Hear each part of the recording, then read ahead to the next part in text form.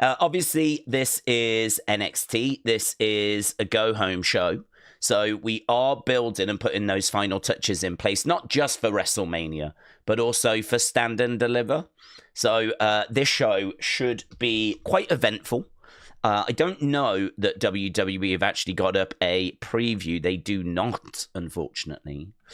So what I can try and do is go over to NXT's X account. Have a look over there and see if they have got anything there. A number one contender fatal four-way match takes place tonight, with the winner earning a shot at the North American Championship. So we've got Ethan Page, Eddie Thorpe, Wesley, and Les King all going up against each other for a shot at the championship, the North American Championship.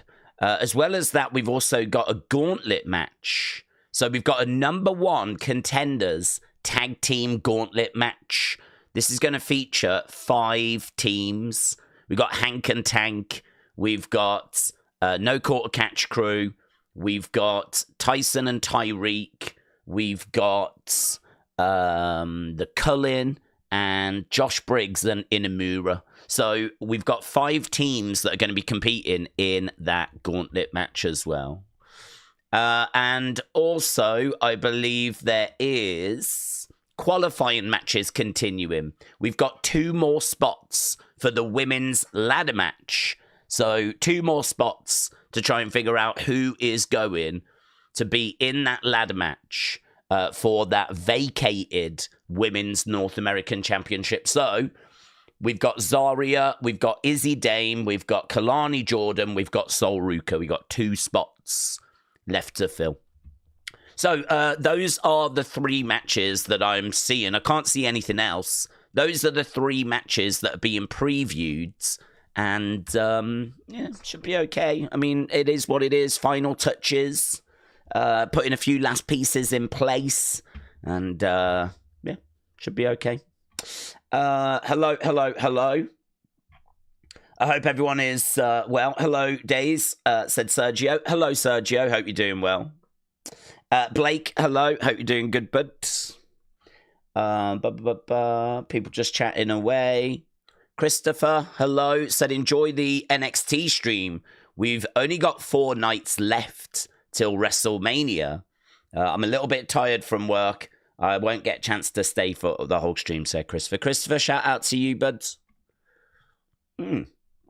Crossface Central. Thank you, my friend. Crossface Central. Becoming a supporter of the channel. Appreciate it, buds. So, yeah, little bits and bobs going down today. I've just seen that apparently the rumor is the WrestleMania stage is going to be revealed on Friday at 6 p.m. I don't know how true that is. It's coming from ANX. I have no idea how reliable that is. So, yeah, apparently Friday, 6 p.m. Pacific time, they're going to reveal the WrestleMania stage. There's been a few more visuals and a few more things that's been shown, so we'll make sure to have that in Unseen. I've already said Unseen is going to be later this week because it's just really hard to keep on top of the amount of stuff. I've kind of got a lot of people sending me just a lot. I mean, I would say that the amount of notifications I'm getting have increased by at least 20-30%. So just trying to get through it is really, really difficult. So I would say if you do normally tag me and stuff, really ask yourself, is it needed for this week? Because we've got so much going on that I think a lot of people are going to be disappointed with stuff they're sending me not making it. Because we're real dialed in for WrestleMania. So there's news about WrestleMania ticket prices dropping. There's news about the WrestleMania stage being revealed. That coming up on Friday. Rhea Ripley was on Kevin Hart's show. That Cold as Balls little show that he does. I didn't even know he was still doing that, actually. Oh, and I just saw this and I retweeted this. I don't even know if I've got it set up so that I can show you the screens. Let's have a little look, see where we are. That's the one I need. And That's the one I need. Yeah, I just retweeted about this. I think this is awful. I really hate this. This does nothing for wrestling, but it's just something for tops, these flipping badges. So they've said here, look, breaking debut patches are coming to WWE. I honestly thought this was AI, and I honestly thought it was April Fool's. I seriously, I'm not even saying. I looked at this and I was like, that's not even funny. I was like, I don't get it. And then I was like, no, it's not even April 1st. It's not even April 1st. And I was like, no. So when a superstar has their first match on Raw or SmackDown, they're going to wear one of these patches. Now, I would say for like 80% of people, that's fine. I could imagine them, being handed their patch, to Lyra Valkyria or a Sol Ruka, and them being like, this means so much to me. I can see the videos. It's kind of like the side plates, isn't it? I can see them getting the patch going. I can't wait to just put this on my gear. I'm so proud of this moment. Like, I get it. I see it. But could you imagine Undertaker wearing one of these? Could you imagine the Wyatt Six having their first match wearing... Where's Sister Abigail going to put that? Where is Nikki Cross meant to put this patch? And do we not think it's going to slightly ruin the vibe by having Rowan in his Rambling Rabbit mask and he's got a flipping Raw debut patch on? Like, as I said, for like 80% of the roster, I think I can see it. I can see Roxanne. I can see Bailey. Kind of for the girls. I mean, even the guys. You give that to a JD McDonough. Who cares? Yeah, I can see it working. But the aura and presentation, people, is really important. What about if this was around when Undertaker was around? Or Papa Shango? What about when you've got the Beast, Brock Lesnar, making his way to the ring? He's got a little patch that basically says, my first wrestling match. Do you know what I mean? What, you're going to slap one of these on flipping Giant Gonzalez, are you? As Giant Gonzalez is making his way to the ring. Like that. Get him ready for his first match on Raw. You're going to slap a little debut patch on him, are you? Where you going to put that? I mean, there was a painted backside that we saw the other day that you could try and cover up, I suppose. But where are you going to put that? I don't know, man. What about, like, Paige, when she was on Raw and she was just there to congratulate AJ, and AJ was like, you want to interrupt me? How about we have a match right now? Like, what do you do there? You just don't do one on that occasion, I'm guessing. So I don't know. I mean, like, I'm thinking about the aura of certain superstars, and this just being a flipping. What is it at the end of the day? At the end of the day, it's going to be a patch that's going to be removed from their gear after, put on a card, and then it becomes a trading card thing. So, like, to me, this doesn't benefit wrestling. This benefits tops. This is one of those arrangements that's going to benefit tops. And so now it gives them something to slap on a card and, good luck finding this. And don't get me wrong, I mean, if it's like a Hogan, Hogan making his debut, or a John Cena making his debut, and that card's out there, it's a nice item, isn't it? I've got John Cena's Raw debut card, right? But I don't really see this as being any different to, I've got John Cena's autograph, or I've got a piece of John Cena's shorts or whatever from his very first appearance on Raw. Like, I don't really see the difference. It's just, I mean, how many superstars are there? Probably, I don't know, a couple of hundred right now. How often does that churn around? How many have we had? Probably about 400 or so over the past 8 years on Raw, SmackDown, maybe, guesstimate, something like that. Like, so, I mean, there's going to be an extra 400 or 500 cards out there that have got these on. Nah, this does nothing for wrestling for me. This is all just a money grab for tops. Really don't like it. I think it sucks. What's this? I haven't even seen this. Each wrestler will wear this patch. No, shut up. There's another one. No, I haven't even seen it. Shut up. No. What's going on? Is this tops? Have they flipping got out of control? What's this? What's this? All superstars will wear a patch with many on their boots. Starting on Raw, all superstars making their first main roster appearance will wear that patch. Just in that. All patches will be removed and inserted in a trading cards. These will be custom authenticated. Give us a flip. Sets include Mania patch. Main roster will be hobby shops later this year. Debut patch program. Awful. Awful. You don't get, I mean, like, MLB and MLS is completely different because they don't have aura. I'm guessing if you're a player, I mean, what, if you're a good hitter of the ball, you're a good hitter of the ball. If you're a good runner, you're a good runner. If you're a good catcher, you're a good catcher. Yeah? What about Undertaker? What about Bray Wyatt? What about, like, these characters that have these auras and it's really part of their presentation? You're just going to slap a flipping patch on them. Oh,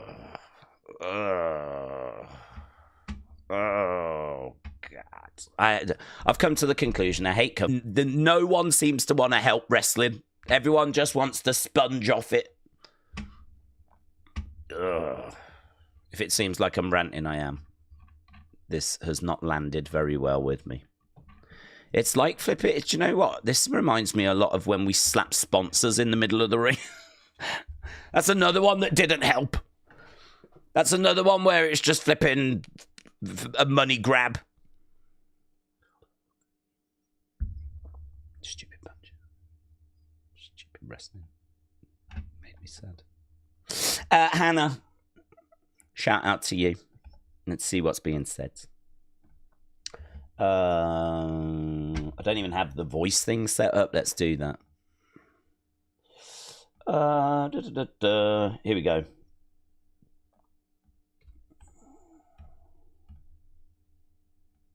Annam. Good. Daze. With Mania being soon and a Battle Royal this Friday, will you be doing a Wrestling Daze Appreciation Battle Royal to determine a new #1 contender for the community title? Shout out to you, TTC Lol. Will you be doing a Wrestling Daze Appreciation Battle Royal? No. It's not a bad idea, but I don't know how you would do that. I don't know how you would do that. When it comes to the members game, the faction game, it's something people really enjoy. And we have tried to kind of like tie it into stuff. I suppose what you could do is you could give, but the problem is we don't know who's in it. We actually did do something for the Rumble. What we did was we gave anyone that wanted to enter a number, and then if your person won that came out in that number, you became the challenger. So, I mean, if we knew everyone that was in the Rumble or the Battle Royal in advance, everyone could have a wrestler that wanted a wrestler, and if that wrestler wins, they could then get the title shot. So you could actually tie it into the Andre Battle Royal. There is a way of connecting it, but I don't know every wrestler that's in the Andre Battle Royal. The graphic didn't have anyone on it apart from the Andre statue. So unfortunately, there's no kind of way of tying it in. The Sarge TJC. Hey, Daze laid up in bed, caught rogue knee to the head during a match while someone was breaking up a pin. I have a concussion, so I'm here to chill and listen in as watching a screen is hurting my head. Sarge, shout out to you, my friend. I'm sorry to hear that. A rogue knee to... Do you know what? I never really think about that, injuries to refs. Never really think about that. So, yeah, I hope you're on the road to recovery, buds. Oof. I don't think I've had concussion. There was one time that I was drunk and I went ice skating. I was on the bus. I'd been drinking. I don't even know where I'd been, but I'd been drinking and I was drunk. And we were going past this ice skating rink, not far from where I lived. And I was with my partner at the time. And I said to her, like, let's go ice skating. And she was like, I'm not going ice skating now. And I was like, this is typical of you. You never want to go ice skating. Like, I was drunk. So I was like, I'm going. So I got off the bus on my own, went ice skating. And she went back home, right? Probably like, what the hell's got it? What's this? What's going on, right? She was probably confused. I did apologize later, of course, when I was sober. But I went in and I went ice skating completely just, I was steaming. I was so drunk. I'm amazed I even remember that I did it. I went in and got on the ice, remembered I can't ice skate because I've only ever been a few times. I was on the ice like this, lost my footing, bang! Oh my God, did I crack my head. So flipping hard. I mean, I was down on the ice and I remember people coming over going like, are you all right, mate? Are you all right? I was like, ah. It's not the highest point in my life, but it's a fun story. So I actually at that point was like, I don't think this was a good idea. I probably blamed my partner for it. I was like, you should have stopped me. Oh, God. You should have stopped me. Why didn't you stop me? So, yeah, that's... I don't know if I had concussion then, but that's the closest I feel like I probably came to having concussion. So, I can't really sympathize, but I hope you make a speedy recovery, and I hope that you make better decisions than I did. So, Sarge, shout out to you. Car. Daze, do you think Rey Mysterio will retire? And we should put Penta in lieu, and we should give Rey Fenix a title shot. Oh, that's a lot, isn't it? Should Rey retire? I think he is an absolute legend, someone that we really overlook when we talk about greats. You know, when we talk about like some of the big names in WWE history, we talk about Randy and Cena and Roman, and we never talk about Rey Mysterio. But honestly, in Mexico, and well, not even Mexico, just literally around the world, I mean, he is one of the most recognizable masked wrestlers of all time. I mean, you have Penta, and you have Phoenix, and you have Dragon Lee, and you have Santos Escobar, and you have all these people from Mexico or that wrestle that lucha style, and they idolize him.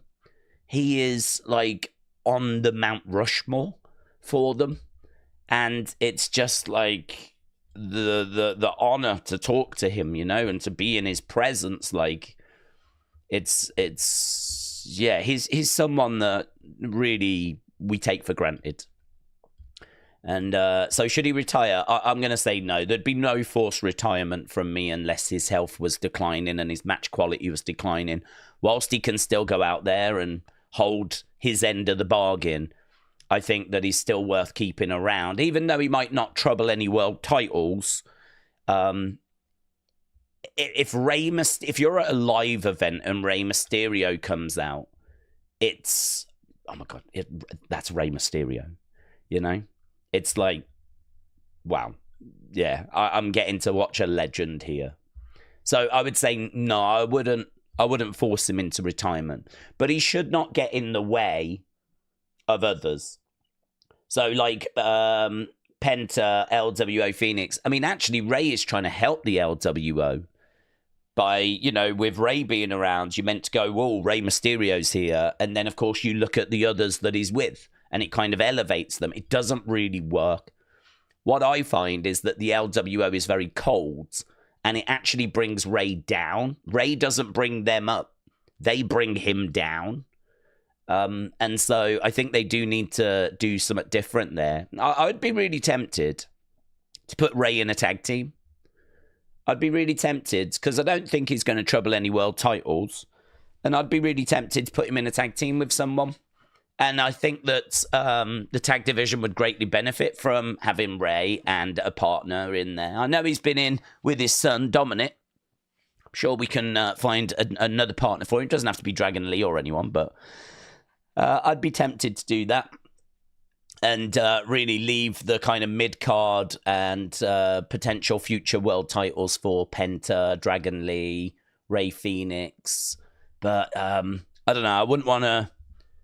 He's kind of the GOAT, isn't he, when it comes to that? I wouldn't want to force the GOAT into retirement so that he gets out the way for the youngsters. There is definitely that kind of school of thought You know, that is something that we do have to do. We do have to move people on so that the youngsters can come through. But, I don't know. I don't think I'd be brave enough to have Ray retire, to be honest. I don't think I'd be brave enough to have that conversation and say, I think it's time. They did that with Edge. Edge wanted to wrestle full time, and they turned around to Edge and they were like, we've only got part-time stuff for you. And we could be at that point with Ray. We've only got part-time stuff. Just bring him in once in a while rather than having him work all the time. But I couldn't turn around to Rey Mysterio and say, we don't need you anymore. Just think about what he brings from an ambassador point of view. How excited people are at live events to see him. How excited I would be if I was at a live show and Rey Mysterio was there. Like, it's Rey. It's like Randy Orton. It's like Rey Mysterio. It's like John Cena. It's like a legend. So yeah, I'd struggle with that. But Lily White Lane. Evening Daze and all in the chat. Hope you're all well. With AJ calling it a day soon, who would you choose as his last opponent? We'll go literally my brain just hit me with a billion names because AJ's an amazing in-ring competitor. So my first thought is, who's an amazing in-ring competitor that could get a push from being like in there with him? And like, I was having names like Chad Gable come into my mind. You know, I was having names like Gunther coming into my mind. I was having names like Ilya Dragunov coming into my mind. My mind kind of opened up the really good in-ring competitor folder. And these were some of the names that came to my mind. Now, whether they're right or not, I don't know. But I feel like he deserves in his last match to have a banger because that is what I associate him with. You know, like Undertaker didn't need a banger in his last match. Undertaker just needed the right opponent. I suppose in a way, I would have said with Undertaker, the right person to put over. Undertaker's last match to me should have been like a Bray Wyatt. That match didn't need to be a banger, but it could have been a passing of the torch. And so for me, a Bray Wyatt being Undertaker's last opponent, I think would have been perfect. Or maybe an Uncle Howdy would have been perfect. So yeah, some people need certain things, other people like don't. I think with AJ, because of him being known as being, you know, arguably the wrestler of this generation, he needs a banging match. So I don't know, Ilya Dragunov's not a bad shout. Gunther is not a bad shout. I'd be thinking along those lines. A Bron Breakker is, you know, his aura is continuing to increase. I think what we see out of Bron Breakker and the way they book him right now is they are, you know, giving him spots like the double spear that he did last night, or his spear in speed and getting 300 million views. Like, they are really leaning into the spear, his explosiveness, the speed that he hits the ropes. Like, they're really focusing on just a certain few things to really build him up as a badass with his entrance and everything. So I sort of look at that and I'm like, yeah, this is someone that you could put in there with AJ that I think would be capable of having a really good, fun final match, because Bron can work. He's had some good matches. Not so many on the main roster, though. I would struggle to kind of name loads of great matches from Bron Breakker on the main roster, but down in NXT he did. He had some good stuff, so I think what we'll do is we'll put it up and we'll see what people think. Who should be AJ Styles' last opponent? You could go someone like Sheamus as well, which is a real curveball, but he's also capable of a banger. You know, banger after banger after banger. Perhaps you have like the Brawler against the Technician and you just have a really great match, but I don't know that a loss to Sheamus in your last match is really what AJ's looking for. I don't think that's going to do loads for Sheamus, who's pretty much had his career now. So it might be better that it's someone younger like an Ilya Dragunov. Be interesting to see what people say. Jim said, Undertaker's last match should have been a real match and not some glorified short movie, said Jim. Do you know, Jim, I agree. I think it's a real shame that WrestleMania 36 was not in a stadium, because if it was in a stadium like it was meant to be, because it was meant to be in Tampa, and obviously we end up doing it for 37 instead. But if it had been in a stadium, that would have been a proper match. And it would have been Undertaker versus AJ Styles.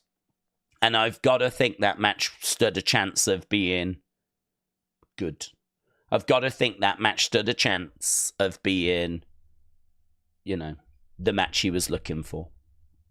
I don't know. Maybe the truth is Undertaker had just completely lost it by that point. Perhaps the magic, the timing, the movements, perhaps it had just completely gone. Because we know that the matches before were just not the level that were expected, you know. They just weren't the matches that we were looking for.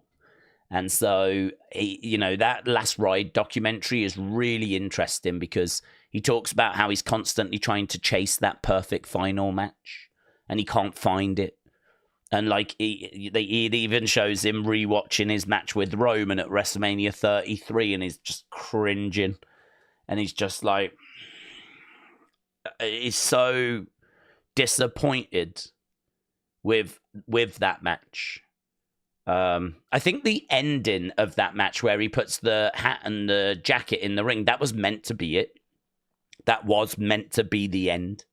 That was meant to be where this character came to its conclusion, but he couldn't walk away on that. And so he came back and he kept trying to find that final match, couldn't find it. And then they do the Boneyard, and what I'll say about the Boneyard is a very well-received cinematic match. I think you could make an argument it's the best cinematic match. I mean, I think I regard it as the best. It's not perfect. It's a couple of little things about it that I would change if I had the ability.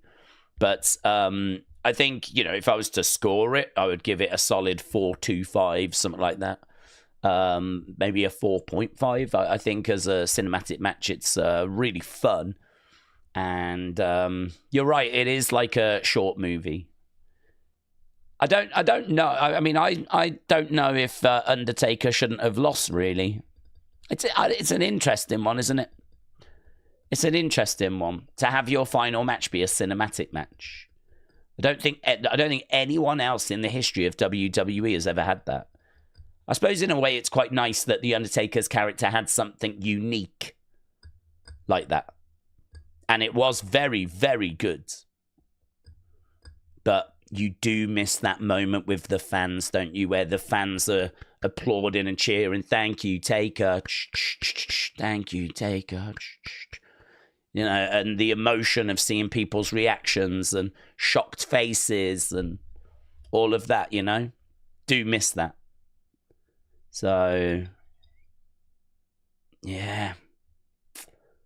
It's got me thinking I should go back really and see how I reacted to it, because we did the watch along and I really can't remember I think my thoughts were my thoughts now. I really enjoyed it. A couple of bits I would have changed about it, and I think probably at the end I was wondering, is that it? Because we didn't go into it thinking this is it, this is the last match. It wasn't billed as his last match, but him riding off into the sunset sort of felt like an ending. So I wasn't doing like reaction clips or anything back then, but I can easily get the moment and take what was ever said and put them together. So I might look into that. Undertaker's last match, the Boneyard match, and that's interesting. Right, Kian, shout out to you. Hope you are well, my friend. Let's see what Kian is saying. Boom. Kian Owen, member. All right. Daze, hope you are well and having a great day. I thought Raw was mid. Yeah. I can't wait for Stand and Deliver in Mania this weekend. Yeah. I enjoyed Unseen, and I've been busy recently with the missus. I bet you have. Shout out to you. Yeah, I'm glad you enjoyed Unseen. I thought Unseen was quite good last night. I mean, I know I tend to say that quite often, but really, it's nothing to do with me or like Unseen itself. It's more to do with what was out there. It's more to do with what news and what images and what theories or thoughts or whatever it is that's in Unseen. So if ever I say, I thought Unseen was quite good last night, I'm not really referring to any work I did.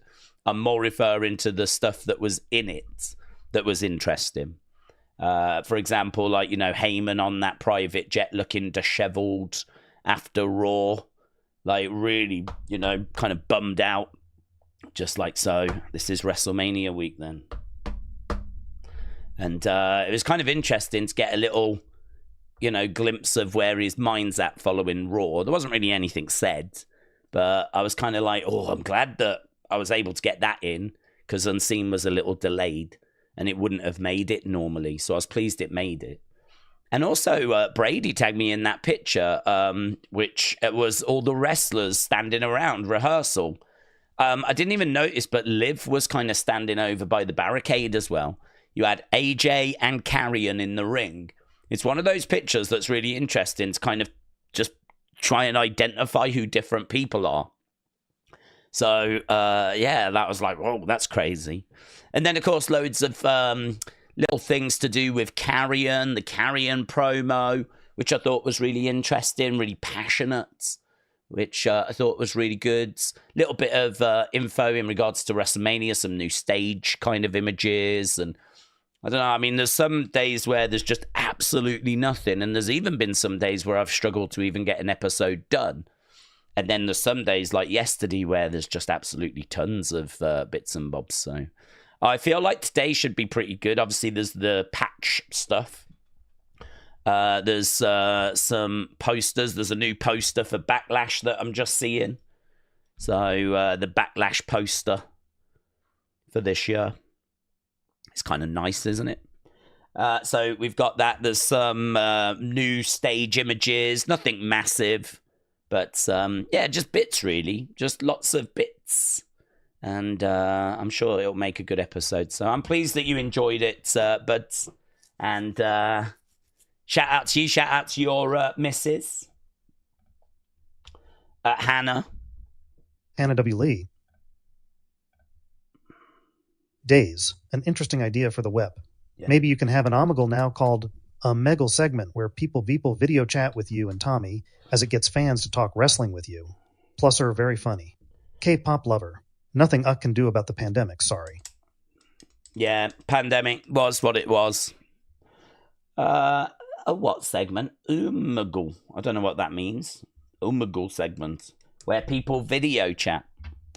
The problem with video chatting, right, is, and I think most of you can understand this, my internet is trash, right? It's borderline good enough to get away with streaming. Like, we can stream.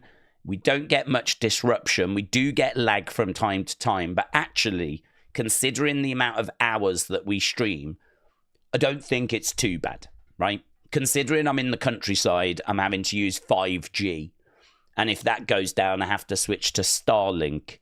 Like, I don't think it's too bad, okay? Obviously, I might feel different if it hits during the WrestleMania streams, but as of right now, touch wood, I'm going to say I don't think, by and large, it's too bad. So when I'm streaming and also trying to bring in Tommy, we do find that, the web suffers from some more technical difficulties than a normal stream would. Trying to then bring in a third person as well is really problematic. It's possible. It has been done. The settings have to get dropped, and it's just not something we can do on a regular basis. Could we try and get away with doing it for a week and just seeing what kind of happens? Yeah, we could. I don't know quite how you would do that. I don't know how you would work it with Zoom. We've never done that before.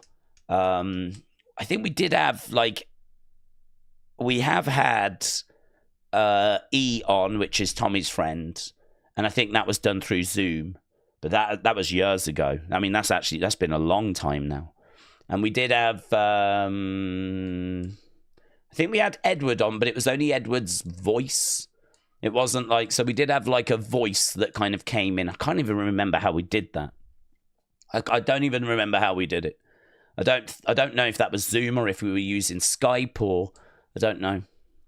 So it's maybe possible, and it's maybe something that we could look at, but it's just a technical. This is why I don't want guests. This is why I'm not interested in getting wrestlers or stuff like that, because people have said, why don't you reach out and get such and such? Like, you could easily get an Enzo Amore, or you could probably get a Sonya Deville, or, you know, I mean, did you see how big some of those channels were, YouTube channels, that Bo Dallas spoke with? Bo Dallas went and did a couple of interviews, and if you look at the size of the channels, they're doing well. I'm not throwing shade. They're doing well, but, you know, they're not like flipping WrestleMania, right? They're not these like millions of subscribers. So I mean, like, going and getting wrestlers and whatever, that would be possible. But man, I would just die of embarrassment if I was talking to someone and they started crashing. So like, I always have to kind of weigh that up. So I suppose my goal with the WEP has always been, can I find a way of making it entertaining? Can I find a way of finding some humor? Can I do that with just literally two people sat talking? The original vision for the WEP was that we were going to do a different topic each week. So we were going to sit down and we were going to talk about WrestleMania and just go, what's your favorite WrestleMania match? What's your favorite WrestleMania moment? What's your favorite? What would you do this year? What's your favorite entrance way? What's your favorite entrance? What's your least favorite? And just everything to do with WrestleMania. Then next week, the exact same thing for SummerSlam. Then next week, the same thing for Survivor Series. Then next week, what's your favorite faces? What's your favorite heels? What's your favorite managers? We actually did that for about half a year. I think there's about 24 episodes like that on the web at the very beginning. But then I think Tommy wanted to go live because they were all pre-recorded. Tommy wanted to go live instead. So we went live, and I think then the content started changing. And now it's more, well, God only knows what it is. Now it's a mess. So, yeah, that's kind of the journey of the web. So, to be honest with you, there's very little planning or thought that goes into it, which I think is quite obvious until we actually get to it. So trying to arrange stuff and plan when people are coming on and sorting out how they call in and all that stuff is like, I don't know. It's not really a headache that I'm looking for. And then you add in the technical problems. Mackenzie Scoos. Gunther is what Kozlov should have turned out like. Yeah.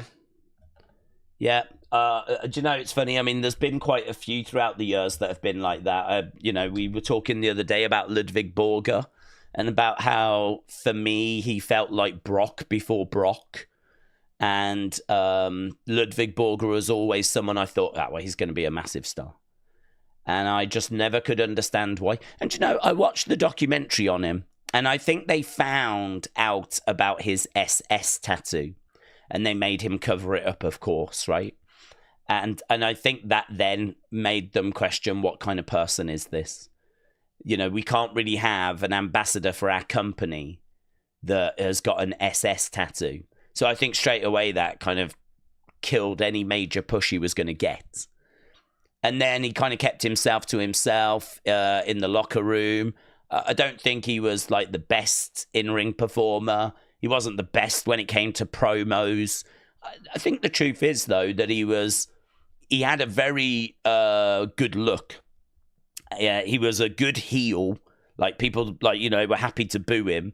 And I think if you'd have given him a manager, and if you had just worked with him and kind of, you know, I don't know, got him like trained up a bit better and kind of invested in him, then, you know, I think you could have had something with Ludwig Borger. But with the truth is that as soon as they found out he had that SS tattoo, I mean, I think that was it. I think it was done.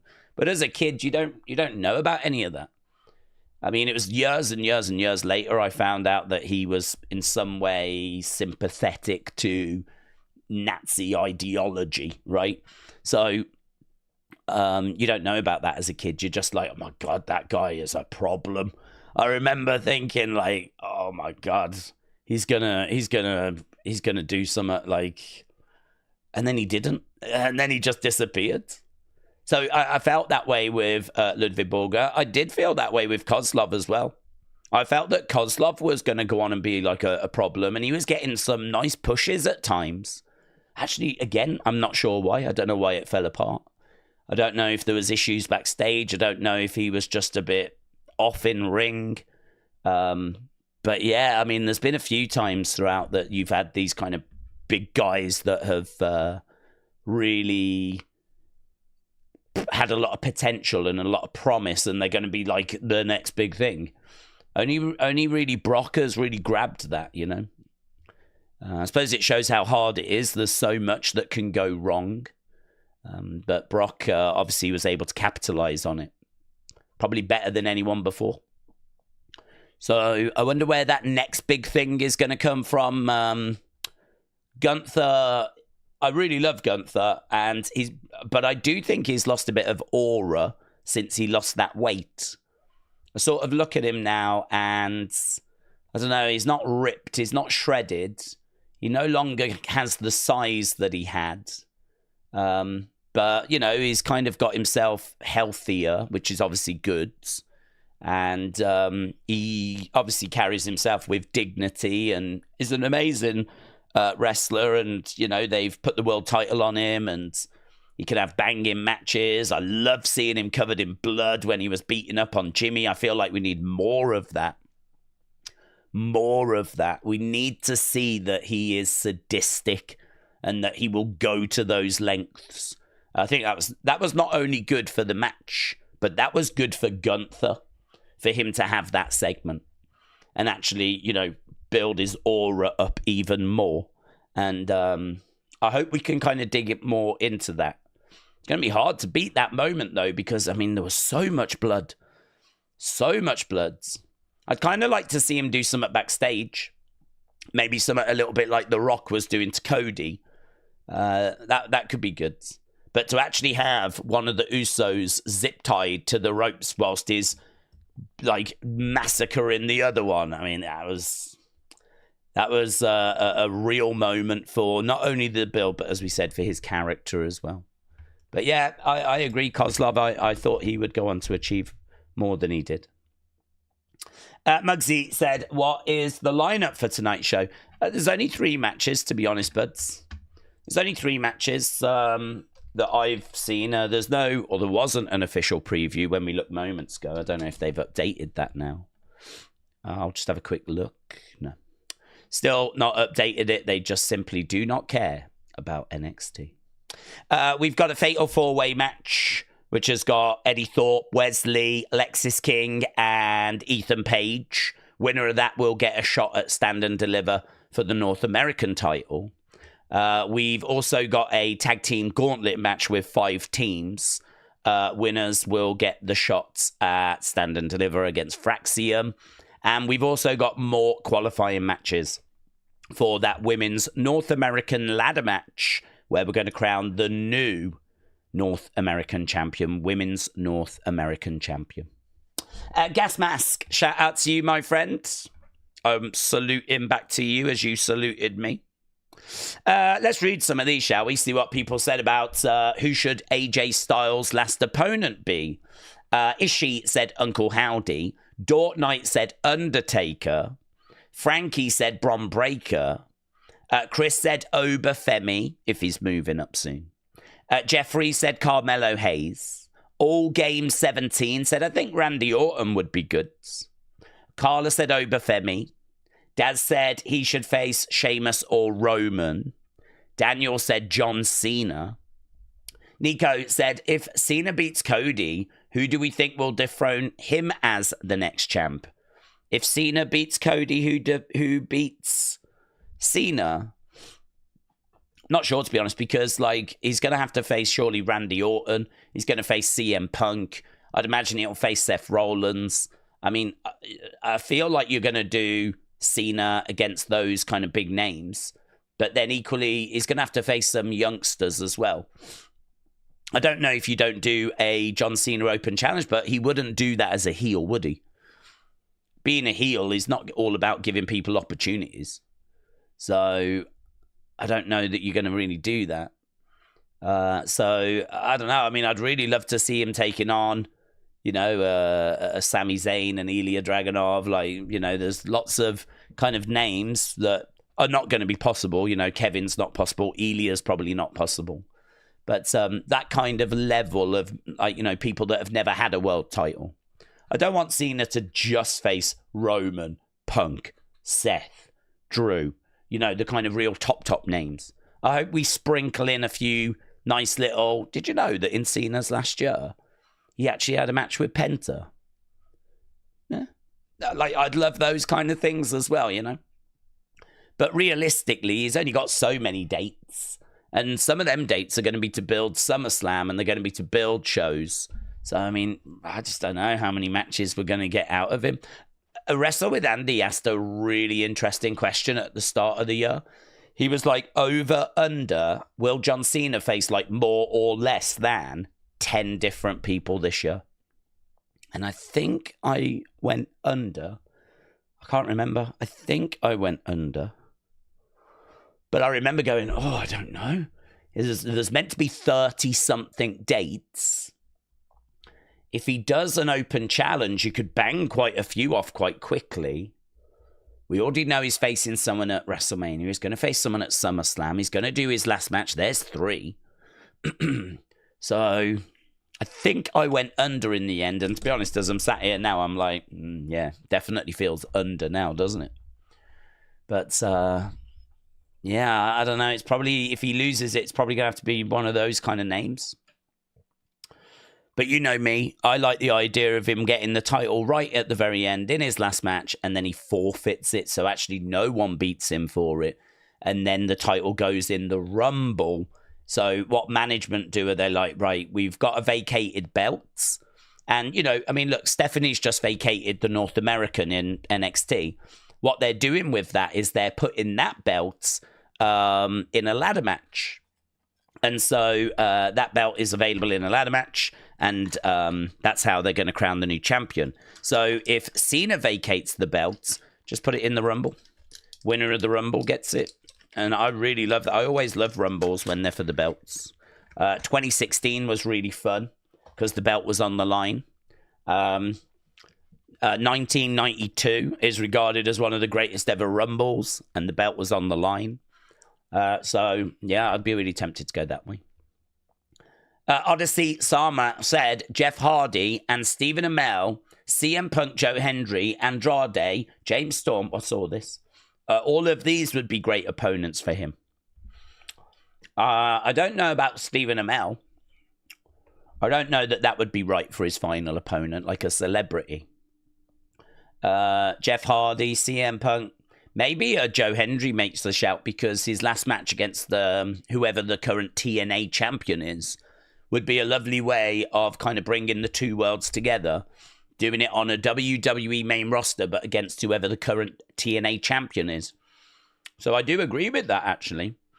I think that is a very nice way of bringing some elements of his career together. You're going to fight for the TNA World Championship, but on a WWE show. Look how far we've come. And that's going to be AJ Styles' last match.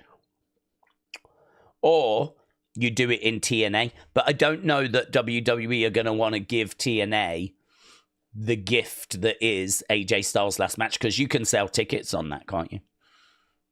And WWE are going to want to sell tickets on that. We're putting patches on wrestlers like we do with Girl Scouts, right? For money. WWE will do anything they can for money. So I can't see them giving AJ Styles' last match away. Kian says Finn Balor. Odyssey said HBK could wrestle AJ. Boomers TV said CM Punk. The Yeet God said Obafemi. Dort Knight says, what happens to chewing gum strips? I think they're still available, aren't they? Like juicy fruits. I think they're still available. Lily White said Oba. Blake says me. Blake. wants to face AJ Styles. G Doggy Dog said AJ Nakamura, Japan. Hannah says Daze, and Andy says Bobby Roode. Right. Nico. Let's see what Nico is saying. Nico Argenti. Hey Daze, I'm really not sure how I feel about Cena winning a title and making history as a heel, but I feel like he needs to win now with the heel push. Tricky one. Bring on the weekend, let's go. Nico, shout out to you. Yeah, it's actually one we've spoke about quite a bit, bud. So I'm not going to subject people to that same conversation again. Bottom line, some people would do it, some people wouldn't. I'm in the wouldn't camp for now. I think there's ways that you can protect Cena and not put the belt on him and it be okay. But there's people out there that are like, no, you've got to, because otherwise, as you just said, it makes his heel turn look rubbish, blah, blah, blah. So, yeah, we'll have to see. Bring on the weekend. Lil Rye. Daze X for mentioning me and Seth CM outside. I agree with you about the Paul being a wise man for All in Rock group, but I think he could be a messenger for Rock. But for Seth, a matchmaker and get JJ. Tip. Yeah, Logan Paul going into that group. It could happen, couldn't it? I don't know. There's so many twists and turns. I mean, we're still trying to figure out what Paul Heyman's going to do. And not only have you got that, but you've also got the whole Rock element of, is there even a third person on the second night? And some people are thinking, like, if there is, could it be Jay? Could it be Drew? Could it be Logan? Could it be Seth? Could those two stories combine? Could Heyman leave with Seth on night one? Could Seth and Heyman then join The Rock and Cena on night two? And it's like, oh my God. I mean, Triple H, I saw an interview with Triple H, that high performance one. And he was saying, we're coming up with all these elaborate stories. And then he jokes, well, we think they're elaborate. And I was thinking, like, what stories has he told that are elaborate? I was trying to think, like, I can't think of any story in WWE that's elaborate. But I suppose when you sit here and you go, the Rock thing, which might not even be a story. We don't even know if it's even a thing, right? Rock's claiming that it is. But Sean Ross Sapp said that it wasn't. And I know that you can't believe everything Sean says, but I don't know. I mean, I sort of get the impression that there maybe wasn't something to it, or there was and the meaning changed. I don't know that this thing has been the same thing from the very beginning, this hand gesture. I'm not sure. Maybe it'll really show itself at the end. But I think the reason why I struggle with the hand gesture thing is because I've seen so many theories on it that have been proven to be incorrect that it's hard to know what it actually is, or if it has a meaning, and Sean said, it doesn't, right? He was told it doesn't mean anything. And I believe Sean. I genuinely, you can say I'm wrong and I'm an idiot and all that, right? But I genuinely believe that if Sean says he was been told something, I genuinely believe he's been told it. Might not be accurate information, could be wrong info, but I believe that he has been told that. Sean Ross Sapp doesn't strike me as someone like the others that's going to just make stuff up. I think he works too hard, constantly going to press events. He's clearly got relationship with wrestlers. For example, Chelsea joking about wanting her match decision reversed. She tagged Fightful in that. I mean, that's great for Fightful because it shows that even the wrestlers are thinking about Fightful for getting their news out. So I think like stuff like that like helps their brand. And I'm not here to like promote him or anything, but if Sean said he was told there was nothing to it, I believe that he was told that. Now, it could be that information is incorrect, but if that is something they had planned, I suppose that is quite elaborate. I suppose there is, like, things that they've planted and that they're working towards. So I suppose that, or the favour, the whole "you owe me a favour," that has been planned. They planted that seed last year for Survivor Series, knowing that it was going to pay off for WrestleMania. So I suppose that's a bit of a long game that's had a few twists and a few turns and involves the Rumble and everything. So I don't know. I mean, like, but really outside of that, I don't think there's anything I would deem elaborate. But yeah, I suppose when you sit and you go about, Heyman, what's Heyman going to do? Now, with the whole favour thing, and he's being pulled in different directions, I'm all right with saying that's pretty elaborate for wrestling. And the Rock thing, but outside of that, I can't really think of anything. James, let's see what James is saying. James Chadwick. Daze WWE has changed where El Grande Americano is billed from Gulf of America to Gulf of Mexico after getting backlash. Oh, really? Has he?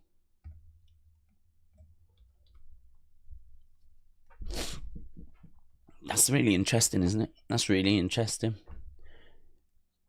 I don't really have a problem with Gulf of America and Gulf of Mexico. It doesn't bother me.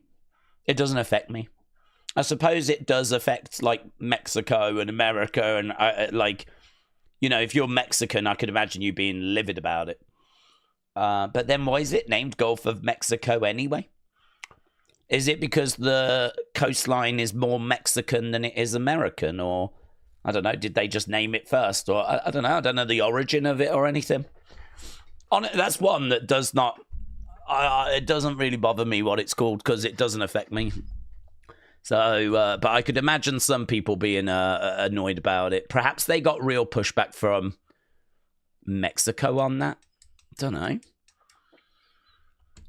Who's upset over that? Mexico would be. But, is Canada upset about it? Is Brazil upset about it? Is Australia upset about it? I don't know. That's an interesting one. I don't know. I don't know who's upset. Perhaps people are upset because, it's something to do. I don't know. I suppose it's what it represents, isn't it? Is it more that? Is it more like you've changed the name of something that had kind of existed for a long time? And who are you to do that? Is it more the principle? Perhaps it's the principle. Perhaps I'm not thinking the right way. Perhaps it's more people upset about the principle of it. I don't know. I'm amazed that there was, any significant backlash. To be honest, that's one that I kind of sympathise with WWE on. Because if I'm WWE, I'm probably thinking it's a bit tongue-in-cheek. It's, it's nothing offensive, whatever. So if there was, a real backlash to it, I could imagine WWE going, what? Really? This is that bad? I could sort of understand where they're coming from on that. So I wouldn't give WWE... The bottom line, I wouldn't give WWE a hard time on it. I wouldn't give them a hard time on it. So if they've changed it, fair play. There must have been, a backlash to it, as you said. By the way, I don't have a strong opinion on it. You don't have to worry about, saying something that's going to offend me. I don't have a strong opinion on it. But maybe that's why I'm surprised there was such a response, a backlash. Lil Rye. Daze, thanks for mentioning me in Seth's I agree with you about the Puel being a wise man for All in Rock group, but I think he could be a messenger for Rock, but for Seth, a matchmaker and get JJ. Tip. Thanks for mentioning me. I agree with you about Paul being a wise man for All in the Rock group, but I think the messenger... Oh, we read that one. I don't know if it copied. Sometimes it doesn't copy over. Icarus and the Rabbit. You don't know the origin or the Gulf of Mexico because it doesn't affect you. From Australia, yes, we are upset about it. Shall we rename the English channel to Trump Channel? Watch some news, bud? Yeah, I watched the news, but they only spoke about the fact it was changing. They didn't speak about, the origins of it. So, you don't know the Gulf of Mexico because it doesn't affect you. Well, no, I mean, I don't know the Gulf of Mexico because it never comes up in conversation. The thing is that over here, like, we talk about stuff, obviously, that's more related to the UK. There is world news, but I mean, when would the Gulf of Mexico ever come up in conversation? Maybe if I lived in Florida or I lived in Mexico, then maybe it would come up in conversation a lot more. So there is obviously something to do with geography. I've never felt the need to go out my way to research the history of the Gulf of Mexico, which, if you have, fair play, but that has never come up in my life. Shall we rename the English channel to the Trump channel? But that's not the same thing. That's not the same thing. Like, America is in the Gulf of Mexico. It's connected to it. Like, Donald Trump hasn't got anything to do with the English channel. So you're not comparing apples with apples. That's not even the same thing. What are you even on about? Like, America is in the Gulf of Mexico. It's all the south of Texas and it's Florida. So because they're connected to it, Donald Trump is like, that should be ours. We should have that as the Gulf of America. That's got nothing to do with the English channel. As I said, I don't have a strong opinion on it. If it is something that's really offended people, then feel free to tell me why it has. I'm quite happy to hear people's thoughts on it. But, like, watch some news and stuff like that. Come on, man. Come on. You're better than that. You're better than that. Dean?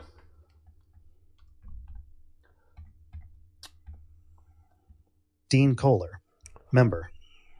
Days I was thinking Dom wins the IC. He uses it as a power play to kick Finn out of the Judgment Day. This then causes a feud with face Finn and heel Dom. Thoughts? Sorry about repeating. Dom wins the IC, I agree.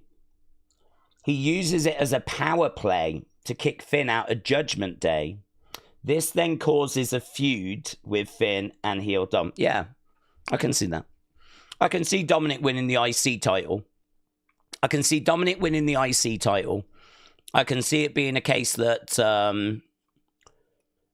will this be what leads to Finn coming out? We do a lot with Judgment Day, where we tease tension, and you feel like this is going to be it. And then most of the time it isn't. You know, there was all this drama tease between Finn and Damian long before they actually split. Long before they actually split.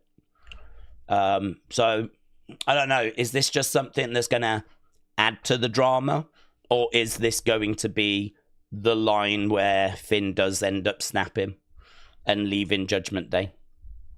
I mean, there's been tension teased between these two for a while, so it could be. But I don't know that I can sit here and say, oh, yeah, this is definitely where that line is going to get crossed, you know? Because it gets teased quite a bit. And then I could see it being a case that it adds to it and maybe it explodes finally in the summer, or Finn has enough and costs Dominic the title or something like that. But yeah, Dominic winning, I think he is favourite, even according to the bookies. Big Time Baxter.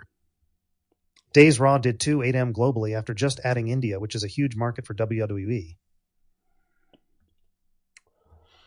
Raw did 2.8 globally after just adding India, which is a huge market. Did it? It did 2.8. And that's with India. I'd have to have a look at those numbers. That feels like a hell of a decline if that's true. That feels so low, it doesn't even feel like it could be true. Have you got... Can you tag me in that? Can you tag me in that? If you've read that or seen that somewhere, then feel free to tag me in it, because I'll have a read of that. Edward Brown, LFC won the baddest on the planet.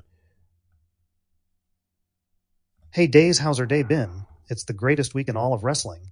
And for us wrestling fans, WrestleMania is the greatest entertainment in the world. Ain't no one. Tell me I'm wrong. How's Kia? Bud. Kia's alright, Edward's fine. Fat. Aaron Hanrahan. People saying if you don't like Yeet Mania, you shouldn't like YesLamania. Nah, I disagree. Daniel Bryan is one of best wrestlers ever and the best underdog. People saying if you don't like Yeet Mania, you shouldn't like YesLmania. Well, they're idiots. And there's nothing to do, absolutely not connected in any way. I think when you blatantly tease Paul and Rollins together, now you expect it to happen. Now I'd be more shocked if it didn't happen at WrestleMania. MJR619, shout out to you. Yeah, Aaron, I don't see the connection there, but I don't see the connection.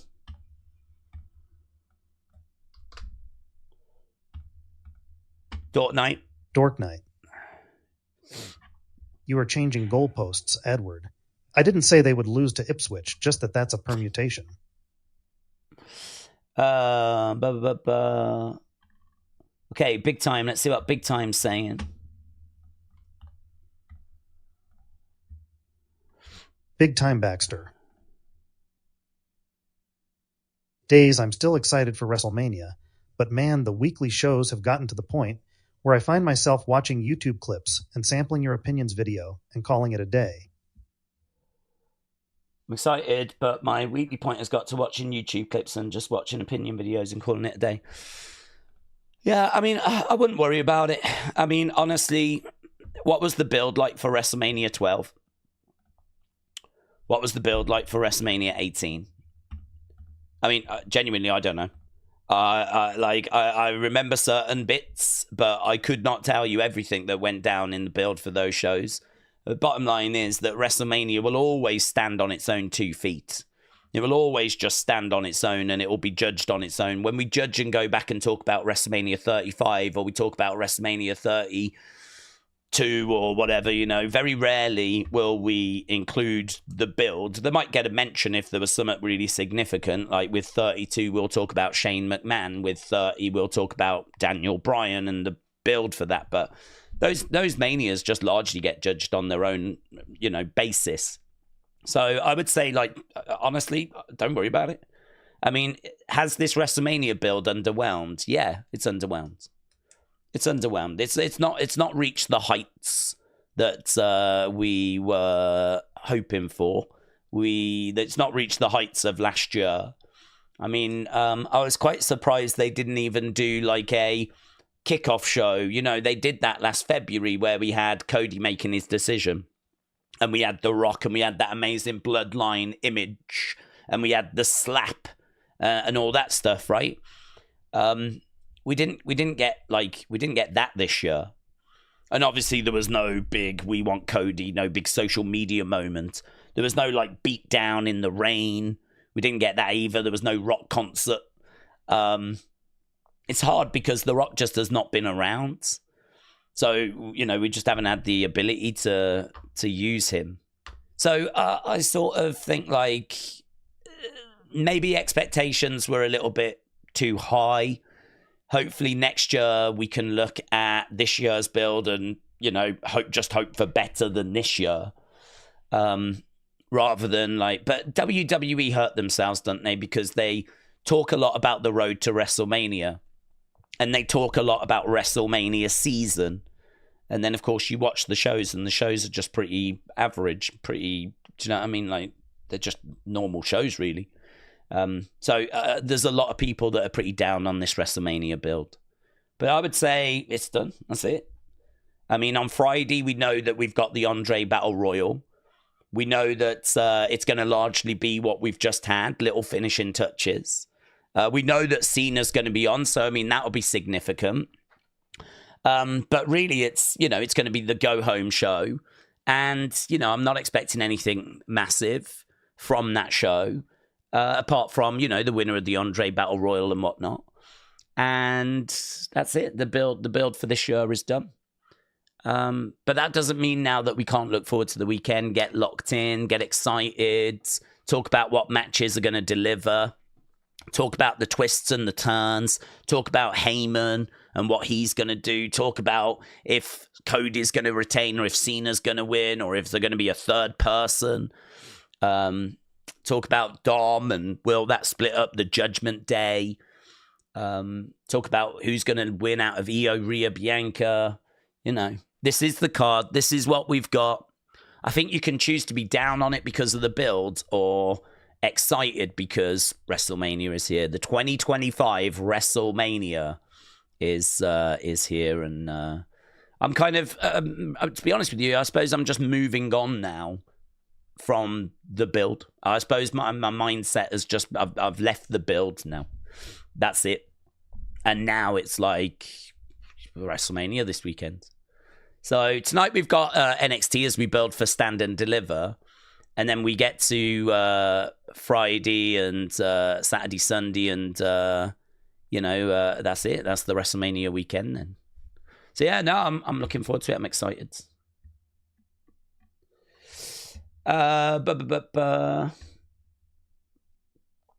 Great news.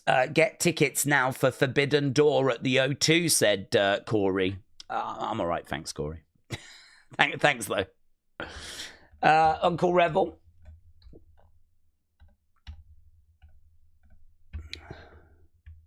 Uncle Revel. Member. Daze, when I went to SummerSlam 2019, there was general entry to a fan fest. There were free meet and greets, but the big stars you had to pay for. We were given a feedback to do. It's much like WWE World. When I went to SummerSlam, there was a general entry at the fan fest. There were free meet and greets, but at the big stars you had to pay for. Oh, that's interesting, Uncle Rebel. Yeah, that was in Unseen, wasn't it? About there being potential free meet and greets at WWE Worlds. And I thought that I never knew they did that. I thought that was really interesting, like Superstar Row. I'm guessing it's just in case you join the queue and there's a few superstars, and then after an hour or so, they'll change them.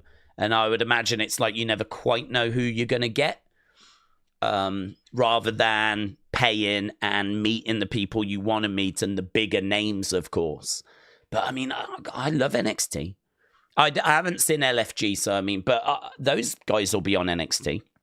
So, like your Shiloh, Hills and whatever, and your BJs or whatever, they'll be on NXT eventually. So I would still be okay with meeting those guys. I wouldn't be down on it. But yeah, you know, I was looking at the list and I was like, wow, you could meet like Caden and Katana. That's pretty cool. They're main roster stars. I know we don't use them very much, but I've always enjoyed watching those guys, even when they were in NXT. But I mean, like, there's some good names from NXT that are part of that kind of free list as well. So yeah, I was kind of impressed, to be honest. I didn't realize that there was a free element. Aaron Hanrahan. Member. What their point was Daniel Bryan had. Yes, what's wrong with Yeet? I'd say nothing but Daniel Bryan, and was literally top 3 in my mind, and the build was legendary. I am Philip. Do you think this year build-up was really lackluster, or the build-up for 40 was just so much more? Do you remember the build-up for 39? Yeah, so it's a good point. I mean, it's a conversation we've had before about how 40 was special. And I mean, I do remember the build to 39 because, of course, that was also about Cody trying to finish his story. And the build up to 39 is where we're getting like interviews with him and Heyman, and he's going over and having a chat on SmackDown with Roman. Build to 39 as well is Sammy at Elimination Chamber. And of course, we get Kevin and Sammy against the Usos.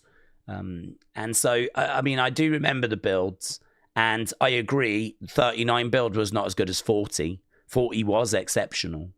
But I think you can understand why people were still disappointed here, because even taking 40 out of the equation, there was very little in the way of like OMG moments.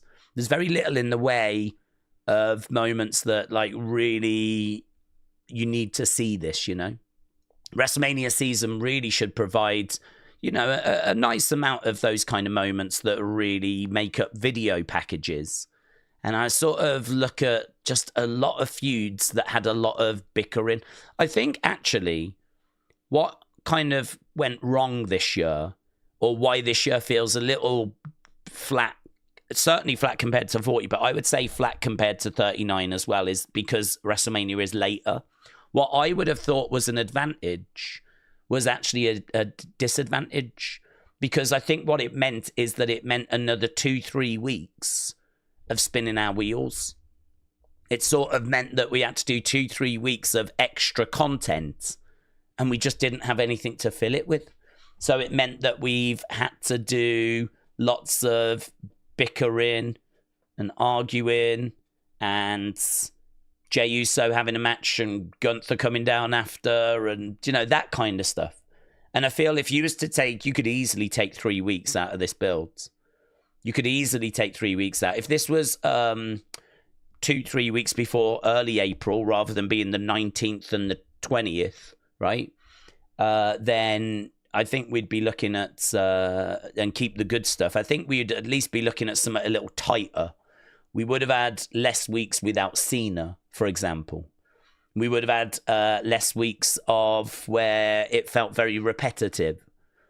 So what I thought would be an advantage, which means more WrestleMania season, more time to do more things, actually just resulted in a lot of feuds just being in a bit of a holding pattern, and just sort of meant that we did like basic promos, very basic things. I mean, Jey won the Rumble at the end of January.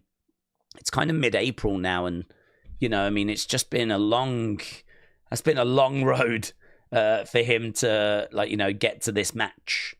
But at least we did get like some good segments there. That Jimmy one was excellent. But yeah, I don't think the extra delay was helpful. Thunder Justice is such an awesome name. Why did he change that name?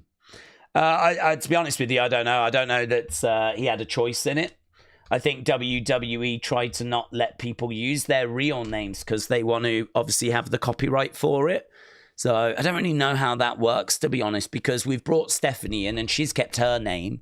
We brought Julia in and she's kept her name. I mean, I wonder if it's all just part of the negotiation. I wonder if it's all part of, you know, wrestlers have got a bit more switched on now.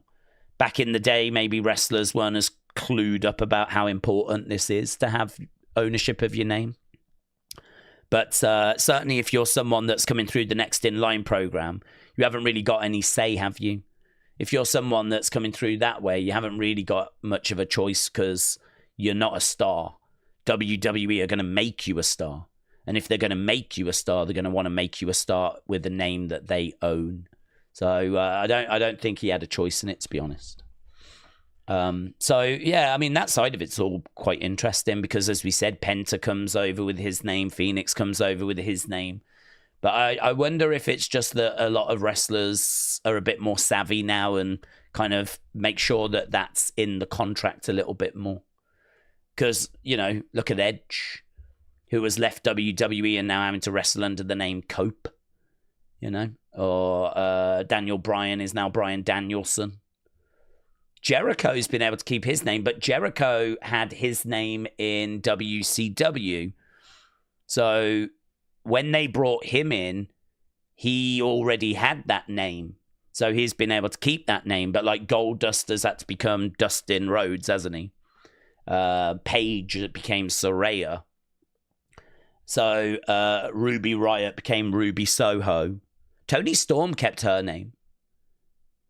So it is a real mixed bag. I can't sit here and go, you know, wrestler for wrestler as to why some have kept their names and why some haven't. I can only put it down to like a contract thing. But I think it is like important if you can own your name that you do that. But if you're next in line, you're not gonna have that as an option. Wrestle with Andy said, "What if we add an extra pay-per-view?" Maybe. I mean, to be honest with you, I think one of the best things on the road to WrestleMania was Elimination Chamber.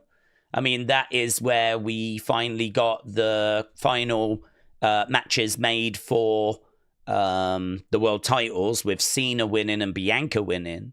That's where we had John Cena turn heel It's where we had Cody give his answer to The Rock. So, yeah, I mean, could you drop another one? Could you drop what? So could you do Elimination Chamber in February? Could you do another one in March? And again, could you make it so that it's got a real impact on WrestleMania? I don't know how you would do that, though.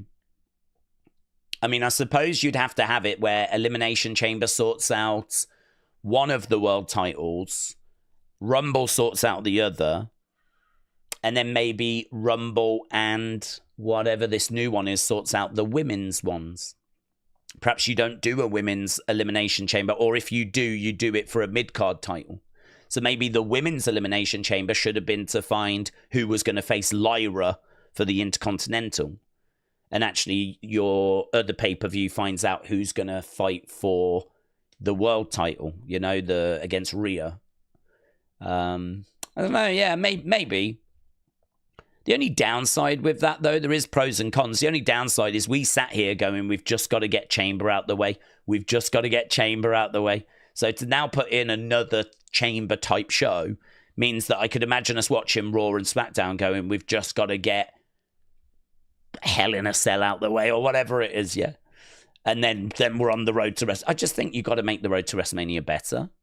Perhaps you've got to not do the European tour, and you needed to find some more OMG moments. You needed to find some more moments that really, like, you know, grabbed attention. And they just didn't really find many, to be honest. And I do wonder if the European tour has to take some blame there.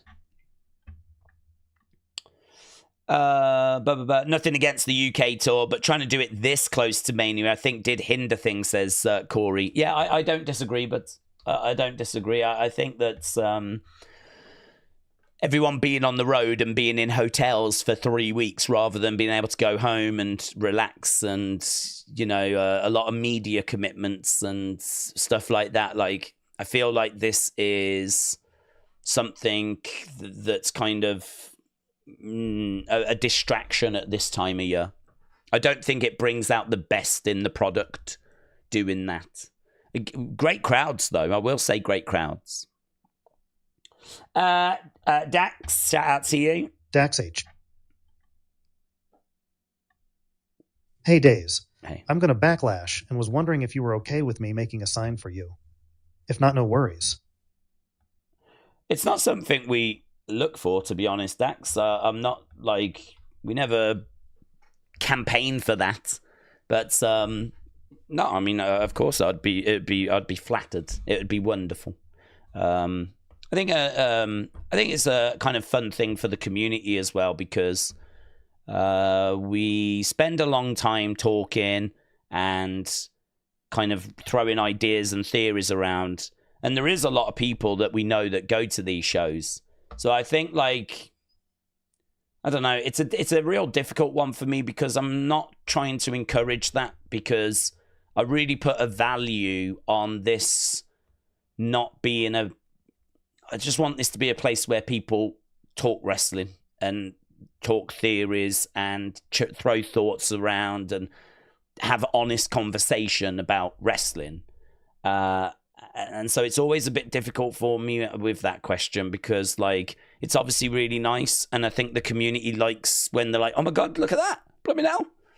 Like, people, you know, really reacted when Wrestle with Andy took Daze head, whatever. But equally, I don't want to sit here and, like, encourage that, so it's a real difficult position, really, to be in. So I would say you do you. I appreciate the thought, and I have no problem with it, but you follow your heart. That's what I'm going to say. You follow your heart. I'm going to focus on talking wrestling. You follow your heart. So, Dak, shout out to you, buds. Edward Brown LFC won the baddest on the planet. Daze question, do you think Miz is heavily underrated? Because I do, and fun fact, the Miz is set to miss Mania for the first time in 13 years. Huh? Do you think we will get him on the show maybe he's the host of? That is an interesting fact. He's meant to miss Mania for the first time in 13 years. Do you know, I don't think Triple H really rates him. I mean, under Vince, he used to get Miz TV a lot. And he used to, like, you know, he might lose matches, but he was used. Whereas now, I mean, Miz, there's just absolutely no guarantee he's going to get on the show anymore. He's kind of in that mellow don't Miz, and he's in a lot of backstage segments. So, I don't know. Yeah, I don't think Triple H is crazy about the Miz. I think the Miz is a Hall of Famer. I think he is underrated. I find underrated so hard because I don't know how people are rated. I don't know. If I was to ask the average person what they thought about The Miz, I don't know what they would say. I mean, if someone was to ask me about The Miz, I would say solid, reliable, ever-present, can be entertaining. I mean, him coming down with Maurice, and do you remember when they were taking the mick out of John Cena and Nikki Bella in the build to 33, and they were dressing up as them and kind of like mocking them that way? Plus, you know, we've seen Dexter Lumis going around Miz's house. We've seen Bray going around Miz's house. Like, we've seen, he's very open to allowing whatever for the business, you know. And, you know, we've seen, obviously, his wife is part of the business. That's how he met his wife. So I feel like The Miz is solid, reliable, entertaining, but unfortunately, his humor is like cringe humor. But he's a heel, so it's kind of meant to be. I don't think you're massively meant to find him like laugh out loud funny. He's meant to think he's funny, and he's not really funny. So, I sort of feel like as a heel, there's a place for him. It's solid. You'd use him on live events. You can use him in a faction, in a tag team. He can do mid-card matches. If you need a passionate promo, he's really good at that. You know, his promos on, like, Talking Smack. And, like, when he's really going off about, you know, when he's standing his ground because he's feeling disrespected. He will really be able to give it back. You know, he's not just a goof. He's not just like this Hollywood A-lister that and there's no substance there. I mean, passionate promo-wise, he can go when he needs to. When he talks about, like, you know, how much work he's put in. Because I think that it bothers him that he's kind of seen as a joke. I mean, like, wasn't it CM Punk that said to MJF, "You're just a least famous Miz," or something like that? He said to MJF, "You're too stupid to realize you're just a not quite as famous Miz." And it was kind of like that was a put down. That was like a, you know, you like the Miz but not as famous. And it's like, I could understand the Miz hearing that, thinking all the work I've done, and that's how my name is being treated. That's how my name is being used. And I think he's very passionate at defending that if ever he perceives that he's being treated like a joke. So I sort of look at that and I'm like, I can see lots of positives. I can see why he's had a job for so long. I can see the work that he puts in, the grind, and I can massively respect that. But then I think if you speak to some people, they'll just go, name me one good Miz match. And it's like, yeah, I mean, in ring, he's not spectacular. He just plays it safe and solid, and, you know, he's just someone to beat, really, or he gets a win in a screwy way and gets some heat. But there is a place on the card for people like that. I mean, actually, people like that are a gift, because you've got so many people trying to be the guy at the very top, that actually having your R-Truths and your Mizes that occupy more the mid-card or more lower down the card, amazing. I'm sure Miz would love to be up there, but he's had a hell of a career in the middle of the card, you know? And I think the truth is not everyone can be at the top and fighting for the world titles all the time. That's fine. But if you're not going to do that, can you be entertaining? Can you find your voice? Can you find your groove? And I think him being the A-lister and, you know, having his talk show and things like that, I think he found a place for himself. No doubt at all, a Hall of Famer. Absolutely no doubt whatsoever, a Hall of Famer. You could even make an argument headline. He's had a hell of a long career, you know. You put together a Miz package, video package of everything he's achieved, you know, because they're very good at video packages. You put together a Miz video package with all fun moments that he's had. I bet you anything people will be like, damn, yeah, he does deserve his flowers, actually. If you put together a really smart video package. Yeah, perhaps he is underrated. Perhaps people don't quite give him his flowers. But he's not alone. I'd imagine there's many wrestlers that are in that boat.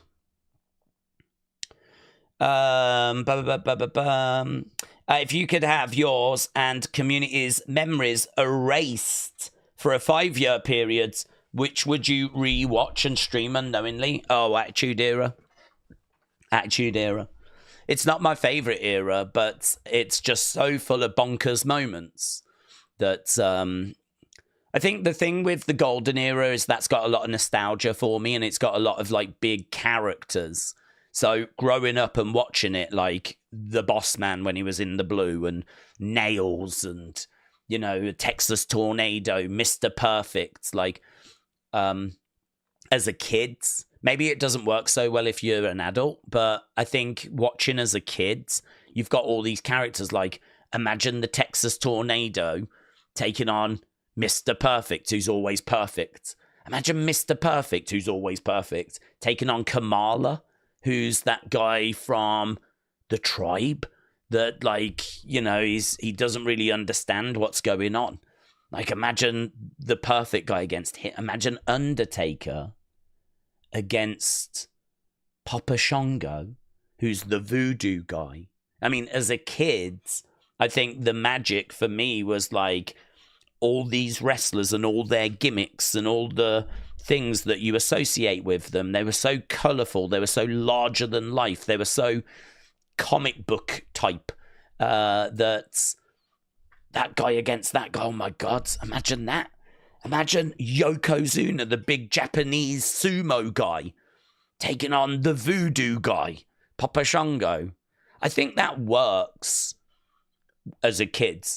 But unfortunately, that area, it's not known for its match quality. So if we were to erase our memories and go back to that, we would probably be entertained by the characters. And we'd probably be entertained by some of the promos and by some of the matches. But I don't think it was an era that was, like, massively full of shocking moments. You had things like Macho Man being bit by the snake. And, you know, Rick the Model Martel putting arrogance in the eyes of Jake the Snake as well. Jake was involved in a lot, actually. Andre ripping the chain off Hogan, demanding a title match, and, you know, bits like that, really. But compare that to the Attitude Era with the stuff that was going on during the Attitude Era, which was, I mean, outlandish attitude. I feel like you don't so much have those kinds of characters, but you do have attitude, and it was unmissable TV. I always tend to talk the Attitude Era down, and the reason I do that is because I think it gets talked up and remembered so fondly, and so many people love it, that I think for me, I'm always kind of in a corner where I recognize its greatness, but it's not my favorite era. So I always tend to have to kind of defend that opinion, if you will. Because some people just can't believe that it's not your favorite era, you know. But actually, I do find as more time goes by, the more people seem to look at the Attitude Era and think that it doesn't age as well, you know. As time's going by, some of those stories are not aging very good, or the way the women were treated and the bra and panty matches and stuff like that. It's not aging very well. It was kind of like shock TV, which I don't know. I mean, in another 10, 15 years, 20 years, maybe it'll continue to, you know, not look very good. But yeah, it's hard to give you any other period than the Attitude Era, just because of the amount of OMG moments. Like, they were battling against WCW. They couldn't afford slow burns. They had to really get your attention. And actually, you could probably make the argument WWE are suffering right now from that. They're not really fighting a war against anyone, are they? They're not really battling against AEW. AEW's ratings are where they are, and I don't think WWE are feeling very threatened. They're making moves. You know, they're doing stuff with WWE ID. They're working with TNA. You know, they're doing stuff which I associate with battling AEW, right? I think they're doing it to stop talent going to AEW and to try and make it hard for AEW to get new talent coming in. We're taking the best talent we can from TNA, or at least trying to. We're taking the best talent we can from the indie scene.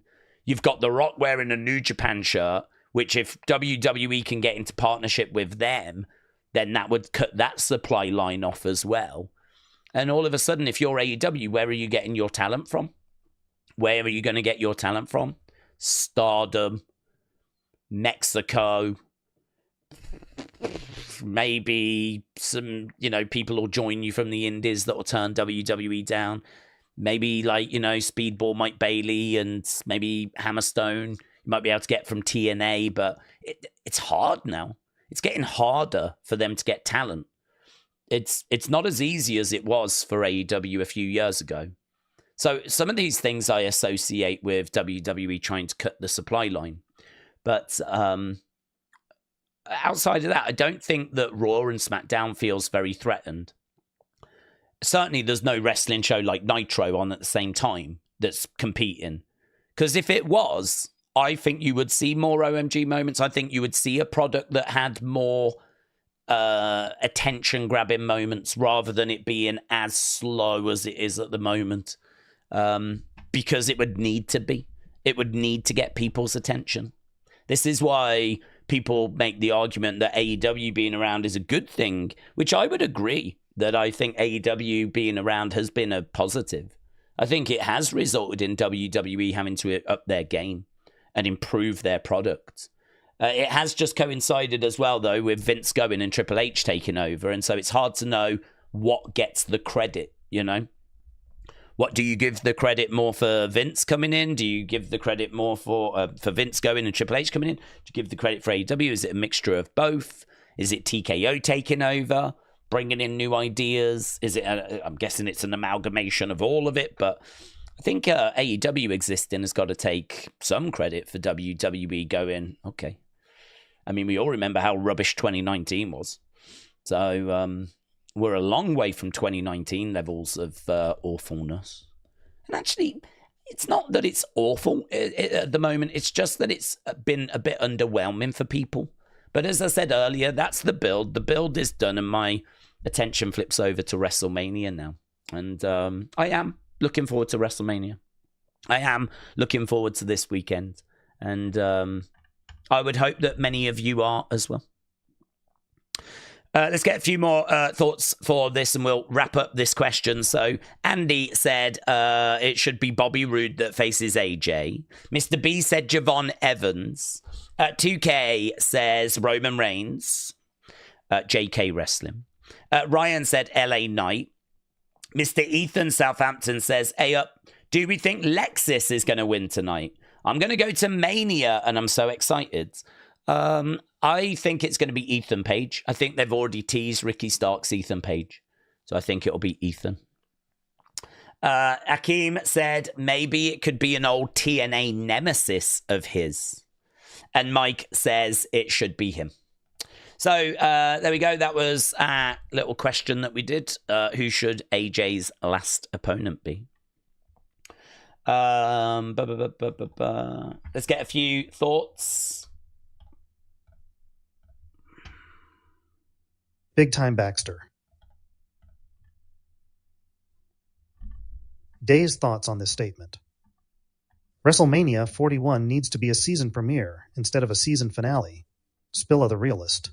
Not much just got home from work killing bugs. Chris Walker. Evening Daze in the community. I'm working on an end of an era John Cena design. Chris, evening. Spilla the Realist, shout out to you, buds. And Big Time said, thoughts on this? WrestleMania 41 needs to be a season premiere instead of a season finale. Disagree. I think WrestleMania is always a season finale. I think that you spend ages building up to it, and then that's where it all pays off. So for me, this is where you kind of end a lot of things. So, for example, like whoever wins out of Roman, Seth, and Punk, you know, Seth said that should define the future of the company. And I wish that was true. So, you know, for me, you would have the winner of that big celebration. What does this mean for the future? End of the season. You know, if this was a normal TV show, you would come back 7 months later or however many months later, and then we would dig into what does that win mean? And, you know, you start that story then of kind of what does that win mean? If Cena's going to win the title, then and there's going to be a third person introduced, boom, I mean, that straight away is a whole new chapter, isn't it? So, you know, what's that going to mean? What's a Cena heel is the favorite at the moment, but what would a Cena 17th world title run mean? And again, I kind of feel like you would end your TV show at that point, come back a few months later, and, you know, you start with that story then. I sort of feel like we've spent ages building these stories, and I know the build has been a bit mid, but we've spent ages doing it. We're finally going to get there. I mean, Jay Gunther, if Jay wins and we've got a Jay as a world champion, what does a Jay world championship look like? Like, who's his first feud going to be against and all of that? Again, I feel like that moment of him holding the belt up, celebrating, everyone yeeting away. I wouldn't use that as the start. I mean, for me, that is the end of his journey trying to get to the title. The start of his title run comes next. So I've always seen WrestleMania as the season finale rather than... I've never seen it as a season premiere. We spend too long building to it for it to be the start because we've just done all this builds. So I've always seen it as the end. And actually, Triple H said something similar on the High Performance podcast. He was like, we build to WrestleMania, and as soon as Sunday ends, you know, we kind of take the headset off and we take that deep breath.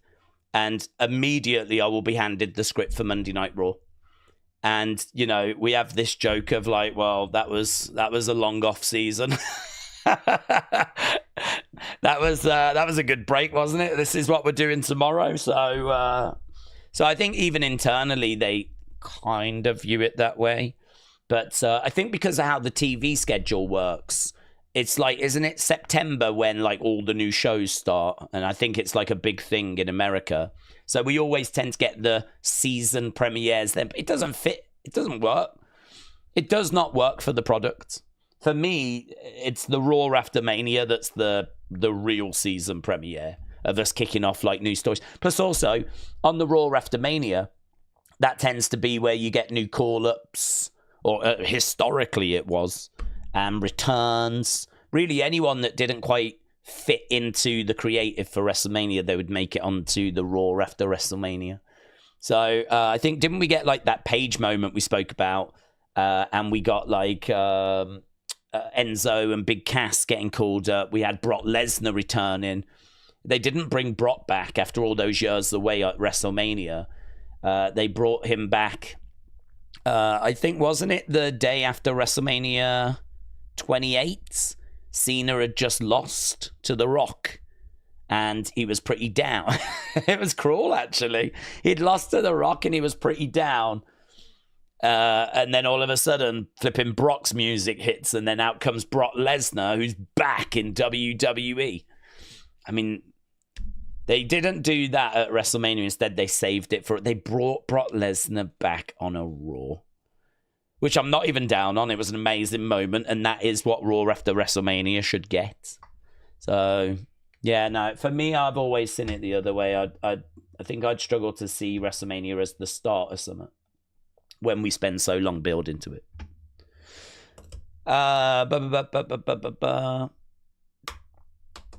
Zycamy. Let's see what Zycamy is saying. We're doing really well, actually, for time. We've still got 15 minutes. Zycamy. Don't be shy. Go on, bud. Zykaimi Porter. Let's go. Daze, if Lola Vice and Cora Jade are not fighting for an opportunity for the NXT Women's North American Championship for NXT Stand and deliver, who else they go with the ones that lost? If Lola Vice, Cora Jade are not fighting for an opportunity for the North American Championship, who else they go with the ones that lost? I don't know what you mean. We're doing qualifying for the final 2 spots tonight. I don't know who's in those matches.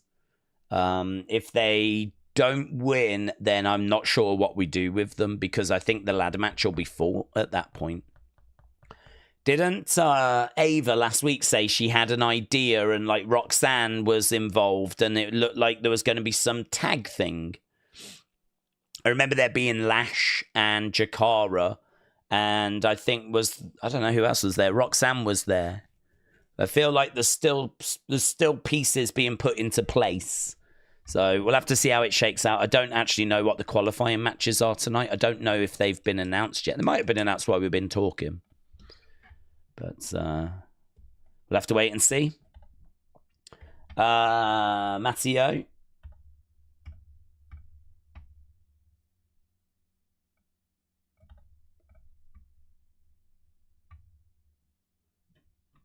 Mateo Squadbusters. Hey Daze, what are the predictions for tonight? I'm personally super excited for the fatal 4-way for the North American Championship and the qualifiers for the ladder match at A and Dark State. Yeah, excitement for tonight is pretty muted. I'm not really expecting a show that's going to blow my mind. I think that it's going to be solid. I think that it's going to be fine, entertaining. I'm certainly not worried about it. But realistically, I'm not expecting a show that's really like going to be, up there with shows we've had this year. I think this year has been a very special year for NXT. I think it's been one of its strongest years. And, we're only in April. So hopefully they can maintain that momentum. But I think what we got at Madison Square Garden is legit one of the best NXT shows, like weekly shows I've ever seen. And I think we had a real period of just having some really good shows, really entertaining product. I feel like this is going to be solid. I think this is going to be entertaining. I think it's going to have moments. I'm not worried about it. I don't know that it's going to reach maybe the dizzy heights that we've seen so far in 2025, because it is a go-home. And unfortunately with go-homes, they do tend to be kind of flatter shows, more disappointing shows, because really a lot of the matches are made. So, there's not much you can do.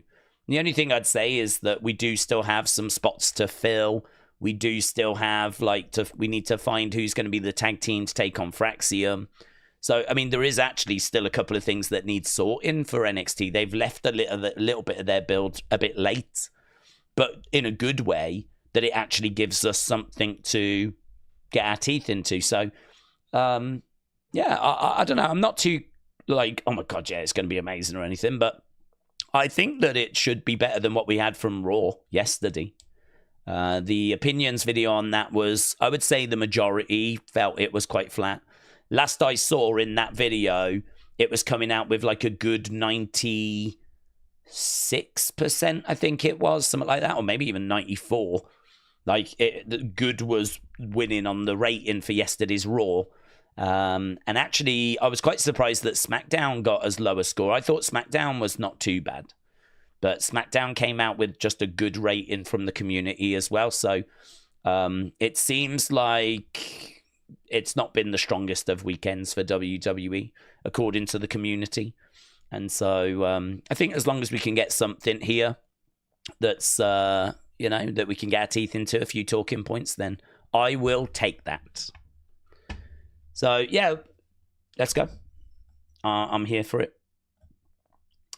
Dave said, the reason for WWE doing a season premiere is because on the TV listings, the label season premiere always gave WWE a ratings bump with the idea that people would tune in because something returned.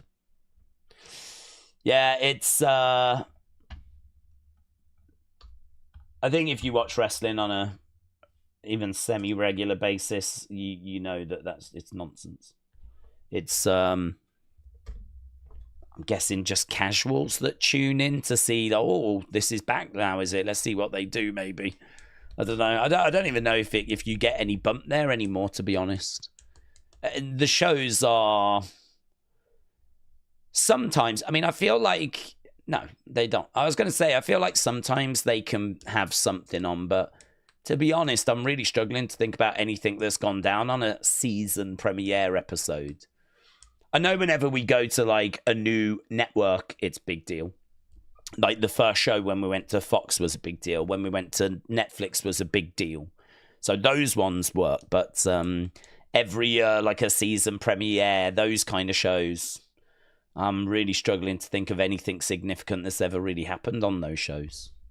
I think wrestling fans know it's just marketing rubbish.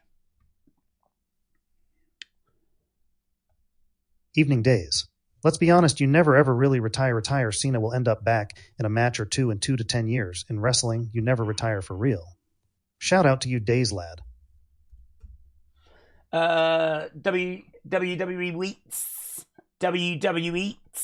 Shout out to you, buds. I don't know. He's pretty adamant about it. He could come back.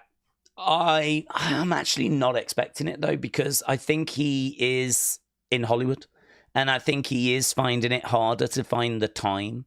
And I think that he also knows that his in-ring performances, his sharpness, his reflexes, I think he knows that is not where it was. I think he knows that age is catching up, and I think he wants to put a bit of a bow on it and walk away. And I suppose the good thing for him is that he is in Hollywood, so he can walk away and have other projects to keep him busy. Will he come back in the future? I suppose he could. I am believing him, though, that this is it. But I suppose he could. I think it's different if you are, like, if you're Ric Flair and you haven't really got anything else going on. I think it's hard because what are you doing? You're just really sitting at home, or you're going to Comic Cons, or do you know what I mean? You haven't really got anything to occupy you. With Cena, I think he is actually quite busy with his film schedule. And I think that as a result, that might help him stay away. So we'll have to see. A.B. Jobson. A.B. Jobson. Daze, are you looking forward to Wes Lee versus King versus Ethan Page versus Eddie Thorpe tonight? Yeah. It'll be all right. It'll be all right. I am not crazy about multi-person matches. I think they can be fun. They can be spot fests. I don't mind them when a title's not on the line. I'm not crazy about them when a title's on the line. I always feel like you're not guaranteed to get the best person as champion. There's obviously an element of luck involved, because you could be on the outside of the ring, someone pins someone, you've lost your belt. So I do prefer singles matches for titles. When it's like a number one contenders thing, it doesn't really matter as much, does it? I mean, if these people are good, they will find ways of getting future opportunities.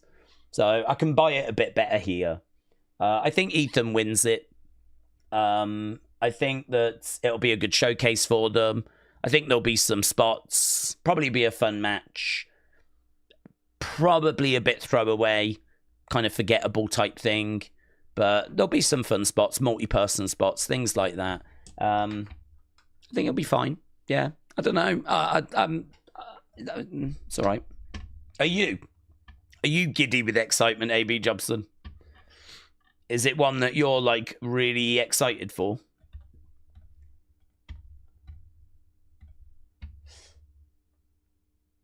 Matteo? Mateo Squadbusters. Almost fell asleep during Raw. Pretty boring show in my opinion. It really only made me want to see the Braun, Penta, Finn, Dom match even more. That's it. Bayley versus Liv was great. Good end, 8-10. That's a high score when you said that you almost fell asleep and it was a boring show. I always find that interesting. I mean, everyone's scale is different. Like for me, if I find a show boring and I'm struggling to stay awake, I ain't nowhere near an 8. I mean, I would agree with you. I found it at times like the matches just weren't matches that I needed to see. For me, that was, apart from the final segment, a show that you could have skipped. And I don't think you would have missed a great deal. Really, a lot of matches that are just there for momentum. And so that's why, for me, I was more in the 5s. And yeah, I think to give it an 8 is very generous. I would say there was a few that gave it scores like 8s and 9s, but the majority were lower than that in our opinions video. So it's always interesting to me how people's scales are different.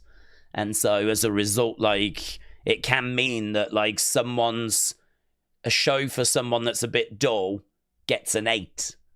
But like for someone else, it gets a much lower score. So it does make it a little tricky when scores are coming in, and people are like giving their scores out of 10 because it does sort of mean different things to different people, doesn't it? I suppose that's the same with matches and star ratings, is that they mean a little different to different people. So, yeah, it's interesting. I always enjoy getting people's thoughts in those reaction videos, in those opinion videos. Kind of, it's interesting to me to see if I'm in line or if I'm really out of line with people. Let's get a few Aaron more comments. Hanrahan.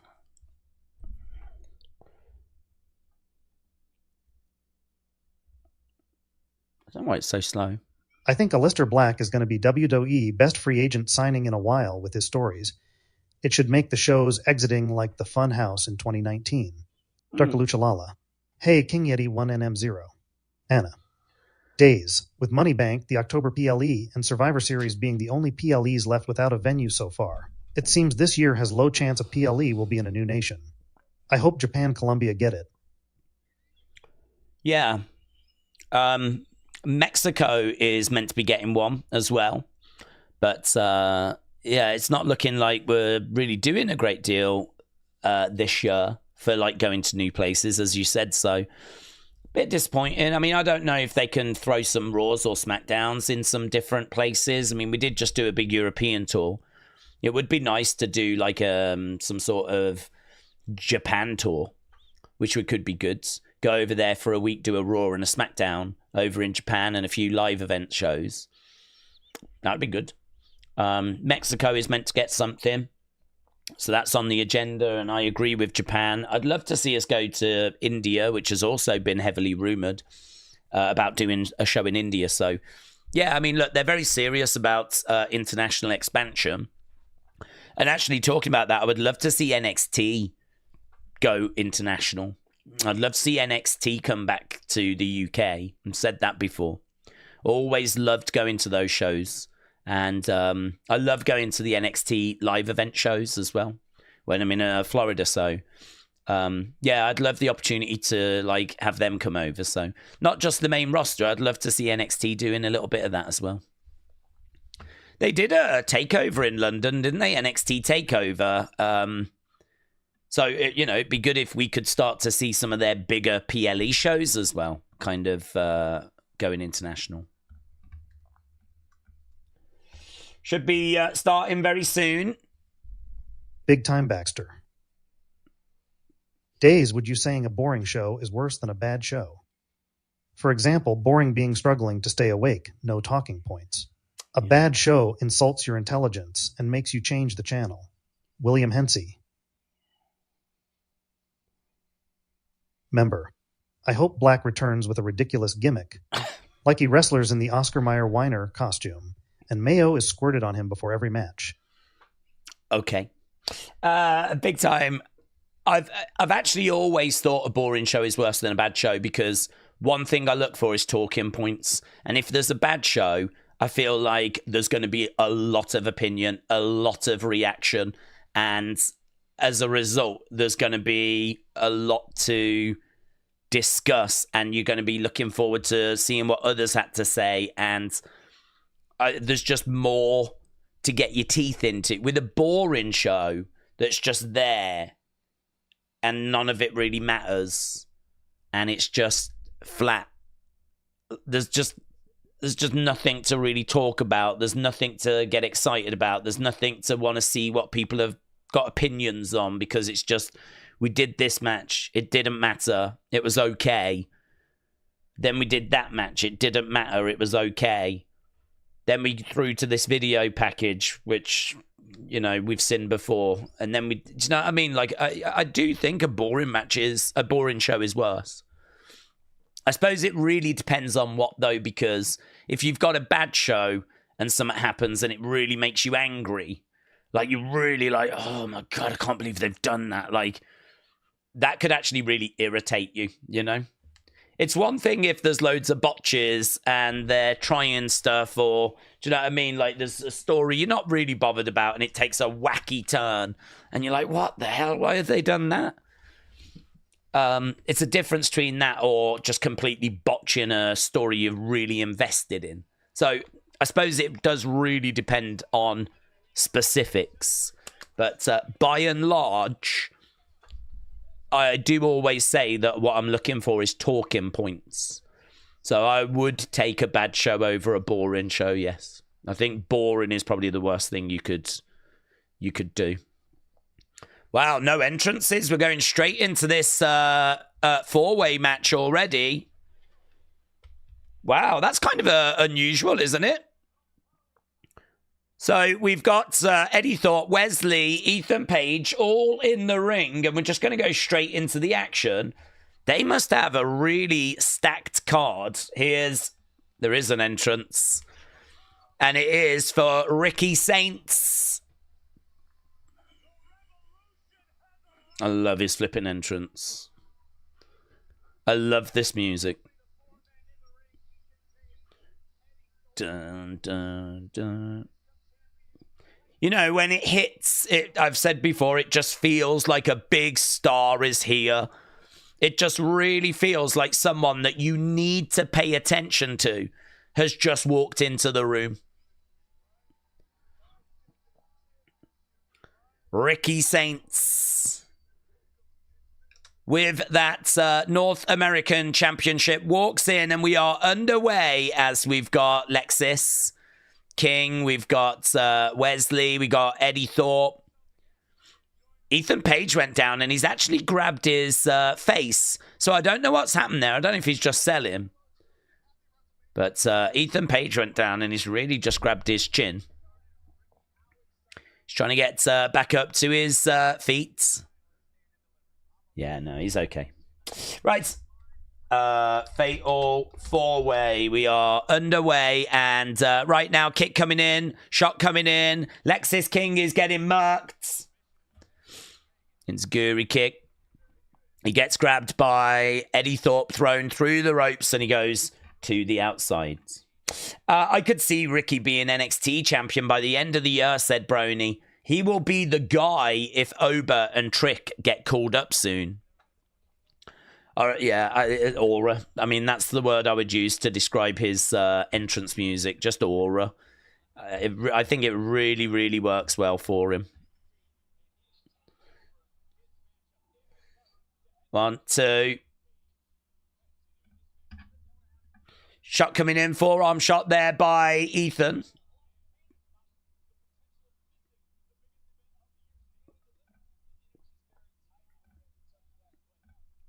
Kicks coming in there by Wes. Going against the ropes. Oh, stomp to the back.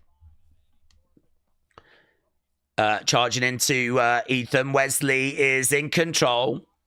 Down goes Ethan. Ethan down, charging over. Back elbow there by Eddie Thorpe. Ethan charging in, collides into Eddie. Super kick there by Lexis. Lexis back in the corner. Wes jumps up over the top. Gets out the way of Lexis. Lexis goes to the outside. Big boot coming in there by Wes. Kicks coming in by Eddie. Wesley around the back of Eddie. Back elbow against the ropes. Big clothesline. Top rope pulled down. And Eddie spills to the outside. That leaves Wes and Ethan. Wes goes up on the edge of the ring. Goes through the ropes. Kick coming back there by Eddie Thorpe. Kick coming in there by Ethan. Wesley slumps through the ropes. Oh, goes through the ropes. Gets dragged into the middle. Going for the cover. 2. And kick out. Paul said, Daze, I don't want to put a downer on things, but I just got diagnosed with advanced MS. I appreciate everything you do, and you've helped me through a rough couple of weeks. Thank you, Daze and community. Paul, I'm so sorry to hear that, my friend. I really am sorry to hear that. I would imagine your head is probably just spinning and just... Oof. Oof. I mean, there's nothing you can say to that other than, like, sometimes life just deals you a really bad hand, doesn't it? And it's about, like, getting that support around you and knowing that it's going to be okay and that there's others that are going through it. And there's, you know, I'm sure that, you know, they've given you contact numbers and everything. And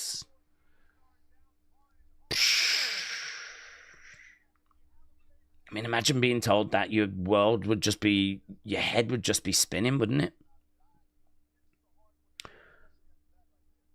Paul, how are you feeling? What's going on? Give me an update on that.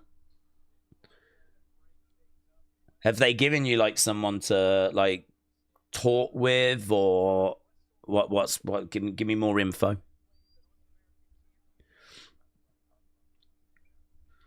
Did you think there was something, like, did you get a checkup, or like what came of it? Shots coming in by Eddie. Ethan coming in, grabbing Eddie Thorpe. Yeah, people sending in their best thoughts to Paul on that, and understandably so. Wes against the ropes, going through the ropes. Down goes Lexis. Ethan grabbing Eddie, trying to smash him into the edge of the ring. Oh, Eddie almost going into Ricky, and he finally does. Ethan coming over, having a go at Ricky. Ricky and Ethan getting at each other. Okay, so Ricky has actually been removed from the ringside area. Ethan Page is mocking as... It doesn't really matter if the referee sees him mocking, does it?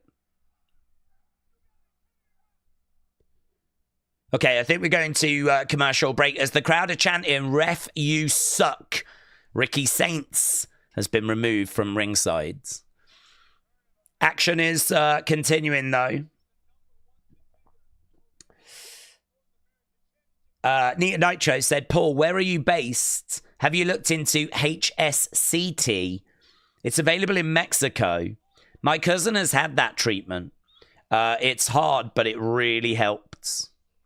Paul says, thank you, everyone. I appreciate the support. Yeah, honestly, I mean, when people tell me stuff like that, I mean, it's just really hard to know what you can say. It's just, you know, keep your chin up. Look after yourself.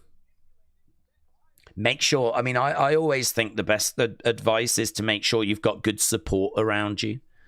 And even if, like, you know, for some reason you don't find yourself having family or friends available, like, there's definitely people you can contact. But that's really interesting from Nita Nitro about their, you know, have you looked into this? Have you looked into that? That's the kind of thing I think that these kind of numbers, these kind of communities and support networks can provide, is that kind of information, you know? It does put life into perspective, said Frankie. Oh, it does. And, you know, I was watching that Triple H high performance interview, and he was talking about his health scare, and he was saying about how it's put his life in perspective. Apparently, he didn't go on the European tour the first week because he had to go to his daughter's baseball game. And apparently, when he did rejoin the recent European tour, Randy Orton went up to him and went, you weren't here last week? Triple H was like, no, I wasn't. And Randy was like, I heard that you went to your kid's baseball game. Triple H was like, you heard correct. And I don't know if Triple H was maybe thinking, where's this going? Like, are you about to give me some shade for that? And apparently Randy was like, respect. Really was like, I really respect that. And Triple H told that, it's a nothing story, but just a little exchange on that High Performance podcast. And he said, back in the day, he would never have missed a show. He would never have missed work. Everyone had headlocks on each other. Just for the lols, really. But they've all broken out of it now as we come back from commercial break. But it's back on now. It is back on. Okay, we have Ethan grabbing Wes, picking Wes up, slamming him on top of Lexis King. Lexis is being thrown to the outsides. Triple H also spoke about his heart thing as well. Spoken about how it put everything in perspective, and he was like, no one when they pass away regrets having not worked harder.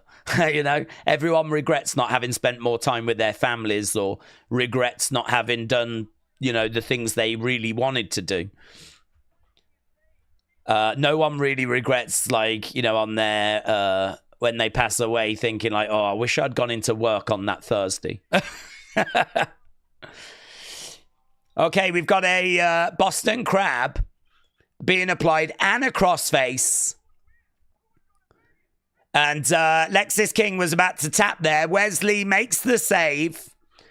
So Ethan Page with a Boston Crab. Eddie Thorpe stomping down on Wesley. Eddie Thorpe against the ropes. Big boots. As Ethan Page goes down, all four are in the ring. Right now, we got Eddie Thorpe going to the outside. We got Ethan Page down. Guy in the crowd's wearing a Kevin is Right shirt. Eddie Thorpe is looking to climb up. Miss Dell Jr. said, I still can't believe WWE chose Becky Charlotte Ronda as a top 10 Mania match. That is wild. It's better than Undertaker, Shawn. To be honest with you, a lot of those are going to be because of their significance.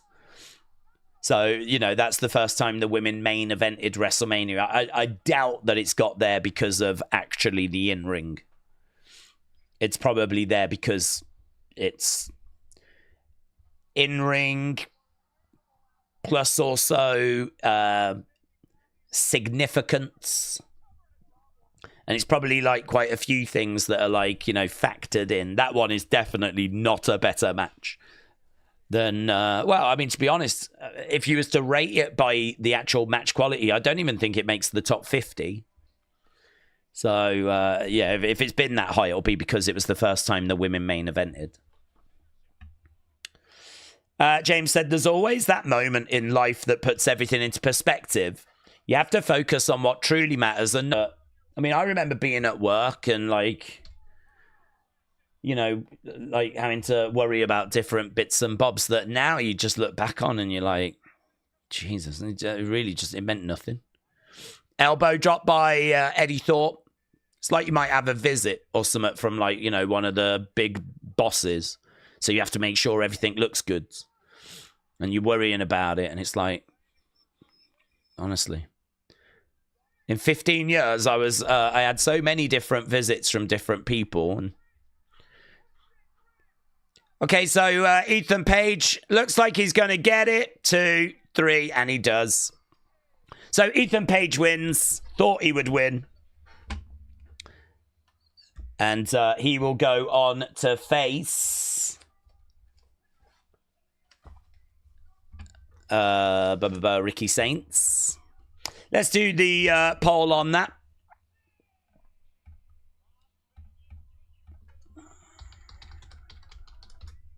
Get used to those pearly whites, Las Vegas.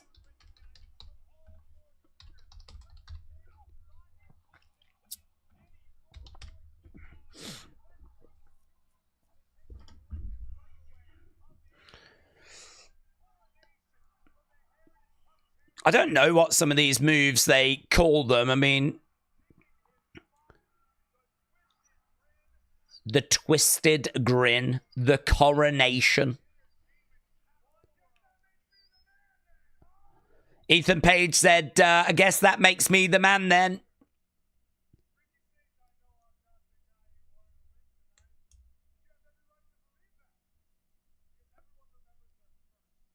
I hope this match bangs. I hope that.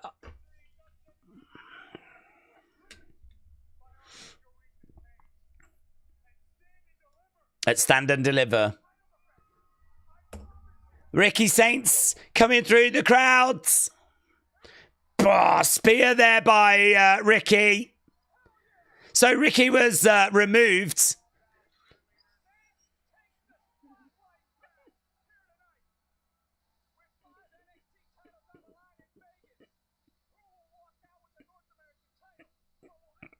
Oh, God, I think I'm a really big Ricky Saints stan, you know. I think I'm a really big Ricky Saints stan. He just looks so cool. I love that he got kicked out and he comes through the crowd, gets in the ring, hits a spear, holds the title up. And, of course, when that music hits, does his little pose. They have done so well with him.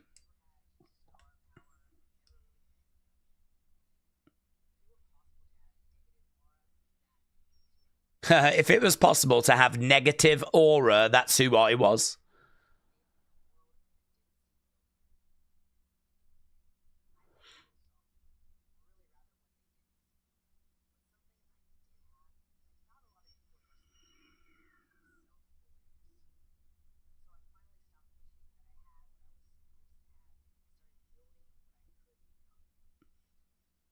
It's a good video, isn't it?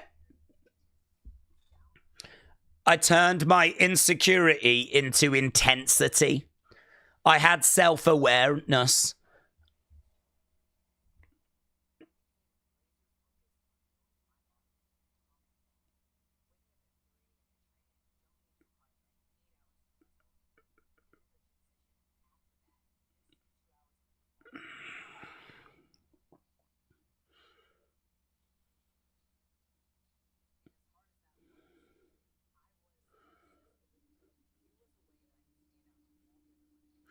It's how I could stand out from all the other women. I was obsessed. She said about turning her body into an atomic bomb.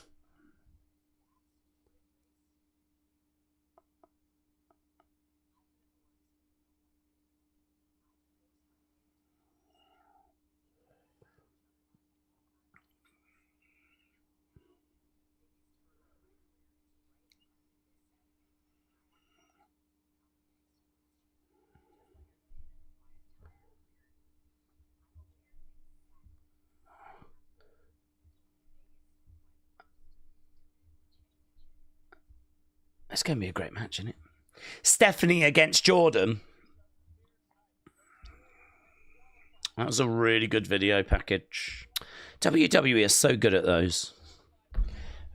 Good Grace video package, said AB. WrestleRant said she legit had the craziest transformation I have ever seen. It was unreal. There's Callie.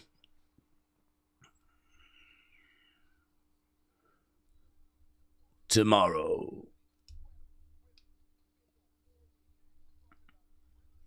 Brinley Reese, Chantel Monroe, Kendall Gray, and Callie Armstrong, Fatal 4-Way. Okay, now, that makes sense. Multi-person match.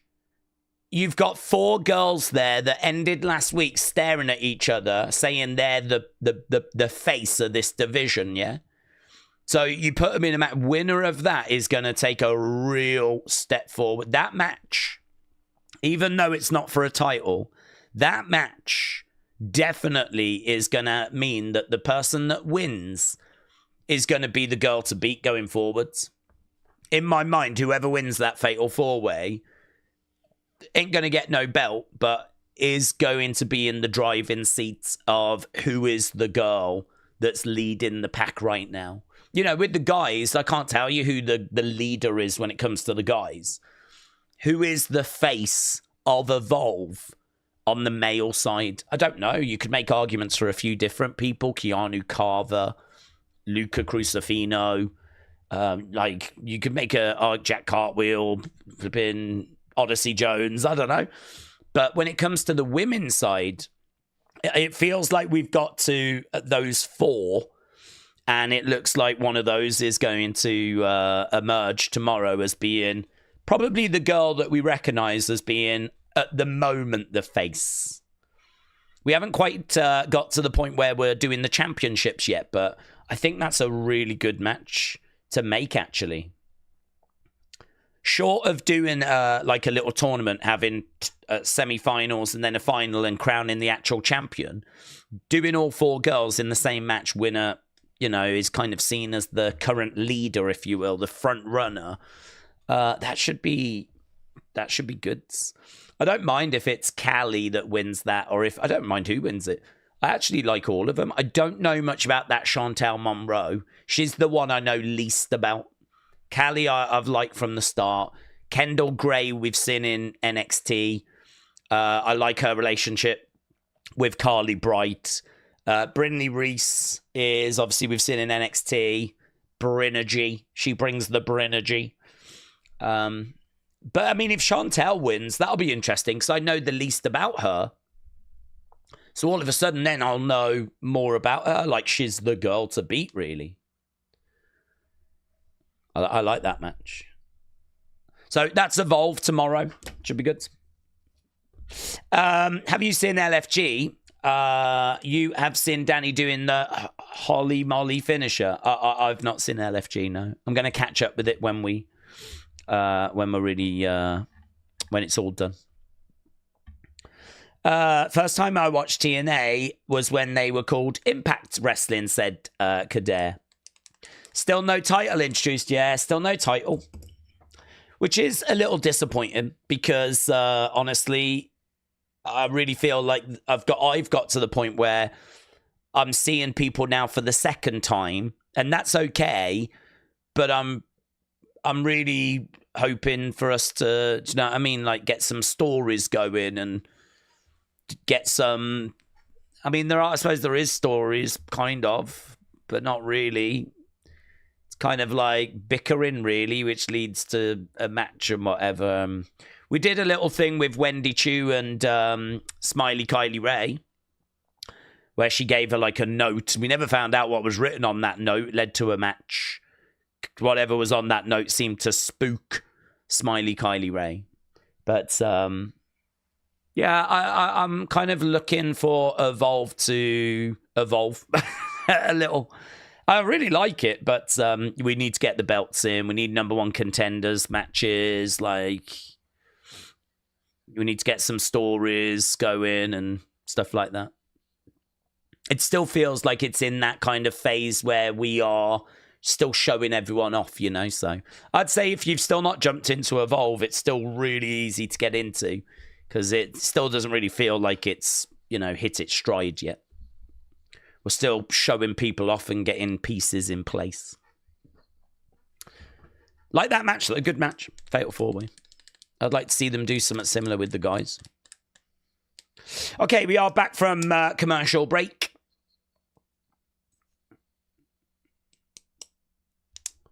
Boop. Bim, bim, bim, bim, bim, bim, bim, bim.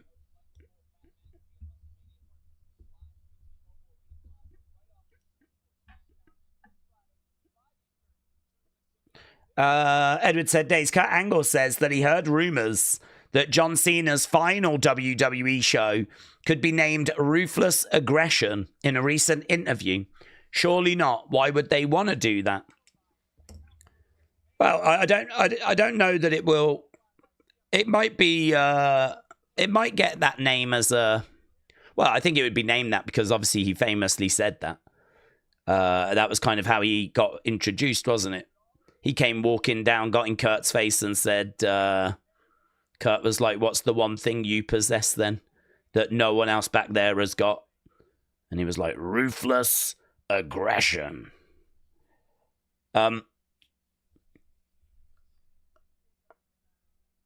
But it's meant to be a Saturday night's main event in December that's in Boston. Perhaps they don't go with that name. Perhaps they go with a Ruthless Aggression name instead. Zaruka is what we're calling that team. We got Ariana Grace. We can see Nikita Lyons. Here's Izzy Dame.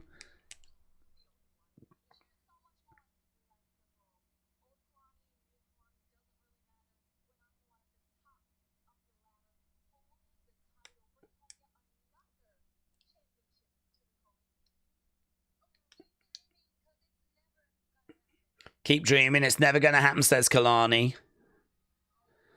There's a big cheer. Someone's just come out in the arena.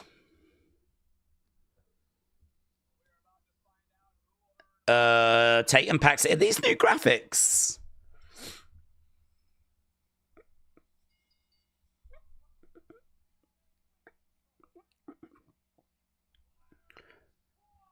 Okay, Tatum Paxley making her way down.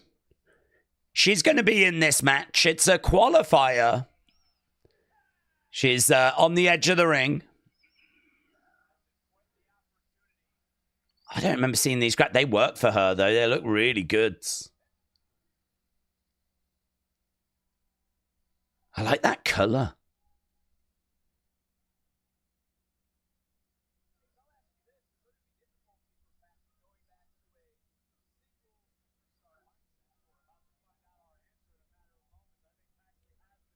Lola Vice.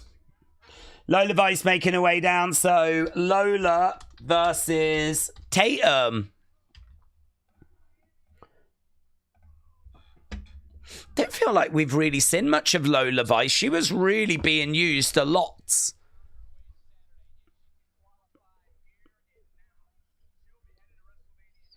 And just sort of feel like, I don't know, she's just kind of dropped off a little bit.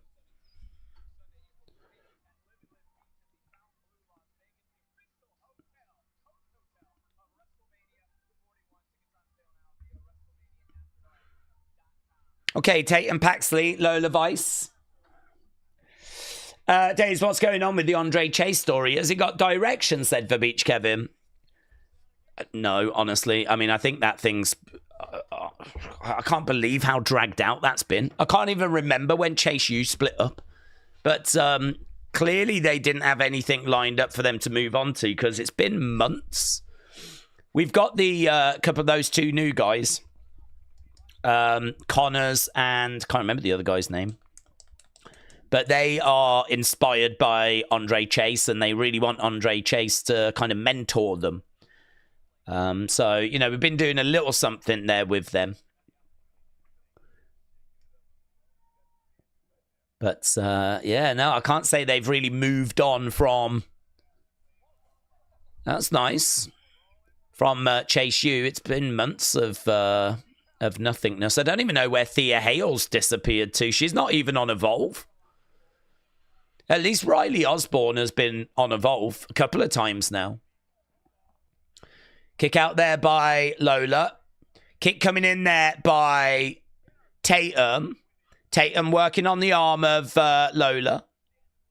Elbow coming down there by Tatum. Lola going down. We got dueling chants here. People have got different opinions as to who they want to see win this. Nice work there by Tatum. Going over, working on the arm. 46, 42, 9, 1. So that opening match gets good 99%. Shot to the midsection there by Lola. Tatum goes down. Lola grabbing Tatum. Got her in a side headlock. Takes her over. So Tatum Paxley is down at the moment. And right now she's keeping her down, keeping her grounded.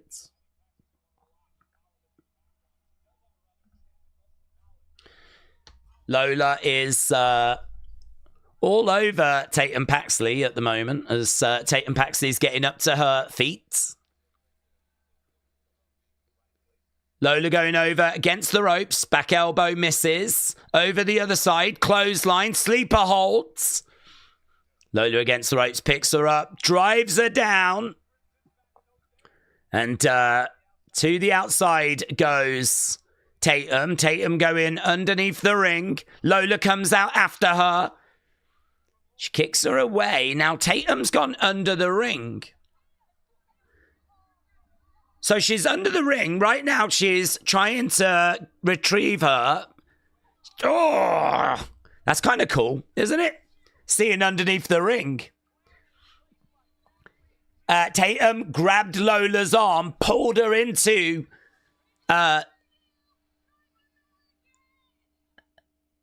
the edge of the ring. There's really not much under there. I can see a chair. But, yeah, there's really not a great deal of stuff under there. I think there's a chair and a table.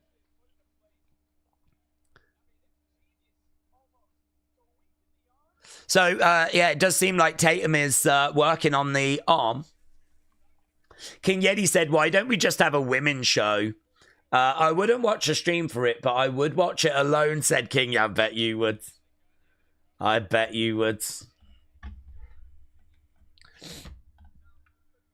Imagine that. We might have to leave the balcony. We might have to go to the boudoir. We might have to move to the bedroom area if we was to do the all-women show. Alex Marcy. The son of Fit Finley is really just following Andre Chase around. What a time to be alive. Yeah, that is true. He's desperate to learn wrestling from Andre Chase, yeah, and go to Chase University. Kick coming in there by Lola. Tatum goes down. She's over against the ropes. Nice kick coming in. Again, crowd making some noise here. They've definitely got people that they are getting behind and rooting for.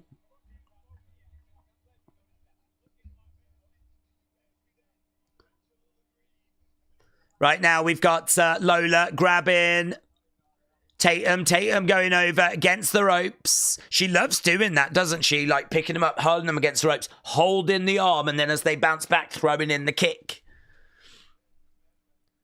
Lola in the middle, looking for a suplex. Gets it. 3 amigos. That was 1 amigo. Here's a second amigo. And we've got 1 more amigo incoming. Here is a little shimmy there by Lola. Going for that 3rd amigo, and she gets it. Going for the cover. 1, 2. No joy. Kick out there by Tatum. Lola looking a little frustrated. Sign in the crowd said it's Tatum Tuesday. Going over the other sides. Again, going again. Oh, lovely reversal that time, though, by Tatum. I really like the fact that Lola has done that move a couple of times. Tatum has worked out a reversal for it. That's good. Right now, she's keeping her down, keeping her grounded. Tatum in a seated position. Crowd are chanting Lola. Right now, getting back up to her feet. Tatum driving Lola back into the corner. Trying to drive her back over the other side as well. Breaking the hold. Gets reapplied. No joy at the moment for either woman. Neither can find that advantage as Tatum breaks free. Back on her feet, charging over. Right now, Lola has got her legs... Oh, wrapped around Tatum's head. Tatum with a power bomb. And Lola goes down. Match continuing. Jolene, shout out to you.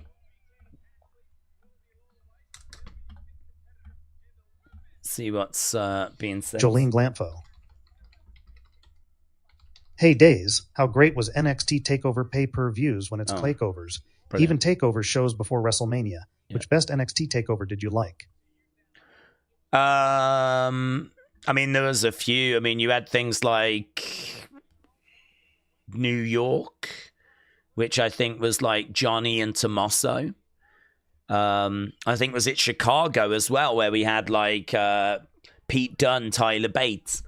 To be honest, we went through periods where we were just going through, like, I remember watching in 2014, and each takeover just kept getting better and better and better. Like, I would watch a takeover and my mind would be blown, and then it would just like get better and better and better. I think the one I've probably got the most affection for, like, New York's amazing. It's a great card, but honestly, probably Brooklyn.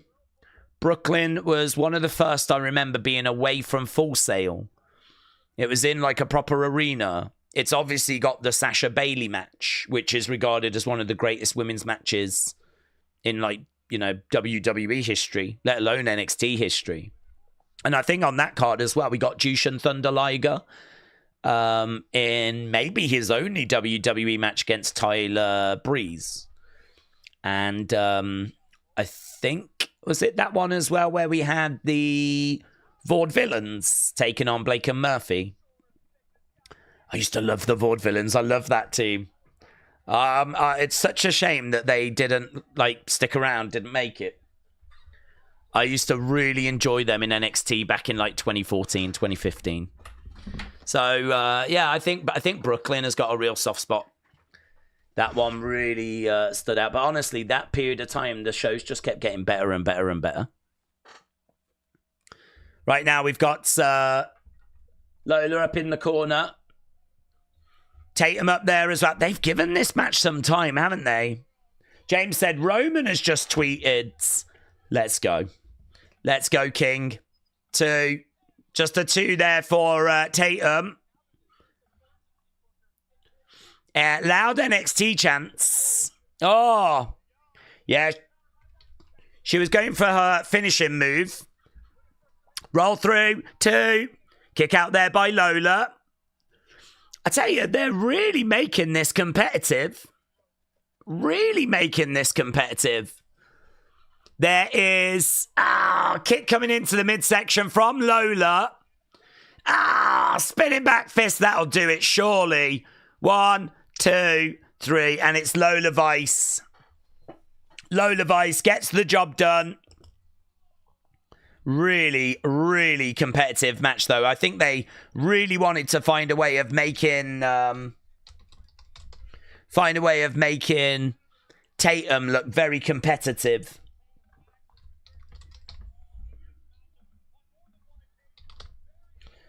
Let's go match scores.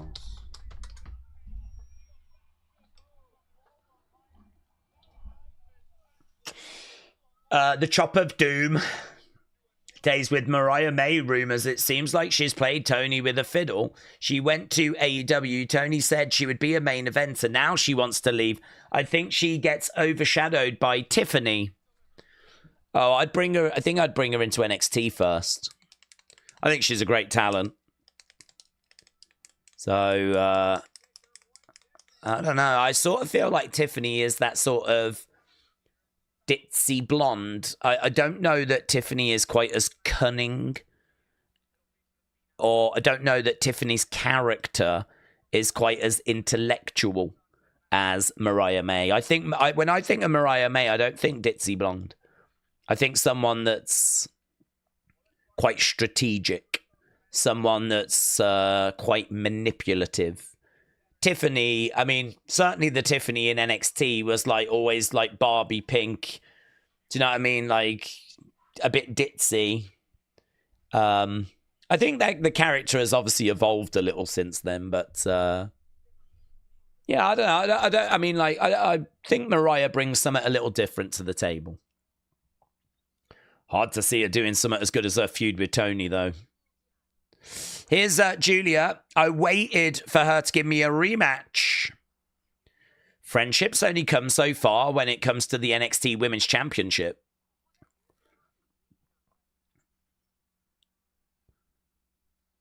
Oh, yeah. This was last week. Last week, I reminded Stephanie of what beautiful madness. Jada Parker, I don't know her, but she is very confident.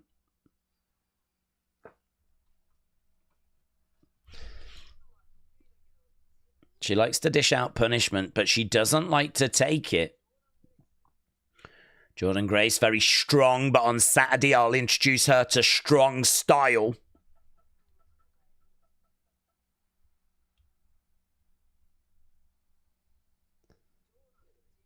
Jordan, Jada are obstacles in my way to Stephanie.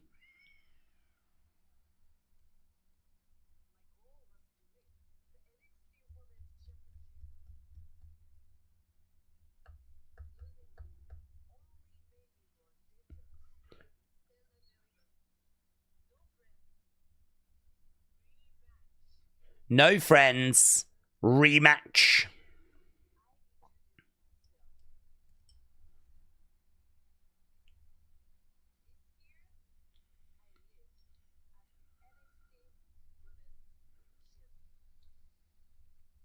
This is a good development for Julia, actually. Okay, here's a vehicle. Is that going to be Trick? Yeah, it felt very Trick.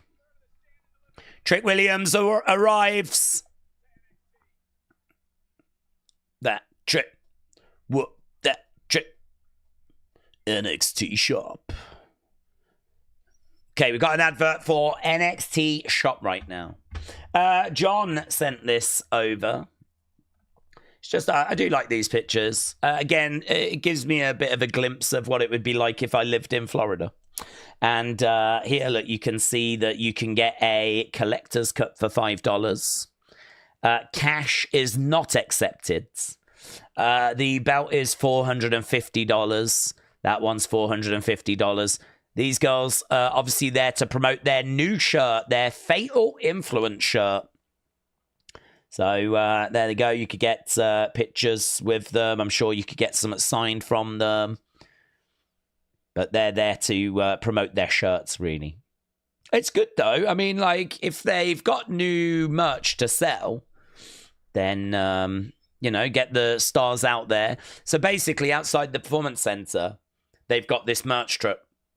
And obviously, there's a big queue to get into the Performance Center. And you actually queue past the merch truck, obviously, because they want to sell merch. I don't know what that means, though, for merch sales for other people. Is there a second area? What if you went and you really wanted a Ricky Saints shirt? Like, where would you get that from? I mean, WWEshop.com, of course. But what if you wanted to wear it? Do you know what I mean? If I was there and I'm like, yeah, this is cool, but I want a Ricky Saints shirt. Where would I get that from? I wonder if there is a second place. Or if no. The only thing you can have is Fatal Influence shirts. That is it. Forget about it.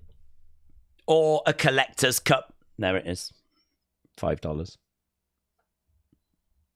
It's not bad, is it, actually?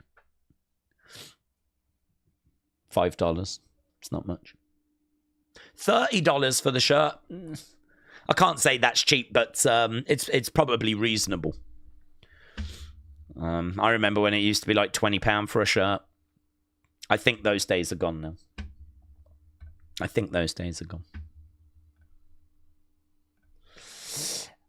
Daze, I've got a question. I need to do my Mania predictions. I need to edit them. I don't have a camera, so I'm going to use my phone. How do I transfer that to my PC so that I can edit and upload it?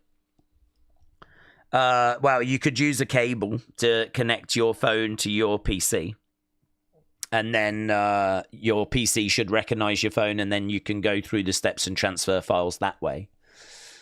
If you don't want to do it that way, you could use WeTransfer, which is a free website.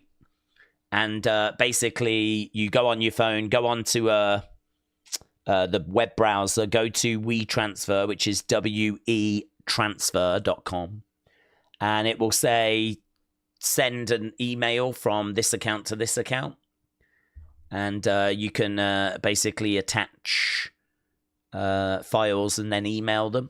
So you would be able to, if you've got 2 email addresses, you could email from one email to the other email, attach the file. It will send it, because it sends files, I think, up to like 2 gigabytes. So that should be enough. And then you can, access it on a PC, download it from your email. So you could do it that way. I would probably do the WeTransfer way, because the problem with connecting it is that I always find it takes ages. The problem with my phone is I've got like 10,000 pictures. And like, every thumbnail I make and every graphic I do is on my phone. So I've just got thousands and thousands and thousands of pictures on my phone of like graphics I've made and stuff. So when I connect my phone, it has to go through all that. So it just takes so long that it's probably easier for me to just use a couple of email addresses I've got, use WeTransfer, then go on my PC, get the files that way. £20 shirt, that's heavy. I would not wear that, said Duron. WWE World Superstar meet and greets.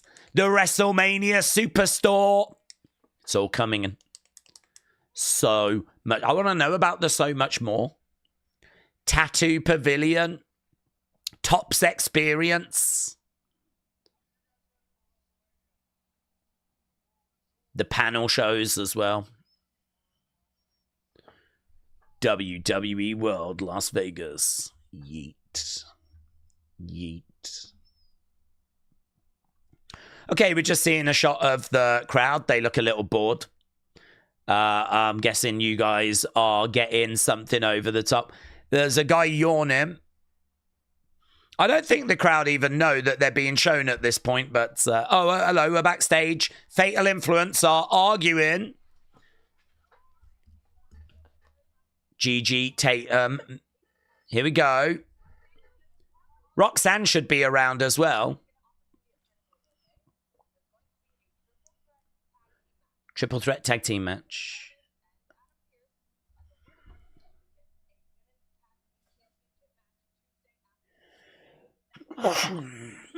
Okay, tag title is going to be defended Tuesday.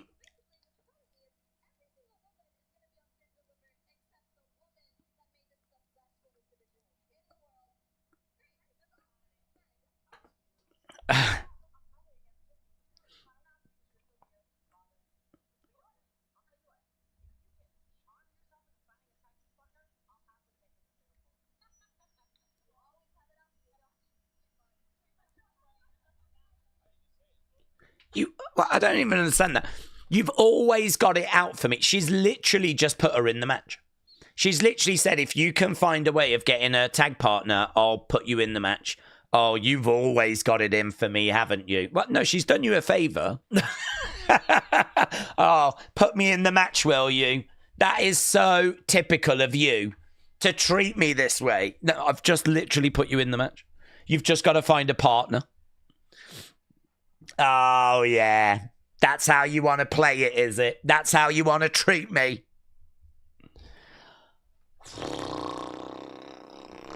Get a partner, kids. Go get a partner. I wonder who a partner will be. Well, that's interesting, isn't it? So the NXT after WrestleMania, we are going to get a women's tag title match. Now, if a heel team wins that match, that would make me think that a face team is going to be the champs. Doesn't really work that way. We could do heels against heels, but I don't know. It'll be very interesting to see who wins that. Okay, here's Tyson and Tyree. Here's Hank and Tank. We are going over to the tag team gauntlet. Tag team gauntlet. Let's go. Let's go.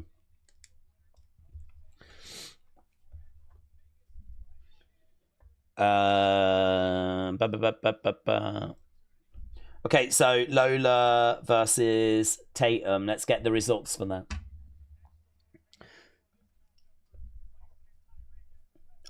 Who do we think's going to win this, by the way? They've really been building up Hank and Tank, haven't they? So I've got to think that Hank and Tank stand a chance here.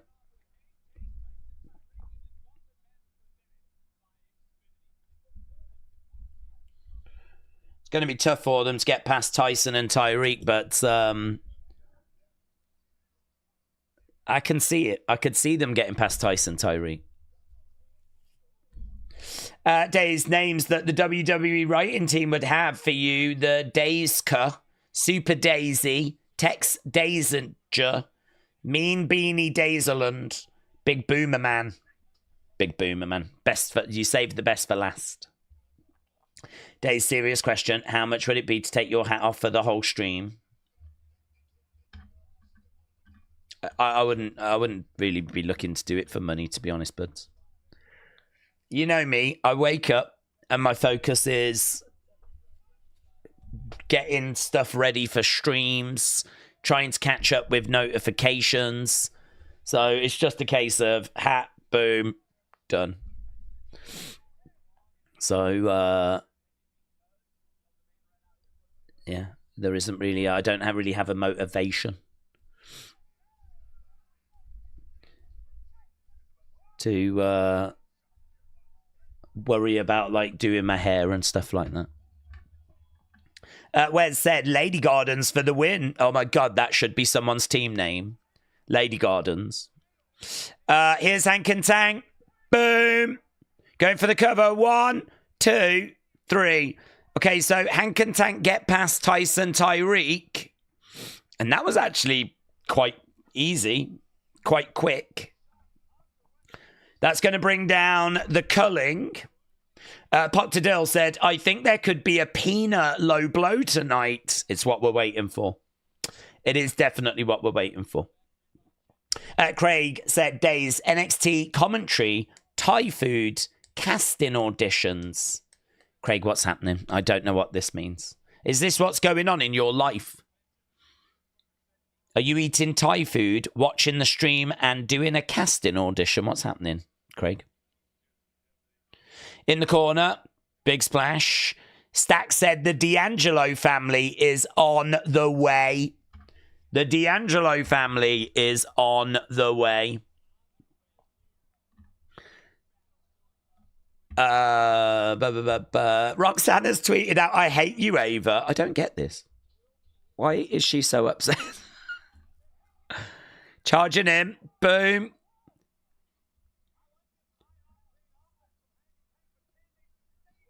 Boom. Down goes Brooks Jensen. 1, 2. Kick out. Hank and Tank were quite close to getting another elimination there. Defcon said, here's my unpopular opinion. Let's go. I'm here for unpopular opinions. Let's go.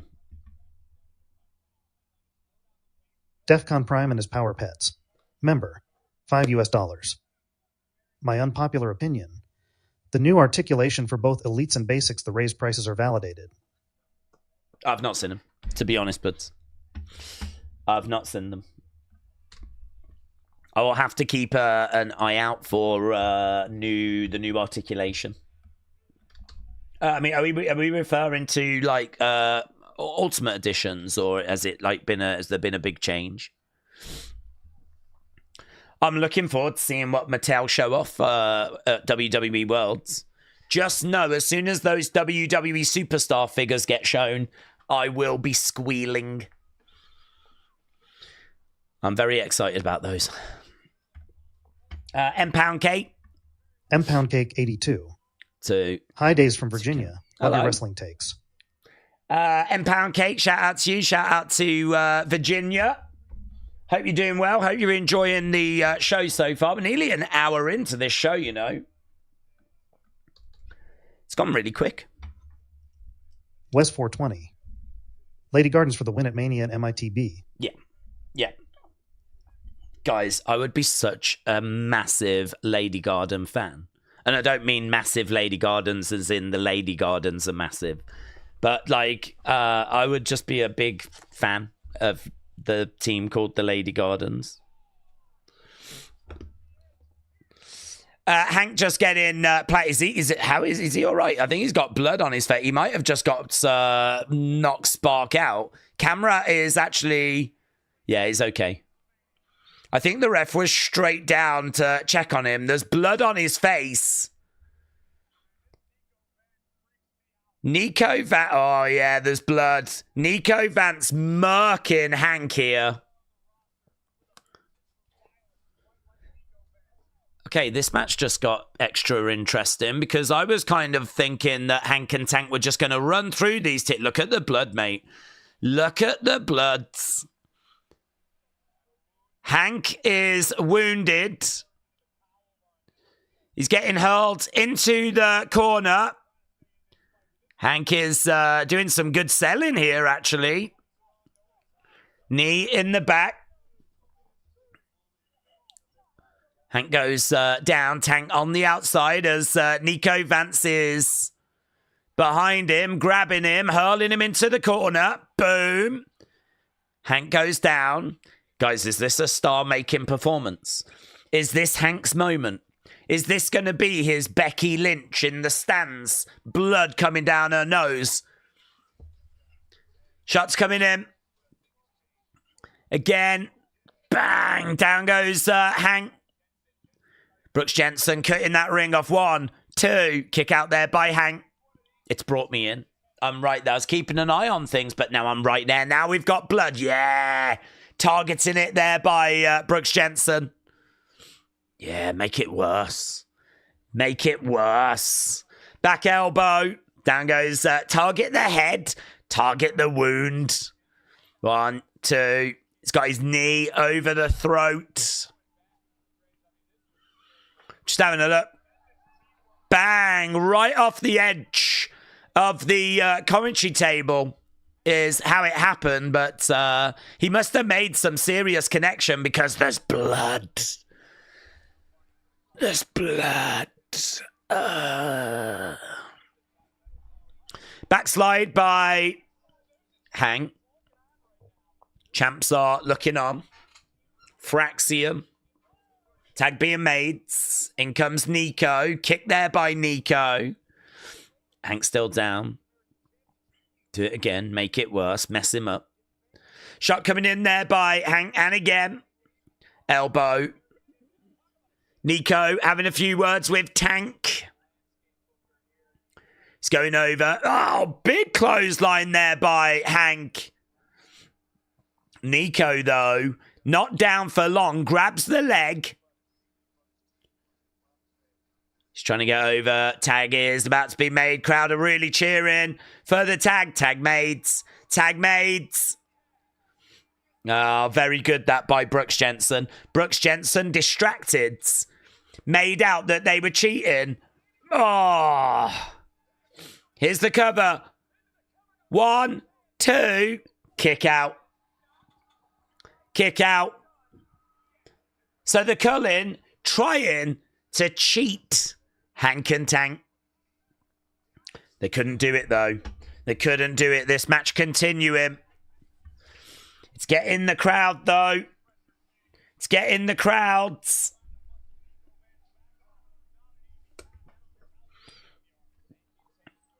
Looking for a suplex. No joy. Mackenzie said, I would love Rox to choose Ava as her partner. That would be good. Yes. That would be good. I'm thinking, I don't know, would she get Cora Jade? I don't feel like we've seen Cora Jade in quite a while since that, like, injury, which they had to stop the match. I mean, she came out to say everything was all right and, like, not to worry, but we haven't seen her since. Against the ropes, charges into Nico. Clothesline there to Brooks Jensen. 1, 2. Nico makes the save. Nico makes the save. Over in the corner, Hank goes to the outside. Nico goes to the outside. Roll up by Brooks Jensen. No joy. No joy. Going over the top. Oh, lovely kick. Lovely kick. Spinning heel kick there by Brooks Jensen. Here's the Cullen. They're in the driving seat. Oh, was that reversed? 1, 2, 3. It was. It was reversed. And Hank and Tank get the win on that. Match is continuing. So Tank was up on the shoulders. He manages to reverse it, but here comes No Quarter Catch Crew. On the shoulders. Boom. Tavian Heights. 1, 2. Tank managing to kick out just. Shot coming in there by Tavian. I still don't like his little leg sleeve thing. Clothesline. Tag being made. In comes Miles Bourne. I don't even know if there's another team after this or not. Going for the cover. 1, 2. No joy. Miles Bourne with the pin. The Cullen was called, said James. Cora Jade was fine after that match. She competed for the TNA title at pay-per-view a week after, says Deron. I wonder where she is then. I wonder why we've not seen her. Or maybe she just doesn't feature in creative plans. Shoulder up.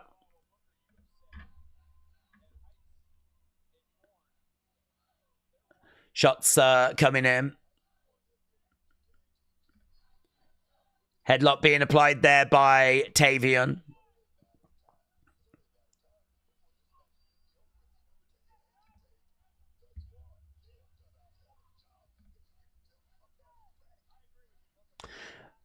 Okay, so Tavian is in control, but the crowd are very much behind Hank and Tank here.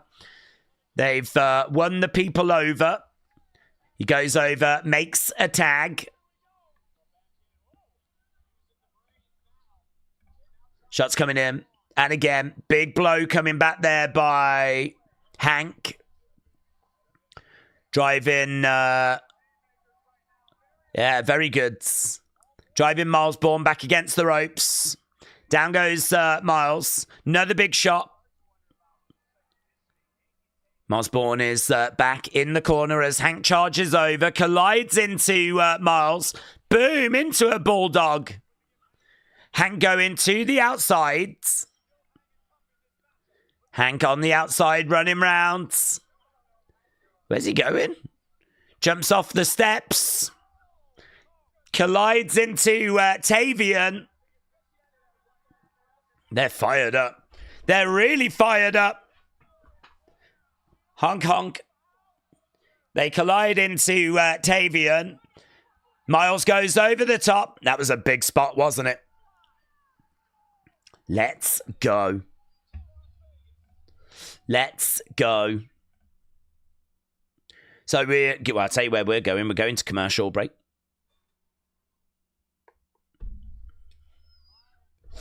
Back in the ring goes Hank.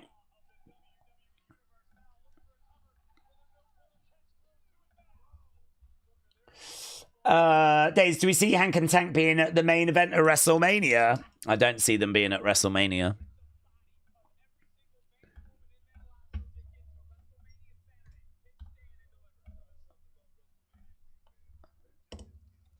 Hank against 17. The ropes. Daze, do you think if Stephanie loses at Stand and Deliver, she would be taken up to the main roster? Or do you see her retaining? I don't know if it's... Is it a bit too soon to kind of move her to the main roster? I know she was given the option of, like, do you want to go main roster? Do you want to go NXT? It might be they just said to her, you know, spend 6 months in NXT and then we'll call you up. So it could be that.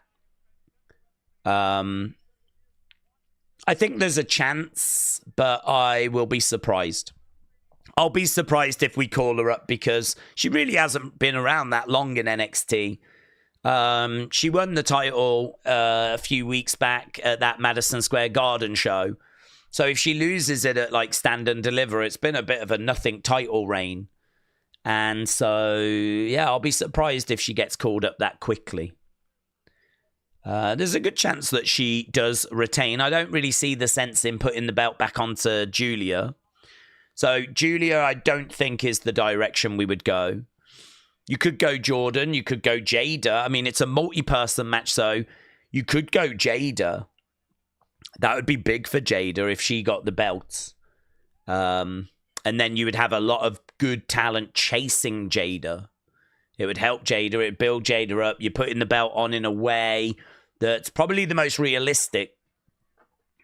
I don't know that Jada one-on-one is beating Julia or Jada one-on-one is beating Stephanie, but in a multi-woman match, you could believe that Jada is just fortunate enough to get the victory. She's a good talent, but I don't think she's good enough to beat Julia or Stephanie in a singles match. So, I don't know, from a booking point of view, I'd be quite tempted to put it on Jada. It really builds her. It gives all the others something to chase after. And I'd be kind of tempted to go that way. But yeah, you could equally keep it on Stephanie and just continue with her title reign, because that title reign has really not been going very long at this point. My scores vary, but in order for me to give a 10, it's got to be something real special, said Nathan. Brony said Hank and Tank will main event WrestleMania whenever they feel like it. They're only not main eventing this year because they're just not selfish, and they do want to give some other talent the spotlight. I hear you. I hear you. Right now we've got shot coming in there by Miles Bourne. Again, another shot coming in.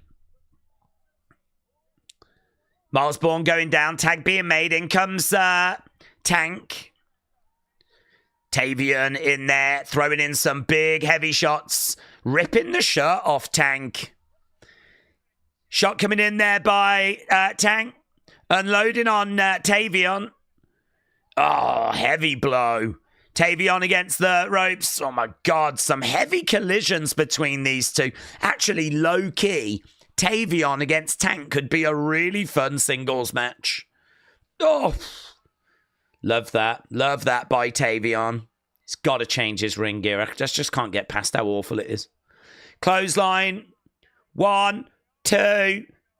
Ah, Hank didn't. Tank had to get his shoulder up because Hank was just a little bit delayed. Right now, Hank grabbing the leg of Miles Bourne, dragging him out. Tank rolling up Tavion too, and he gets it. Oh God, is this gauntlet still going on? They've got to get through another team.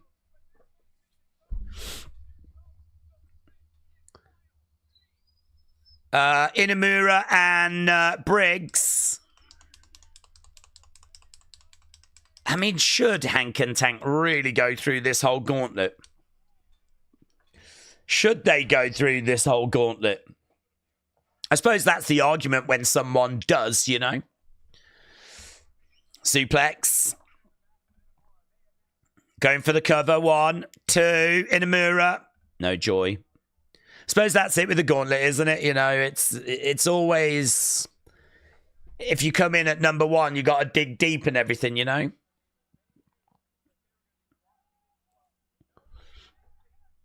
Shot coming in there by Hank.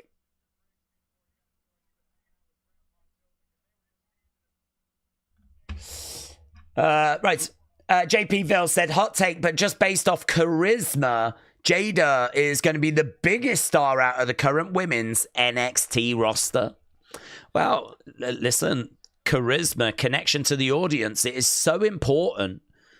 It's not all about just how good are you in the ring. I mean, we've seen so many people that are good in the ring that, you know, it's really hard sometimes for that to connect with an audience. Being like a good technical wrestler doesn't doesn't always mean that you're the best. I mean, look at Cesaro. Cesaro was excellent in the ring. But he just never could, like, really grab that brass ring, if you will. Briggs with the big boots. So she might not be the best in ring compared to, like, Julia, Stephanie, whatever. But I agree. She's got a really interesting character. She's got a good promo style. Ah, that is very good. Choke slam onto a knee, 2. And Tank back. I'm really pleased that Hank was not about to kick out of that. I'm really pleased that he wasn't about to kick out of that. Hank and Tank chants. Crowd are really behind them. Chop coming in. Do you know what? I low-key would have Hank and Tank lose this. Not because I don't like them, but because I just think that the crowd would be disappointed and it would do a lot for them. 1, 2, and they get it. Hank and Tank run the gauntlet. But yeah, I would have had them lose because I think you've got the crowd chanting their names, Hank and Tank. You've got the crowd right behind them. They run the whole gauntlet just to fall short at the end. You would have people, like, really desperate for them to get their opportunity. I think I would have kicked that can a little further down the road. But Hank and Tank run the gauntlet. And I tell you what, they really put a shift in there, didn't they? You've got to give them credit. I mean, they really put a lot of work went into that match from Hank and Tank. There was a lot of throwing their bodies around. It was very fast-paced. I think this is going to do well on scores.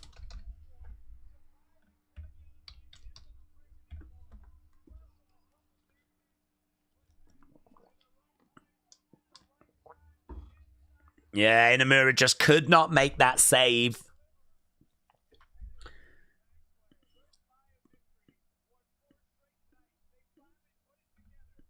Inamura's got his head in his hands. So, stand and deliver. Hank and Tank take on Fraxium. Daze, I know what WeTransfer is. I sent videos to you. £20 for a top is cheap considering £50 upwards on T-shirts. Yeah, well, they used to be £20. I don't know that they're still £20. I think you probably pay 30 now. Evolve every Wednesday. Here's Callie Armstrong. Here's Sophie. Sophie Turner. Who the hell's Sophie Turner? Don't they mean Stevie Turner? Did that say Sophie? Did I just read Sophie? Did I read Sophie? Can I go back?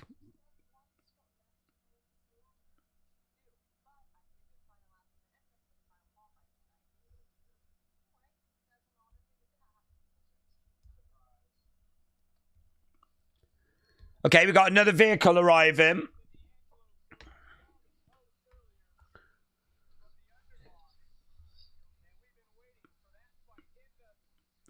Obafemi arrives. We're going to hit... Oh, look in the background. Dark State. Dark State behind them. It did say Sophie, said Labori. Oh, botch. Botch. Sophie Turner.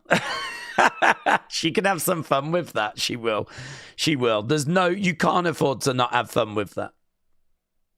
You can't afford to not use that on social media. I am looking forward to seeing what she's going to say about that. Next time she is on Evolve or she comes out in the... There needs to be a Sophie Turner chant. Sophie Turner. Sophie Turner. It's Stevie's younger sister. God, she looks so much like Stevie. She looks just like her. That's amazing. I have never shown more and more interest for NXT. I'm fired up for Stand and Deliver, said Wrestling Russ. Bum, bum, bum. Sophie Turner is an actress from Game of Thrones. Well, it's so great that she's here to support NXT. I love that. I love that for NXT. NXT deserves this kind of recognition, to be honest. Oh my god, more of this nonsense to be continued. The goddamn tanker bros are 1,000 straight losses, all built for this moment, says WrestleRant. WrestleRant's not feeling it. WrestleRants is ranting. WrestleRants is ranting. I mean, in all fairness, it is in your name, but...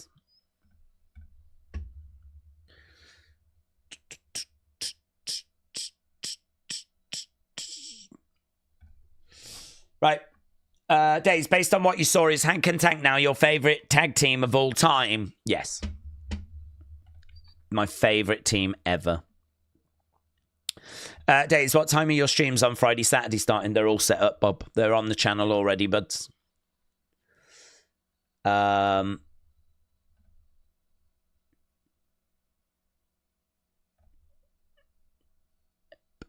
they're all set. It's all set up. I don't know off the top of my head.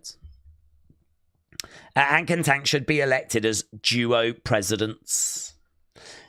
Fraxium is growing on me, said AB. Brony said Hank and Tank are better than Legion of Doom. Hank and Tank are doing things that the New Day and the Usos and the Hardys and the Dudleys just couldn't. And I love that for them. Okay, we are at commercial break, and looks like people enjoyed that match. It's coming out with a great score at the moment, actually. Very strong, great score. So, yeah, looks like people got something out of that tag team gauntlet match. So, is the parking lot fight tonight? Is that what are we still got that coming up, have we? I forgot about that, the parking lot fight. NXT have actually not mentioned that on their social account. I don't know why we keep having to see these bored people. I'm going to start doing little reaction clips to this because it is genuinely very funny to cut back to the crowd and just see people like...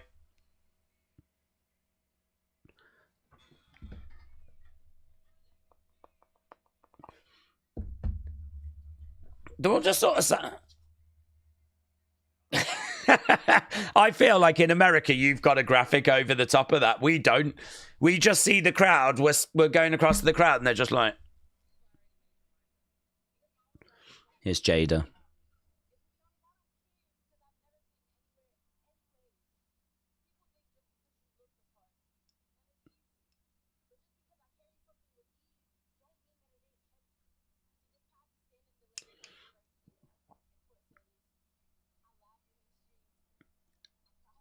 I've laughed in these streets. I've cried in these streets.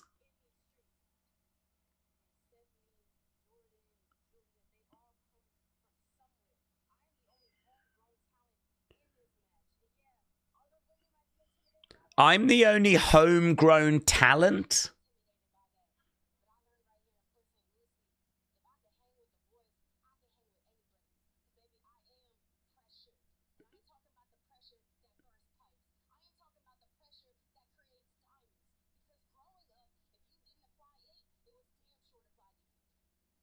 If you didn't apply pressure, then it was applied to you.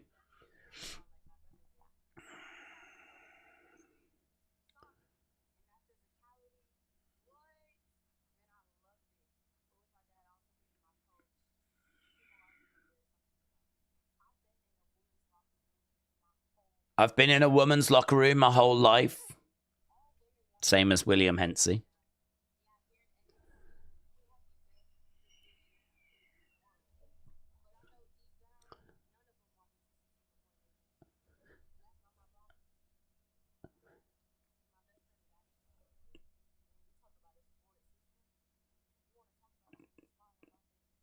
My best friend is my uncle. She gets emotional. Oh, because he passed.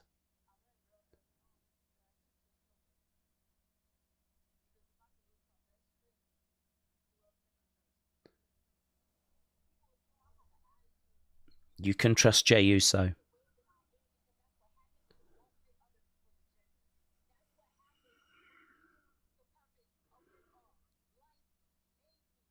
Life made me hard. Just like William Hensey. She just needs that big game situation.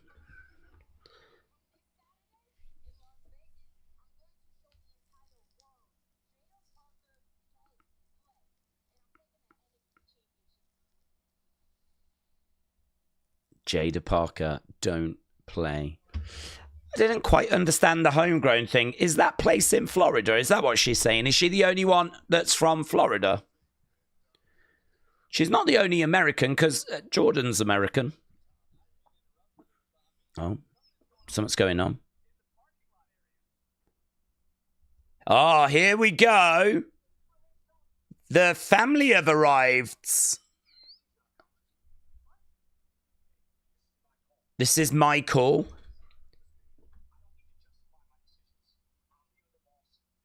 I'm the underboss.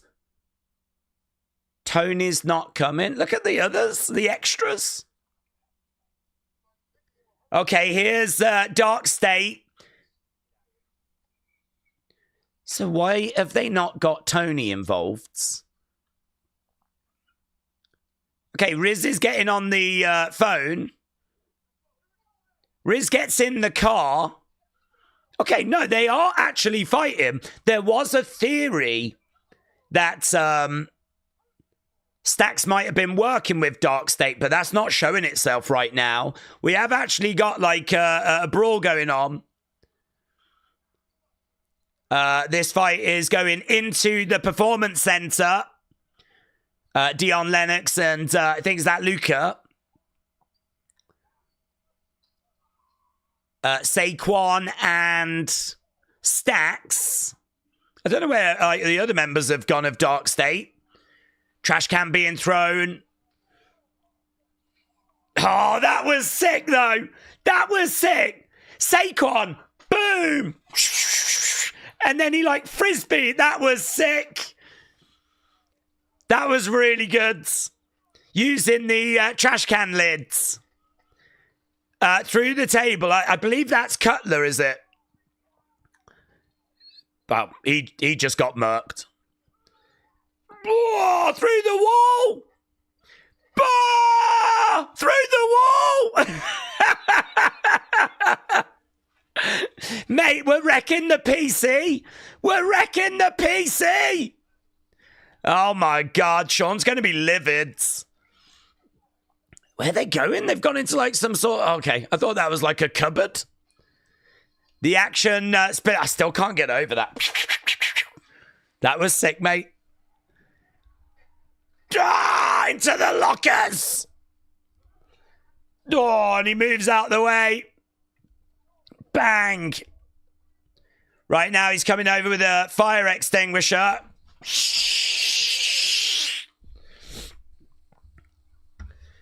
Saquon just going crazy with a fire extinguisher at the moment.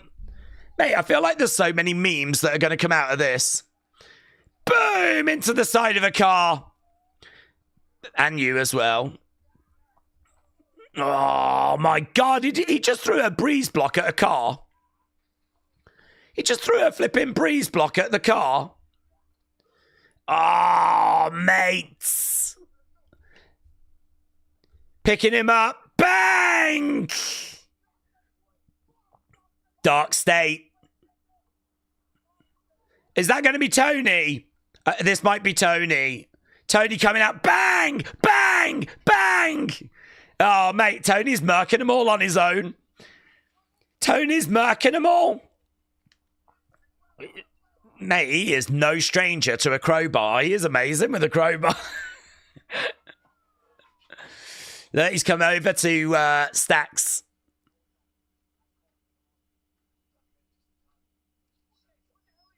What are you doing?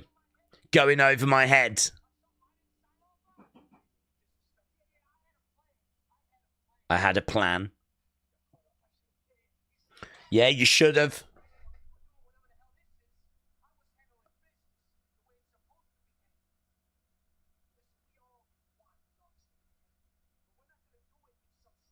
We won't do it in the street.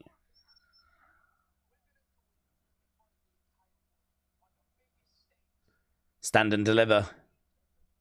Okay. That's what we do.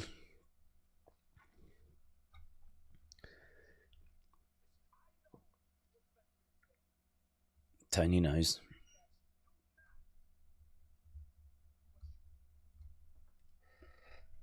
Well, it doesn't look like Stax is working with Dark State, but could this maybe drive him to work with Dark State? There's clearly some issues. I'm with the Don, though. I mean, I think Stax was a flipping idiot here. Why would you go into this battle on your own? Do you know what? That was not bad at all. That was pretty fun. There were some really fun moments in that. Is that a match, though? Do we score that as a match? I don't know. 49... 30. I mean, there wasn't a winner, was there? It was just a fight, really. So I don't think it gets scored. Let's go down. It was very stunt heavy, but it was fun. Well, we see Stax turn on Tony at Stand and Deliver, says Brony. I mean, it does feel that way, doesn't it? It does feel that way. Bum, bum, bum, bum, bum, bum, bum, bum, bum, bum. Yeah, it does feel that way.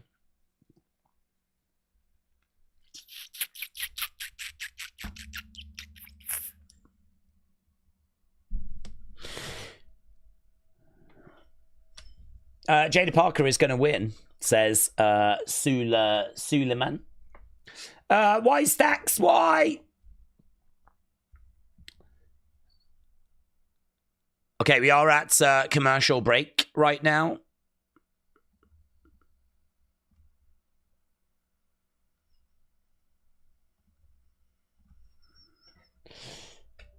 Takes said Daze. I think a triple threat and a fatal four-way for a championship should have it where the champion has to be pinned. Your thoughts? Yes.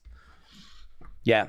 I mean, the truth is they do it that way for creative reasons so that the champ can lose the title without losing the title or being the one that gets pinned. It's a way of keeping the champ strong, you know? But yeah, I'm not a big fan of it. I think that's... really, the whole thing of a championship is to try and figure out who the deserving person is to be champion. We're trying to put the belt on the best person, really. That's why we do number one contenders things and stuff like that. So, yeah, for me, I sort of look at it and I'm like, multi-person match doesn't get the belt on the right person sometimes. Like I just said with Jada. I don't think she wins a singles match, but she could get it in a multi-person match. So it's more a creative thing than anything else.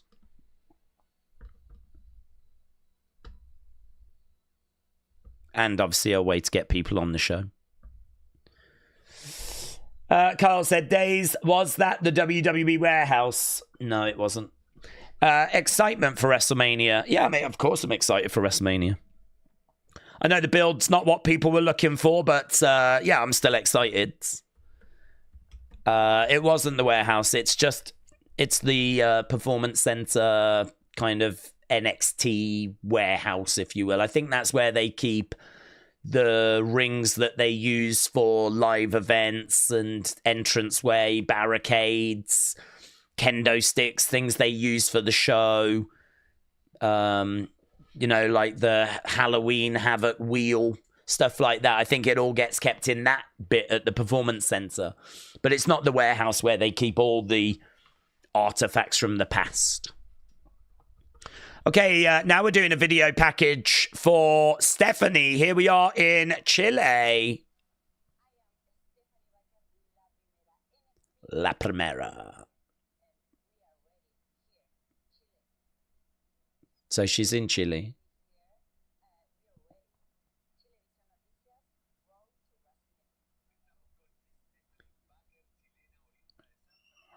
Here we go. Look, we're seeing some Chilean TV. Chile Vision, courtesy of Chile Vision. Oh, I'm here for Chile Vision.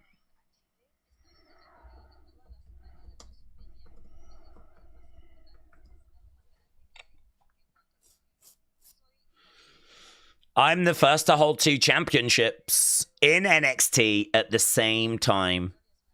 And it's a first in the history as a Chilean.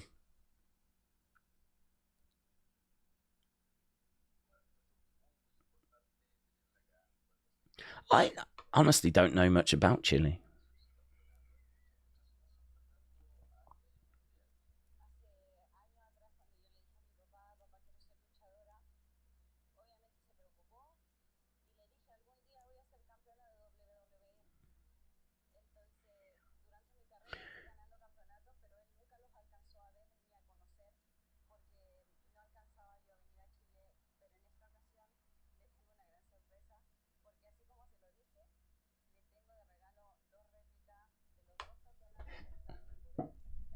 Okay, so she's just showing off the belts.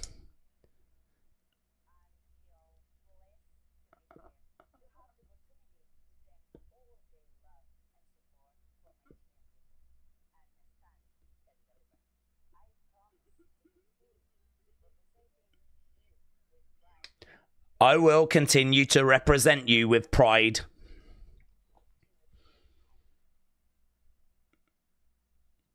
Oh, I mean, it's really good that you get a glimpse of what she is representing and seeing her family and seeing a bit. That was really good. These video packages have been excellent. No bread, no water, just meat. Stephanie is a true survivor, said Mani's Manic Media. Chile is fun country to go to, according to my uncle, said Alex. Here's Hank and Tank.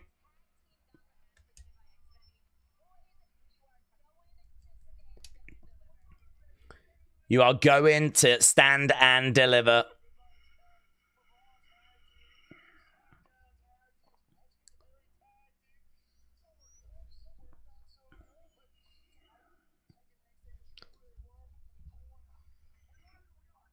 We've learned who we are.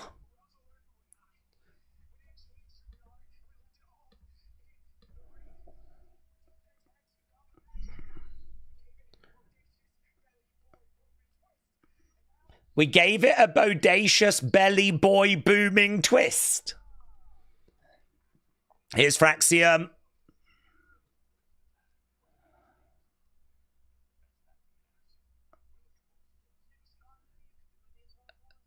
Nathan said, I knew you could do it the entire time.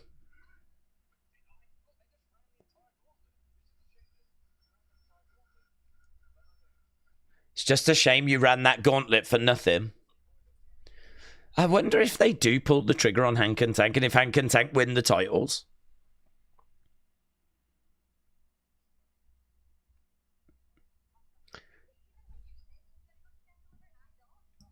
Even Hank and Tank get to go to stand and deliver and I don't, says Roxanne. The shade. Did you find a tag partner? Yes. I'm going to be my own tag partner.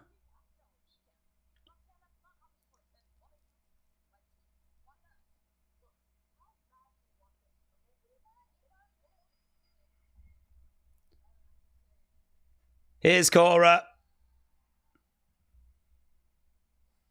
So, looks like it will be Cora. As Cora appears. Okay, here is Carmen.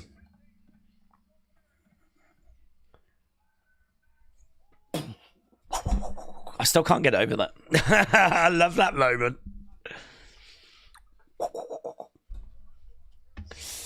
All 4 video packages did their job, said AB Jobson. Triton said, I suspect that Hank and Tank will win. Fraxium have been champs for a long time, and I think they're about to get that big call-up. Yeah, imagine if they lose and they do get called. I mean, if you're Triple H, you've seen Nathan Frazier have a banger with Rey Fenix. You've seen Gunther have a banger with... It was Gunther, wasn't it? Gunther and Axiom. So, you know, you've seen them as solo individual singles wrestlers. They were fantastic. You know what they can do as a tag team. Are they about to be called up? It could be. Hannah said, if you could have any wrestler, whether he or she is alive or not, to interview, who would it be?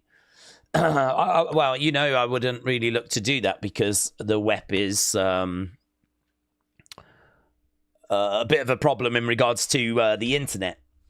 So, like, putting that to one side, if that was not a concern, and I could interview anybody, I would interview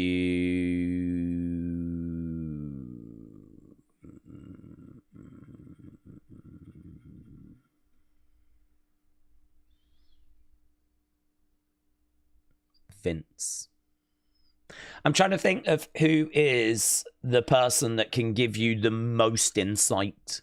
Who is the person that can give you not only stuff to do with in-ring and whatever, but also stuff to do behind the scenes? And could you imagine a Vince interview right now? Not only could you speak to him about all the stuff, maybe you could touch on what's going on at the moment. You wouldn't be able to talk about it.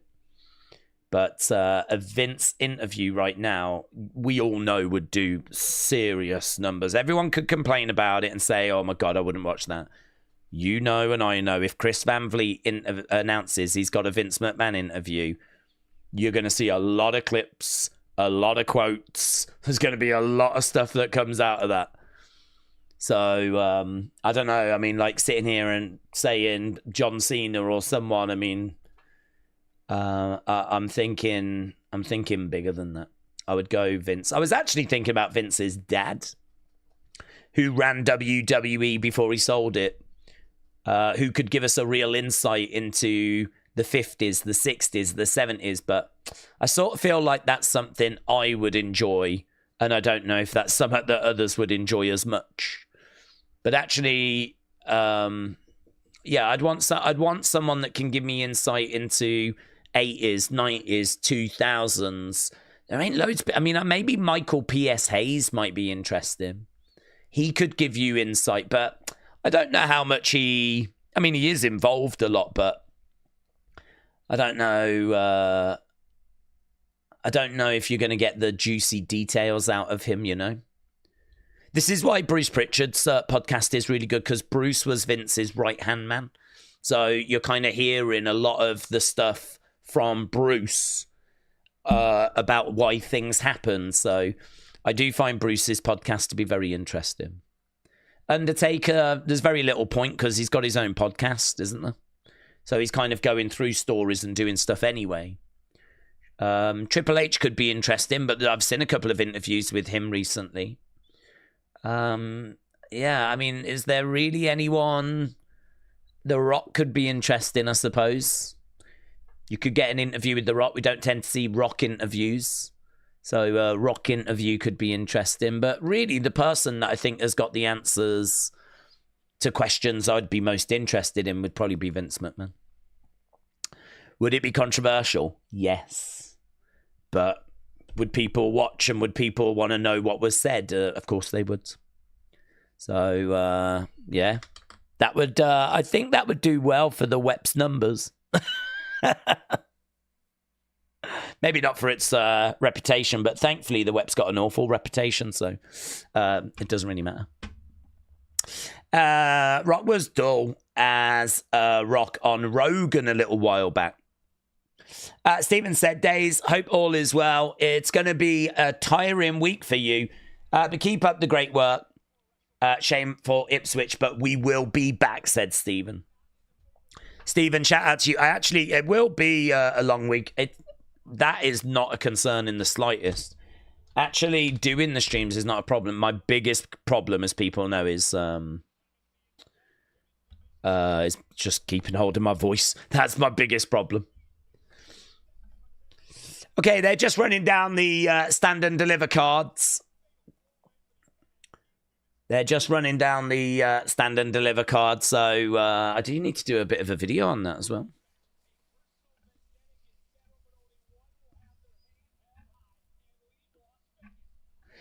Days, I went to Indiana, says Carmen Live 2, once again to see ARW Pro. Come on. Yeah, you did. Yeah, you did. 6-man tag match. Saquon is Saquon going to be involved in that? I wonder what 3 are going to wrestle. I would leave Cutler out. 4-way tag team elimination match. Winners will challenge for the women's tag titles on the Tuesday. Wow, so we all thought it was, and I thought as well, it was going to be Bayley against Roxanne. Here she is, just being chucked into this multi-team tag match. I can see her, being on the main roster after this. I could see this being her final NXT match, but I don't think they've, soured on her or anything. But not what we were expecting for Roxanne, that's.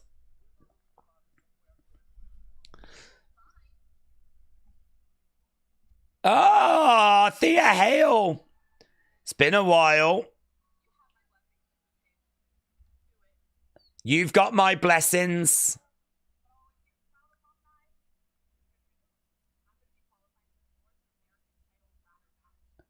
All right, so Thea Hale is going to be in this next match.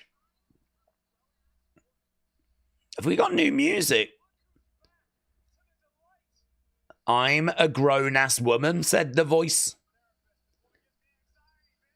Here is Thea Hale.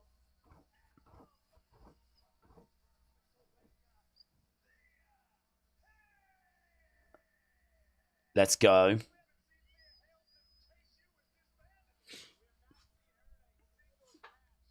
Okay. Thea chants. Yeah, I mean, it is all new presentation, this for Thea Hale. New music, new graphics. It's great to see her back. I think she's going to be that, little underdog, She's going to be that little underdog. So, Carmen Petrovic taking on... Is this our main event? Carmen Petrovic against Thea Hale. Crowd are chanting, welcome back.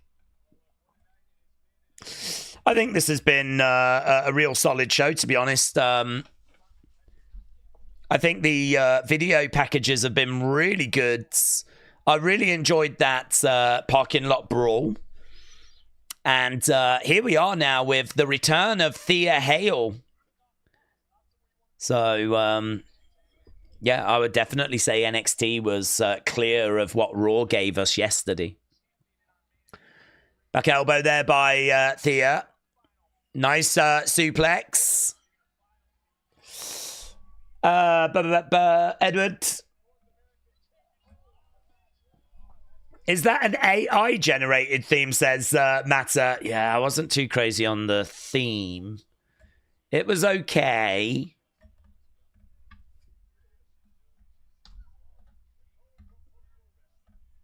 Edward, clothesline by Carmen. Edward Brown, LFC 1, the baddest on the planet. Member, Daze, in all honesty, I think Jevon will win at Stand and Deliver, because I expect to get called up, and same with Obafemi. So I think Jevon will win. What do you think? Jevon is so good, he my favan. I just don't know. I mean, I don't know how many people you're going to call up. I feel like there will be call-ups. I feel like Roxanne is probably on her way. We could lose Trick. Will we lose Trick and Oba? I mean, will it be Roxanne, Trick, and Oba? Some people wondering if Stephanie goes up. I mean, I don't know. I just don't know how many people you call up. Right now, we've got Thea going against the rope, swinging net breaker. Carmen down. Thea looking to scoop her up. Plants her down. Thea screaming out, going against the rope, shaking the ropes. She's going to all three sides. She's not really shaking those ropes very much, though. She's kind of like...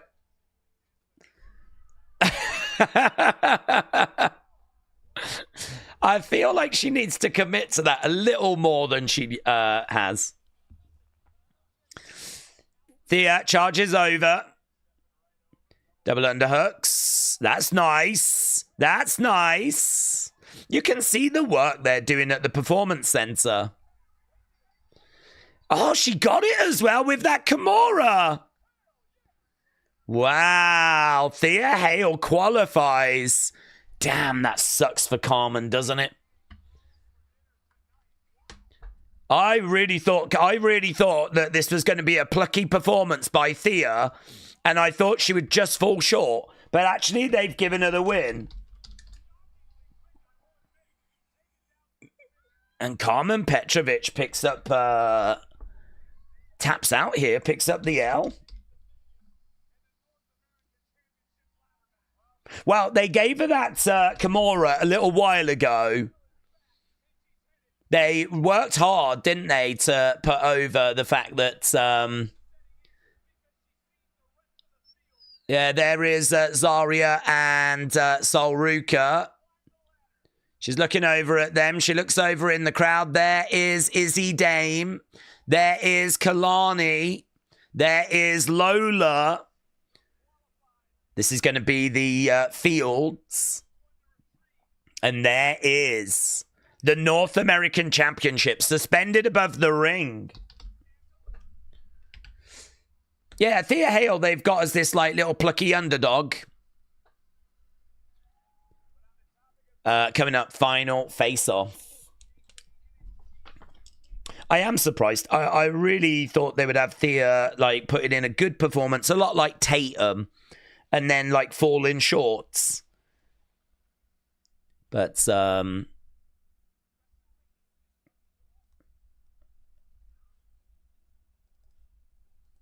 I've still not seen this. One of the most ambitious WrestleManias of all time.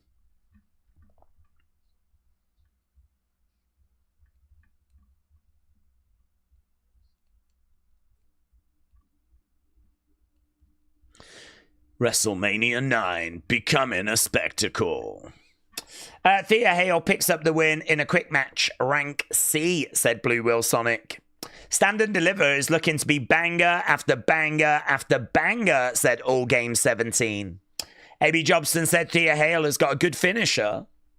Taker 1990. Do we know why Vince sold WWE? How come Vince did not sell to Stephanie or Shane? Well, I think there was a lot that was going on towards the end, wasn't there? I think there was a lot that was going on. So I seem to remember that they encouraged Vince to retire because of the allegations that were against him. They sort of felt that it was in the best interest of the company if the company distanced itself from Vince. So he stepped away, but he still had shares and voting rights, and he still had power.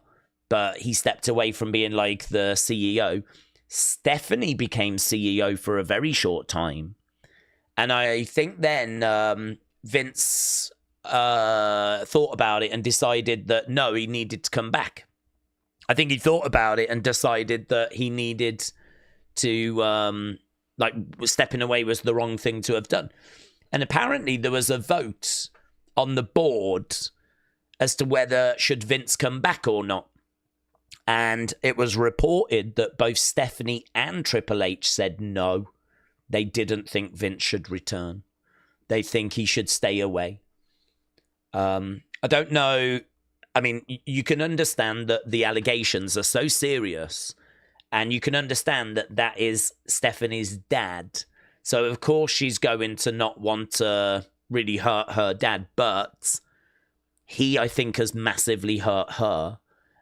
Because if these allegations are true, then obviously it's dragged the family name through the mud.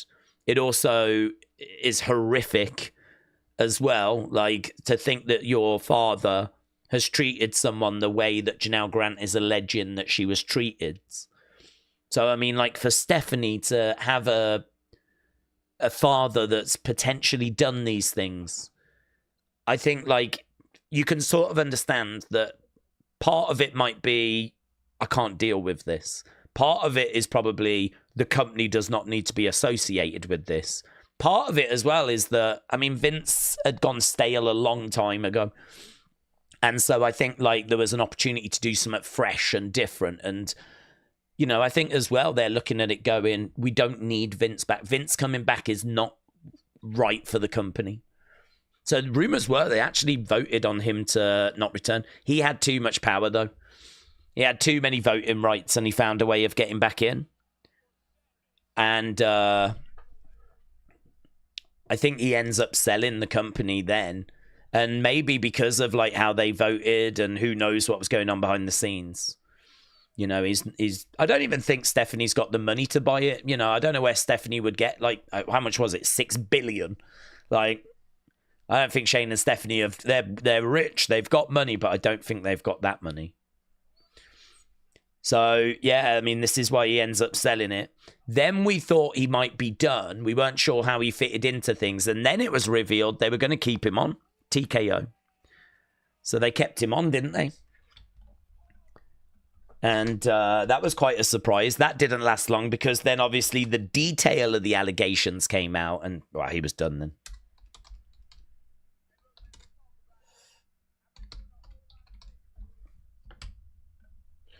Okay, here's Trick. I've been thinking a lot about who I am.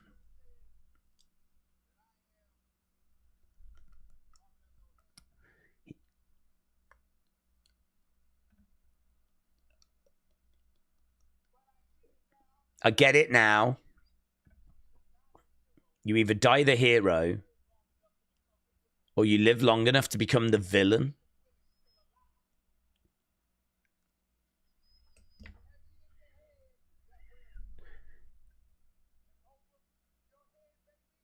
Your head might be heavy. But on Saturday night, I'm coming back to get my crown. Okay, here's Oba. Pretty standard stuff from Trick, but it was fine. Okay, that's Thea match getting a good score. Oh. Oh. Mr. Williams. It's funny how you still talk like you're the man around here. You're not the man.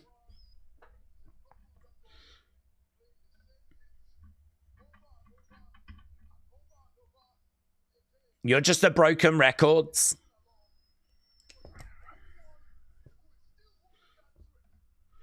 No one's singing along. You're the only one that's still whooping that trick. That has prompted some whoop that trick chants, though. Whoop that trick. Whoop that trick. Whoop that trick. Let me give you some advice. The spotlight is moving on, and I suggest you do the same.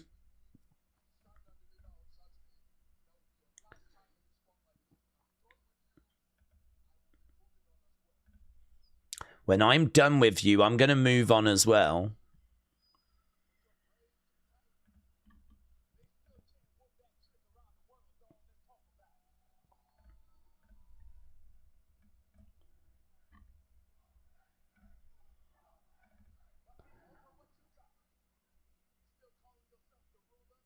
You still calling yourself the ruler?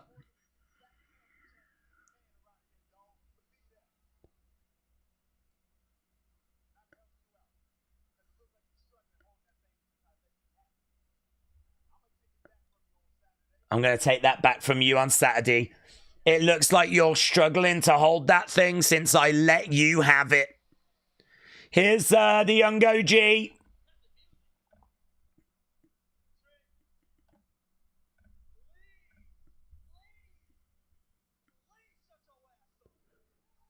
Javon says, Trick, please shut your ass up.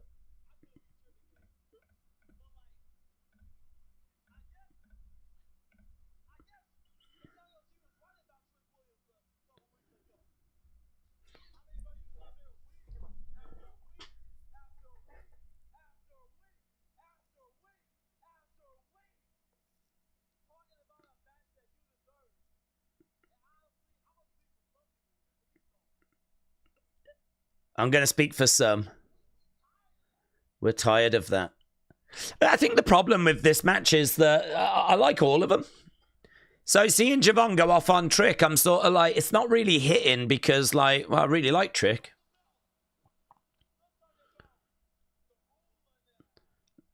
I really like Oba and I really like the Young OG.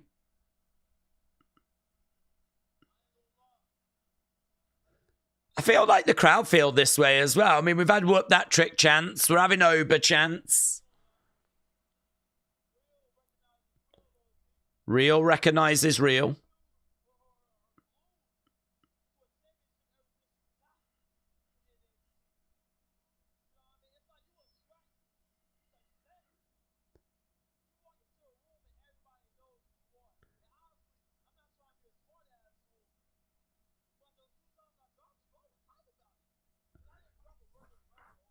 Those 2 times that I dropped you, I was hyped about it. Because I know I didn't drop a regular wrestler.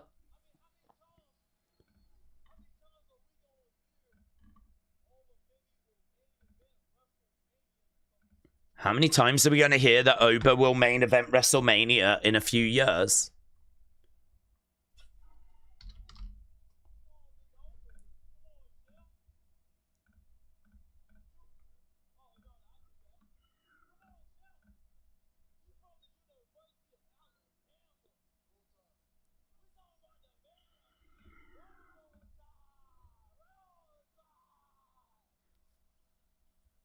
He's talking about the University of Alabama.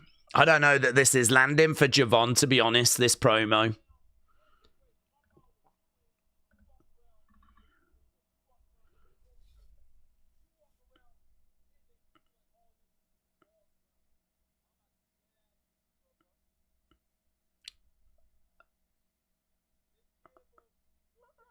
This kid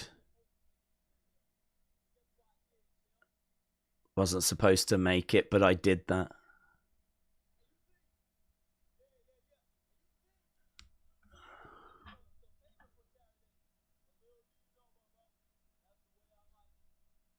You think you're the favorite, but little do you know, bro, that's how I like it. I feel like that was a lot with not a great deal said.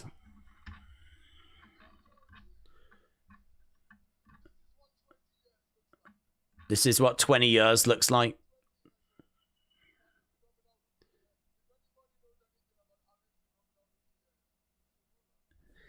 You've had a phenomenal rookie year, and if anyone knows anything about that, it's me, the ruler.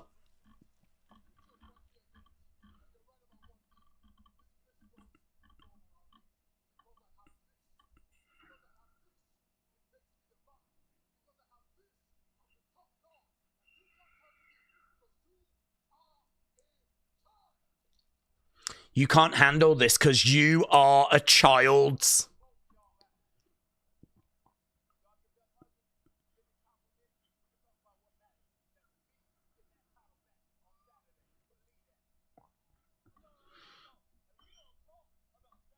We're going to talk about Saturday.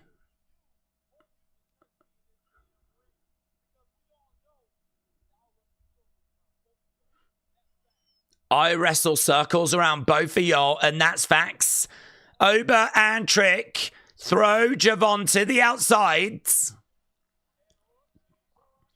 And now these two are going at it, but the shots look really rubbish.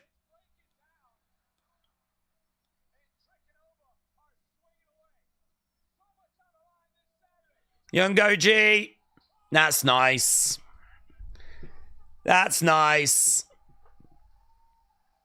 Oh, I don't know that segment was it, man. But James said, I tweeted you. Stevie Turner has tweeted. Good. I'm still working my way through, so I will get to it. There were some okay moments in that. I think Javon had a lot to say and lacked a few kind of killer lines. I was really surprised at how weak the shots between Oba and Trick looked. But nice moment at the end from Javon. He's standing tall, holding up that championship. And that was it for this week's NXT. Okay.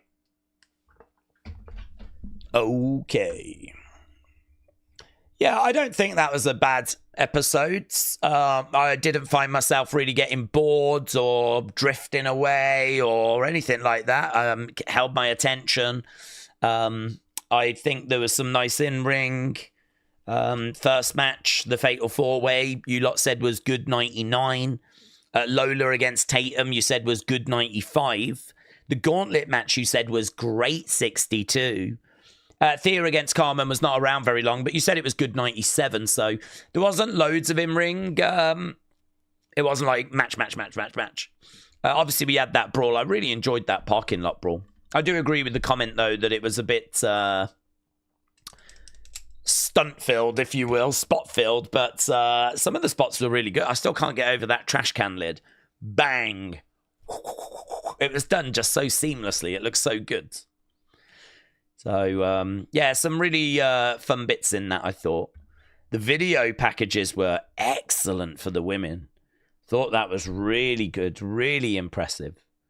And, yeah, I don't know. I thought it was solid. Have you done predictions for that? No, I didn't, but I'm quite pleased I haven't because I think we added quite a bit to Stand and Deliver from this show, so I'm quite pleased that I didn't. Carla, shout out to you. Carmen Live said, I'm going to give NXT tonight like an 8. Dro is giving it an 8. Ninja said 7, Raw was better. Dr. Luchalala said, video packages were the best part of the show. It had a hot start. Lisa said, unpopular opinion, but I think Nathan needs to be taken out of the tag division and given a solid solo run. He stood out during that match on SmackDown. He's a diamond in the rough. I think Axiom was excellent as well in his match against Gunther. I think the problem that Nathan has got is that he is not the most charismatic. So, you know, before Fraxium, he was a great wrestler. We were doing these, like, news updates, and he was being, like, this anchor, this kind of news anchor. I don't know why we were doing that, but we were just trying to find a way of, like, presenting him. And I think really a lot has come out of him and Axiom not quite being on the same page, and the whole Fraxium is fine. That's kind of really been something they've been digging into. And then, of course, having banging matches. So, yeah, splitting them up, you can definitely do. I think both will go on to have really good runs. But I think there is a bit of a concern there in regards to Nathan and the kind of charisma side. But, you know, in-ring, I mean, just incredible. Just incredible. I don't know. I don't know. Do they win the titles and keep going? Do they lose the titles and get called up? Do they get called up as a tag team? Do you split them and see where we are with them in 2025? You know, I mean, they've been together for a long time now, so it's probably not fair to talk about where they were. It's probably better to talk about and have a look at where they are and kind of talk about, you know, where they are now. So could be that they've got settled into NXT, they've found their groove, and, you know, they're in a much better place now as solo stars. So, don't know. Yeah, I don't know. I genuinely don't know what the right thing to do is with them. I just know they're great talents. The problem is it just doesn't feel like the build to Stand and Deliver was great. It felt a little rushed, said Ninja. I think NXT had the better go-home show for their old than Raw, says AB. Overall, I'm going to give this NXT a C, said Blue Will Sonic. They've got such good chemistry in the ring, said Dots. They do. They really do. I mean, that you could make an argument that they are the best tag team in the world right now. I can't remember where they finished on the Wrestling Observer list for best tag team, but they either won it or they were right up there. I mean, like, talking about what's in Japan, what's in AEW, what's on the main roster, like, Fraxium are legitimately in the conversation for best tag team. So it's like, oh, you got to be real brave to split that up, haven't you, really? You've got to be real brave to split that up. But I don't know, maybe you do, because they are brilliant individual talents as well. WrestleRant said, I'm telling you, I don't think Javan is a bad promo. It's just the delivery. All the slang is not relatable to the masses, and that's just my opinion, said WrestleRants. I went to Dyer, Indiana, Texas Roadhouse for dinner. I had grilled barbecue chicken, steak fries, applesauce rolls, and sweet tea. Carmen, it sounds like you had a wonderful evening, and I want you to know that I'm jealous. There was a Texas Roadhouse in Florida when I went last year, and we just never got around to going. But it did look very good, very nice, and had we have stayed a little longer, I'm sure we would have ended up visiting it. Mackenzie Scoos. Member. 2 pounds. Carmen was born in Bosnia and Herzegovina. Like... That's cool. I don't think I knew that. So, can't think of anyone else from Bosnia. I'm surprised we've not kind of dug into that a little bit more, her background, but there's time for that, of course.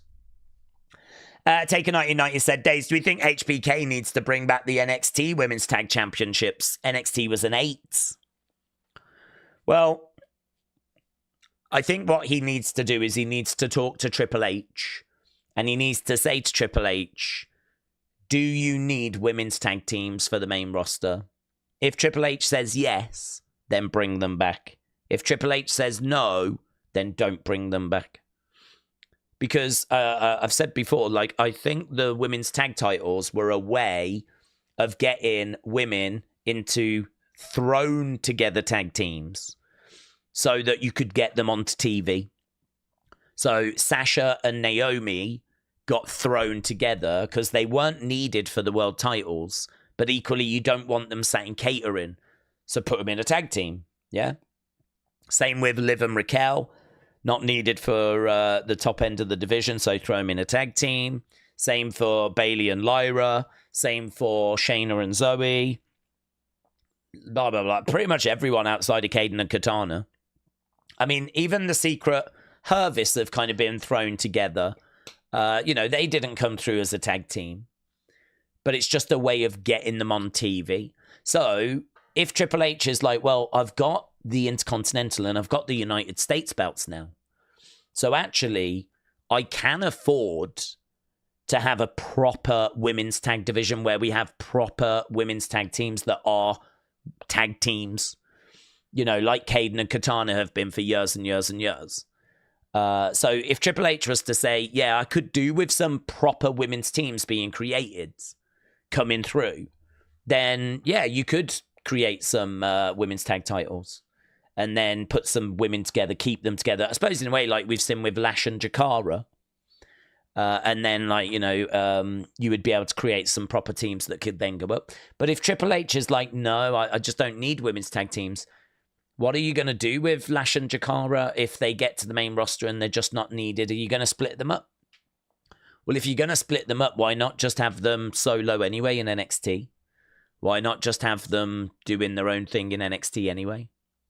There's not really much point in creating tag teams if they're going to get to the main roster just to be split up.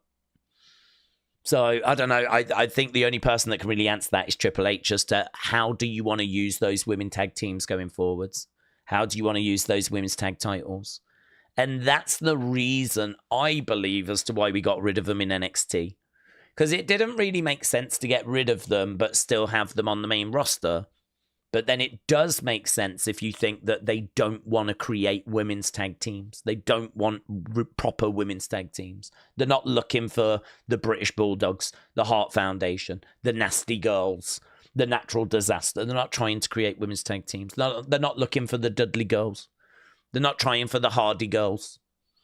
They're not interested. That's not what they're trying to do. They're using those women's tag championships as a way of getting women that are not in that main event scene, throw them in a tag team together, and it gets them onto TV. So, yeah, it's Triple H that would have to answer that one. But Ninja said, what main event are we more hyped for? I'm not going to lie. Night 1 main event has got me hooked. Well, it's night 2 for me because obviously the repercussions are, I would say, bigger. I think that can Cody keep that belt? You know, he finished his story last year. Does he lose it? Does Cena get 17? So I feel like there's a lot more. Plus, also with The Rock, maybe a third person. I feel like there's a lot that's riding there. I think they've done a good job with night 1. There's a couple of things in there which, have added extra spice. Like certainly the Paul Heyman situation, the favor and all of that. So, but at the end of the day, the winner, what does the winner of that match get? Gets bragging rights. But I wish what Seth said was true, that the winner is going to really dictate the future of the company. Whoever wins this is going to really put themselves in a position where they are going to be where they need to be. They are going to be leading the company, the next phase of the company. And I don't know how you could make that match actually mean that, but I would love to believe that. And for me, I think that's the only thing that's missing, really, is that whoever wins, they're going to get bragging rights. But really, a week or 2 down the road, is that going to mean much? Don't know. We're going to have to wait and see. So for me, I would say night 2 as a result of what I just said. But I still think night 1 is really captivating. Everyone wants to know what Heyman's going to do and who he's going to leave with. And yeah, I totally understand why you're hooked. I'm hooked as well. Adam said, Daze, what match is going to steal the show? Imagine if Jay Gunther is match of the weekend after all the negative talk. Well, I can't see why it won't do well. I mean, Jay is, given the right dancing partner, able to, do stuff in the ring. He was an excellent tag wrestler. His matches with Gunther that we've seen before have not been disasters. They've been solid affairs. I mean, and with the added drama here of it being WrestleMania and the builds and, him trying for this world title, I can see it doing well. I don't know that it'll be match of the weekend, but I can see it doing well, yeah. Days, I had a blast watching NXT. I just can't stress how HBK makes the weekly shows feel episodic and newsworthy compared to the main roster, where they're just trying to get to the next week. Yeah, I think for me, this was the better show. I think even silly little things like Roxanne trying to get a partner and we find out it's going to be Cora Jade. I mean, that's a talking point on a go-home show. And then you've got the return of Thea Hale. That's a talking point. And she qualifies. There's another talking point. And we get a parking lot brawl that was really fun. Hank and Tank run the gauntlet, right? Little obvious that they were going to achieve it. I mean, we'd been building him up for weeks. But they run the gauntlet and really put a shift in. I mean, wow, what a performance. And you lot said it was great 62, so you enjoyed it. Lola Tatum, it was okay. I think they gave it more time maybe than it needed. I probably would take some time off that and give more time to Thea and Carmen. So I probably would have done that. Fatal 4-Way at the start was okay. Didn't blow me away. It was fine. I like Ricky Saints. Ricky Saints is really just continuing to go up in my estimation. The aura, they've just nailed. Just really cracked it. I love the pose. I love the music. I love how he looks. I love how he carries himself. Yeah, just brilliant. And to think we were watching him in 2020 in NWA. And he was kind of being presented as a future talent then, back in 2020. But I mean, they didn't have entrance music in NWA. They didn't have the presentation we see now. Now that he's got the presentation, you see it, you get it. You could see it in AEW, in all fairness, because there was times where he was cutting promos. I think, didn't he have a really good promo with MJF? And, it kind of had a bit of momentum going for himself. But And he's come to NXT, and NXT have just cracked it. I just think, like, so excited about that. The video packages, as we were praising as well. So this was not a chore to watch in the slightest. But then NXT just isn't in 2025, is it? And it's, you know, added more matches to Stand and Deliver. And yeah. Maybe what was missing from this show and what is missing from wrestling at the moment are those oh my God moments. I don't feel like there was really an oh my God moment. I didn't feel tonight like there was a mind-blowing, oh my God, this is awesome type stuff, you know. I did enjoy parts of that street fight though. But yeah, I think it's all being saved for this weekend, isn't it? I'd imagine it's just going to be non-stop oh my God moments on Saturday and Sunday. So I suppose it's maybe a little drier, like at the moment, because all those OMG moments are being kind of pushed into the weekend. So hopefully we just eat so good on Saturday and Sunday. We're just going to be giddy. We're going to be so full. I'm really looking forward to it. Daze, in my opinion, I don't know about you, but win or lose, Cena will get 17. That's what I think. Yeah, no, I think he'll get it. I think he'll get it, and he could get it on Sunday. But yeah, I think he'll get it this weekend. Calvin, shout out to you. Ninja said, do the matches this year feel a bit more rushed than last year? What happened to long-term storytelling? I don't know. I don't feel like they feel more rushed per se.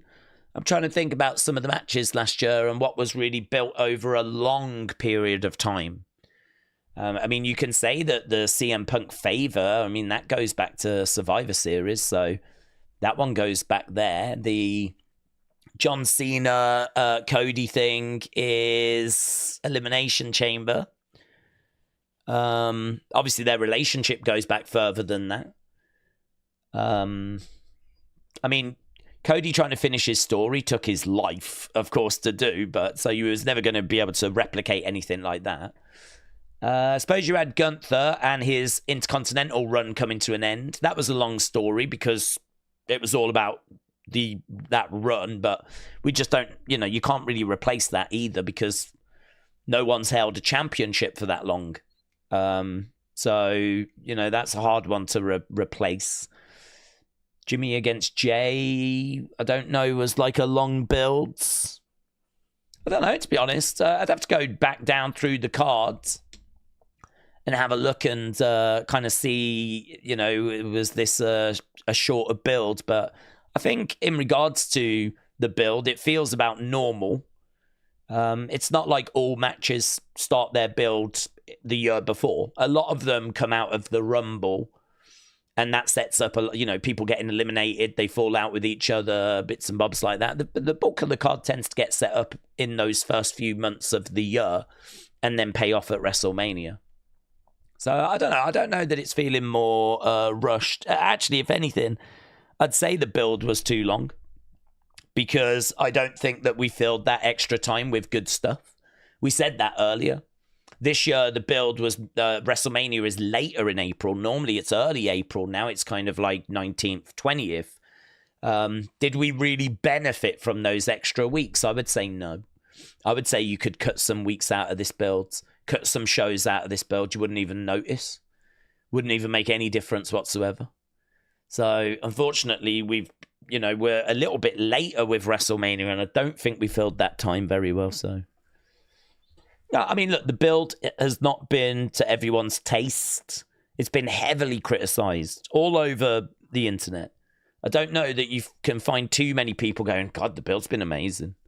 This has been so much fun. I've so enjoyed the build for WrestleMania 41.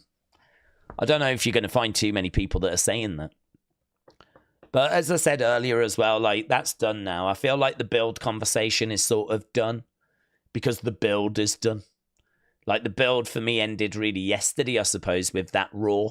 That was our last. I know it was a go-home show.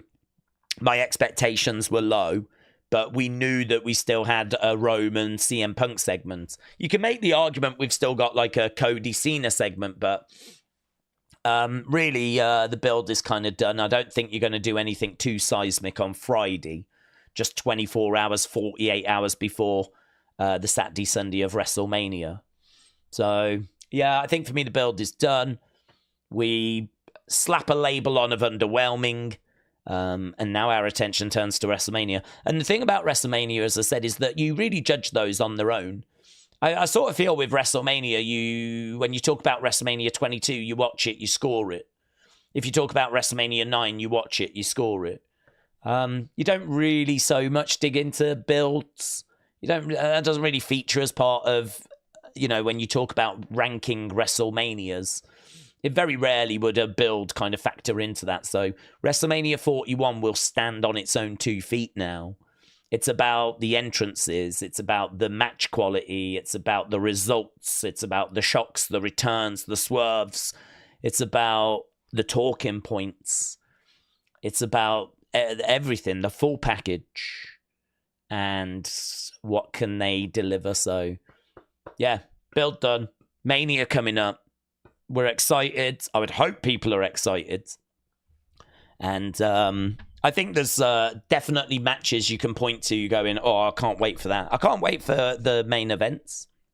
I think the main events are going to be really good. I think Bianca, Rhea, Io is going to be a really fun match. I actually think El Grande is going to put on a real good contest. I think El Grande will put on a good match because it's Chad.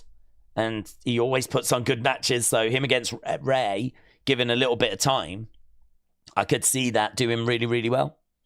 So, yeah, looking at like these, looking at the cards, I'm definitely seeing like lots of potential. So, yeah, on we go. Anna said, excellent stream. What is going to be next for the Timeout Tribal Chief as we head to WrestleMania? Unseen, NXT review video, sorting out questions for tomorrow, trying to get a little WrestleMania short predictions video done because I did the big one, which is on the channel, but I could really do with a shorter one to kind of go onto Twitter and go onto TikTok and whatever. So I do need to try and get that done. There is a toy hunt which needs editing, which I'd love to get up this week, but gonna have to see, really. I mean, it's just what can I fit in? What can I get done? Streams are largely set up. WrestleMania streams have been set up for weeks. Same with Stand and Deliver.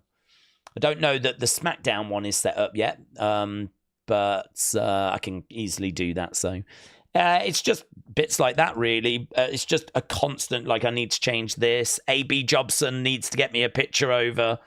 May have already done it. I might not have seen it yet. So I need to update that. I know that I need to update little bits and bobs. There's just loads of stuff that needs updating and sorting, to be honest. So it's just bits. I've just got so many bits of things that needs to be done. I'd love to get a community predictions video done as well at some point. So I need to try and find a way of getting that in as well. Obviously, I need to set up Wrestling Escape Pod. I need to figure out the quiz for Thursday. It is, and then every day Unseen, and keeping on top of the news. So it is just lots of stuff, really. But honestly, I mean, it's a test of your organizational skills. It's a test of your ability to adapt and fit stuff in and make sure you're always, like, maximizing your time. But also, you've got to make sure you get rest. I mean, I don't sacrifice on sleep. I mean, I will make sure that I get 7 hours. I might not get that every day towards the weekend, but normally, I'll be working till, say, 12 midday. I'll go to bed, get up at 7, have something to eat, and then I'm working again. So I really try to not sacrifice on that, because otherwise I'd just be sat here and I'd be run out and I'd just be like, oh, I'd be dead. I'd be like so drained. Whereas, so that is just not a benefit to me or the channel or you or anyone. So, yeah, I think just, recognizing that this is a marathon, recognizing there's a lot of stuff that needs to be done, recognizing that there's no point sprinting and, going crazy about stuff and like losing your voice and all of that. Like, really just pacing yourself, having good rest, building to what should hopefully be a really enjoyable weekend. I think it's important to just try and get as much fun out of it as you possibly can. I think if you go into this weekend with any kind of negativity, it's just not in your benefit. It's not in your benefit. You're not going to, there's really no point. You might as well, even if you're disappointed by the build or the match card isn't what you want or whatever it is, try and let that go. Try and embrace what we've got. Try and enjoy as much of it as you can. Because I actually had a question, that someone had deleted it. But it did make me think. Someone sent me a message. I think they'd just watched like the latest Raw opinion video, which, I wasn't overly kind about Raw. Because I didn't really rate it that high. And the community didn't really rate it that high either. So, but someone sent me a message and they were like, why are you always so negative about the WWE shows? And I didn't get a chance to respond to it because they deleted it, right? But it did get me thinking. I was like, am I always negative? And I was like, no, I really have enjoyed NXT this year. And there has been some good, like, Elimination Chamber was really good. And the shows in London, I remember having praise for. And I was like, I wonder why that person has got that impression. Is it because, like, the build has been so flat that it's not met our expectations? And so as a result, they're of the opinion that we do just always moan. And then I was thinking, like, I wonder if I look at it the wrong way. I wonder if, like, because I think what I tend to do is I start at 10 out of 10. And then I find reasons as to why my score goes down. So I think what I actually do, and this is something I've never thought about, is I think I tend to go, the show's a 7, and here's why it's not a 10. So I think what I do, and I didn't even really think about it, is I go, the show's a 7, I think this let it down, that let it down, that let it down, that let it down. And I suppose I'm explaining why it's not a 10. I wonder if what I actually should do is go, it's a 7 because this was good, that was good, this was good, that was... And I wonder if that change, I wonder if that switch from not talking about why it's not a 10 and focusing more on why it's a 7 instead of being a 4. It's not a 4, it's a 7 because this was good, that was good, this was good, that was good. I wonder if that would just completely change the perception of, maybe the opinion videos being really negative. Because they're not intended to be negative, but we do talk about the stuff that has kind of dragged the score down, but we do mix in the good stuff as well. So, I don't know, I find that like an interesting comment. I was like, it's interesting that person's got that opinion. But then they deleted it, so perhaps they kind of thought, oh no, you're not negative all the time, so perhaps that's not quite accurate. I don't know. I think the same could be true of this WrestleMania build, honestly. I think we could be guilty of focusing on what we've not had rather than focusing on what we do have, which is a CM Punk being in the WrestleMania main event, which a few years ago would have been unthinkable. It is a heel John Cena, which is something a lot of people have wanted to see for a long time. It is a Night 2 main event that doesn't feature Roman Reigns. It's been a while. So, there's people out there that I'm sure are appreciative of that. So, I don't know, perhaps there is a little bit in changing of, perception and not just focusing on what we didn't get and focusing a bit more on what we did get. And maybe that's the lesson I could learn for the opinion videos as well. So I don't know, just something to kind of chew over, really. I think it would be really disappointing to think there's people out there that are really really fixated on what we didn't have for WrestleMania, and that is now going to spoil the weekend for them. It's like, don't do that to yourself. Do you know what I mean? There's only one WrestleMania each year, and there's only been 40. We're about to watch number 41, and yeah, I mean, I wouldn't let it sour anything for you. Mitchell said, don't do that. Be firm. When it's a good show, you have all the more reason to call it a good show. Someone can't accuse you of being a WWE mark. Yeah, I wouldn't, but it wouldn't be changing anything, would it? It wouldn't be changing anything.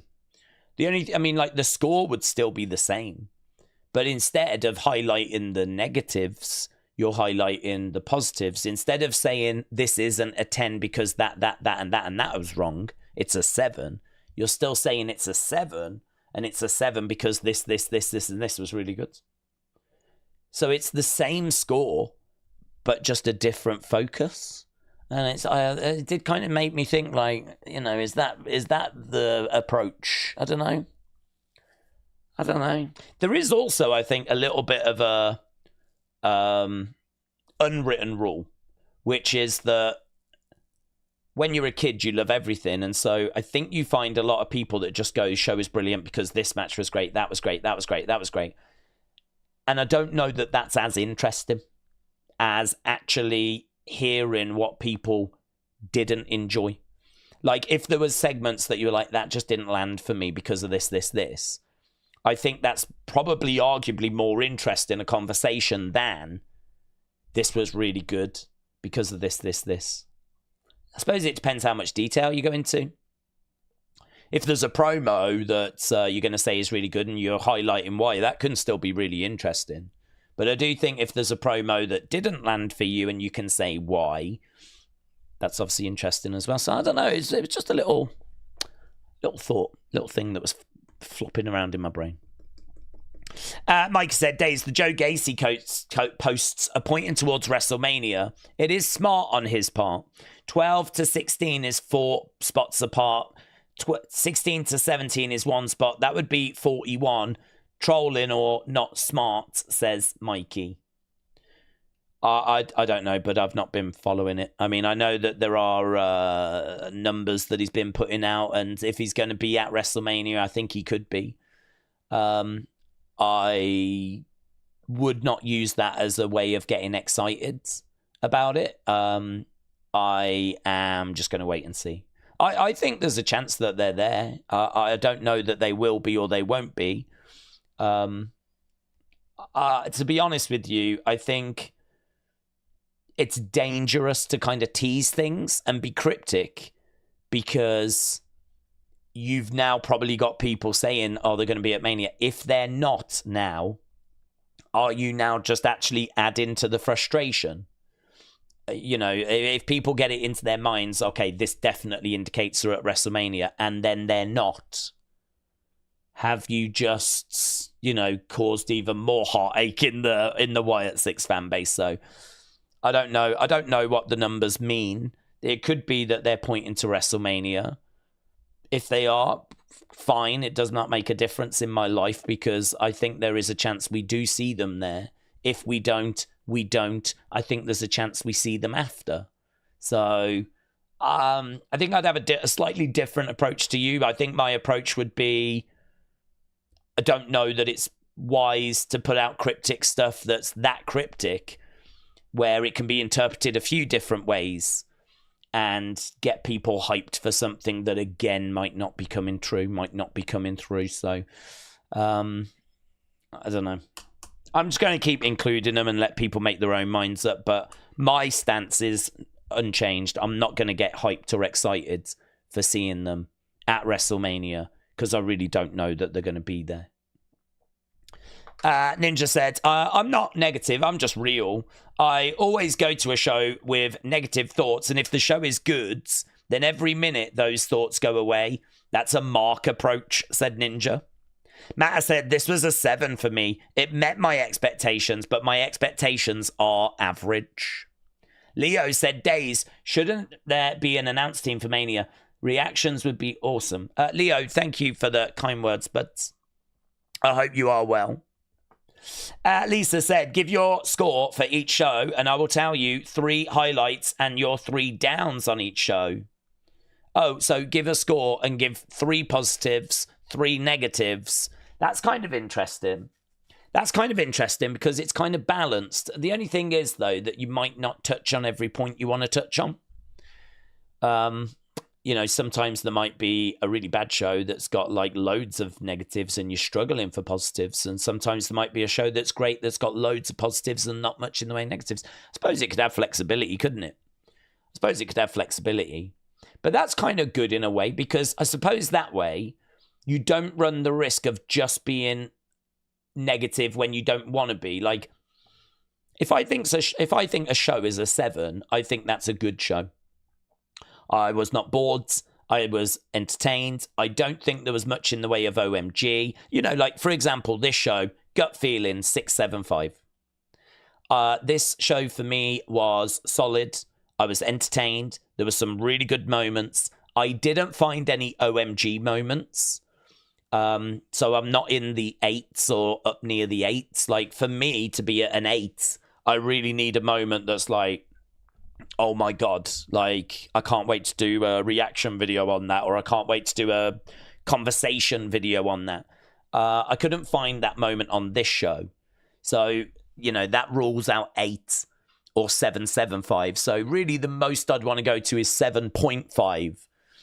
And then I'm looking at the matches and I'm seeing, did all the matches deliver? You know, I don't, the Fatal 4-Way was okay.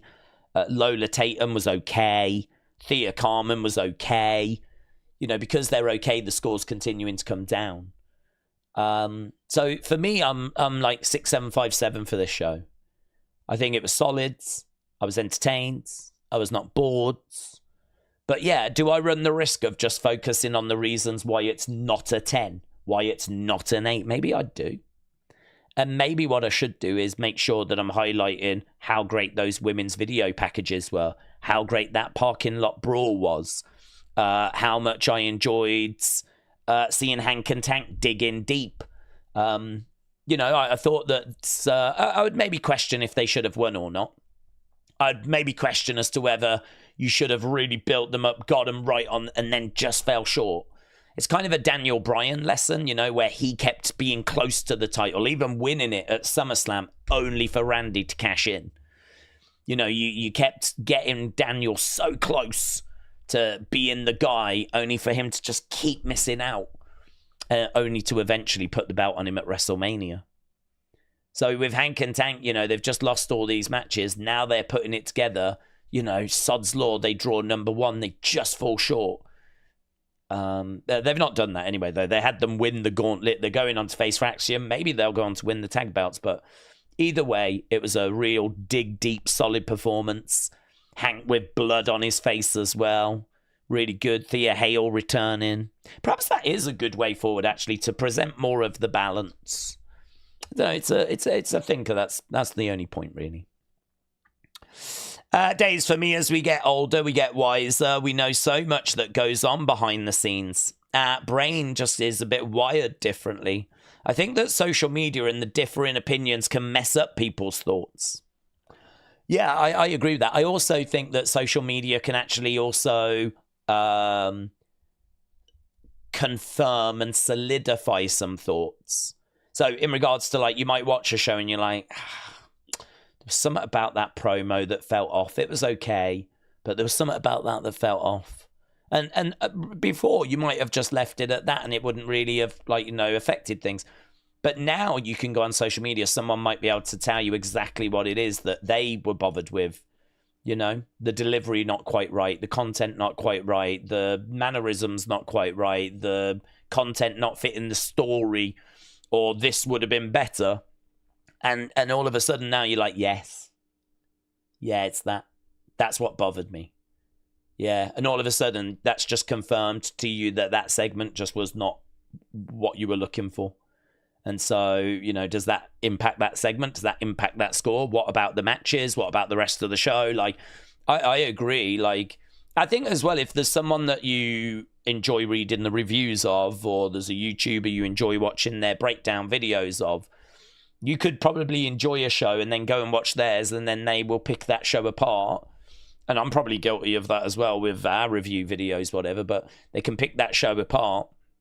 And, you know, if you, by and large, find yourself agreeing with what they say, all of a sudden it might make you think a different way. And a show you thought was all right, all of a sudden now is like, oh, God, yeah, no, actually, I do get that. And so, you know, that can affect your viewpoint as well. So, I don't know. I'm really pleased that I didn't have it when I was young, to be honest. I'm really pleased that when I was growing up, I could just have my own thoughts and make my own opinions. And, yeah, I mean, look, my opinions as a kid were probably well out, you know. well out. Because you just didn't see botches, didn't see people struggling in ring, didn't see bad promos. I mean, it was literally just everything was great. So I think it is true. Social media and all this wealth of opinion probably does have a bigger impact than we know.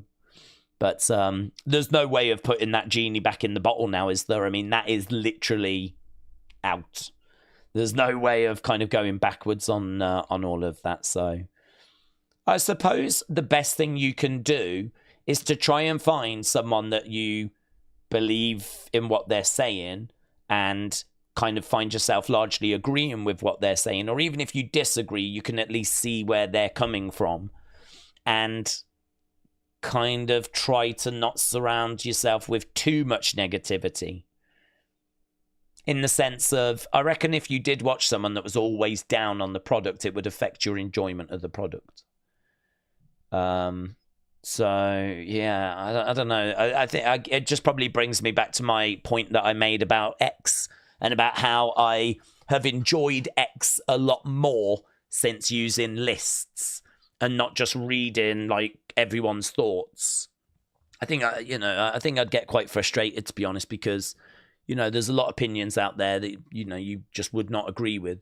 And there's a lot of very passionate people out there that are going to defend their opinions, and everyone's entitled to their opinions. But I sort of feel like I get, obviously, everyone's thoughts here, and I get everyone's thoughts in there. I don't need to go on X and see even more, to be honest. So since I started using lists, I find that I kind of get surrounded a bit more with positivity. People like really enjoying certain moments and certain memes. I think it is making me think about, do I need to improve how I talk about the shows? Do I need to provide a more positive slant? But I don't want to do that just for the sake of, people saying, like Mitchell said, oh, you're just a shill for WWE. That's not why I'd be thinking that. It's because I don't know if my opinions are like fairly reflecting how I actually feel about the shows. Maybe we do run a risk of just focusing too much on the negative side and not highlighting the good stuff as well sometimes. But I don't know if we do look at that and do a bit of work on that. I think that's only a positive. So we'll see, but there won't be any major changes. Don't worry about that. I kind of like what Lisa said there about like having the 3 positives, 3 negatives, and maybe making it a bit more balanced. Ninja said, what's the thoughts on Triple H saying he doesn't give an F about what the internet thinks? Is it justified? Yeah, I do actually. I agree with him. I think that if you're looking at ticket sales and you're looking at merch sales and you're looking at kids posting fan reactions of them, freaking out over Jay's entrance, and, you're seeing records being broken for revenue, and, the Google searches increasing, YouTube video views increasing. I mean, they have got so many metrics. There are so many ways they can look at their business, break it down year on year. They could get anything they want. How's our views this year compared to last year? What's our international views like? How much money are we making off TV this year compared to last year? What's the deal with Mattel like compared to a few years ago? Like, we just renegotiated that. Is that an increase? If it is, there's another dub. If Mattel are willing to give even more money to WWE to make more figures, then, that's another dub, isn't it? So as you look across the landscape of all these metrics, I think one of the things you should look at is social media. You should be aware of what your fan base is saying and, see the comments that are coming through. But is that the be-all and end-all? Is that what you should be paying attention to more than everything else? I would say that you look at that and you take things from that, but you look at all your other numbers and you look at everything else and you take things from that as well. And you use the whole thing to find the correct way forward. So I don't think it's right to say the opinions are completely irrelevant and, it's not real life and all that kind of stuff. But I think is right to kind of not just focus on that and take what gets said there as gospel, because, I mean, I see some absolutely awful takes on social media. I see some absolute nonsense. But then you see some stuff that's, like, amazing. You see some people that have some theories that you're like, that's genius. You should work in creative. That's brilliant. It's a real mixed bag, isn't it? It's a real mixed bag. And there's so much opinion, so much differing opinion that really trying to get one common theme out of it is quite difficult. I think people need to be really loud and united if there's something they want to see change. A lot like that We Want Cody movement. That was loud. That was the united voice. And as a result, they got Cody back. So there is power there. There is power there. You can change things using social media, but by and large, it's just a lot of noise, a lot of varying opinion, some real bad stuff mixed in with some good stuff. And if I'm Triple H, I think he's going in there and is seeing a lot of negativity. And again, I think it's because it might be what we just said. A lot of the shows are good, fine, acceptable, right? But people obviously want more, and they know what they want, and they're going to tell you what they want. So rather than going on and saying, oh, I really like this, I really like that, they'll go on and say, why didn't they do this? Why didn't they do that? So I can understand Triple H just seeing all this constant stream of negativity and being like, you'd think the company was dying. You'd think the company was in the absolute toilet and we're doing record revenues and everything. So, like, I don't need that. So, yeah, I got where he was coming from. Adam is a fun guy that is positive.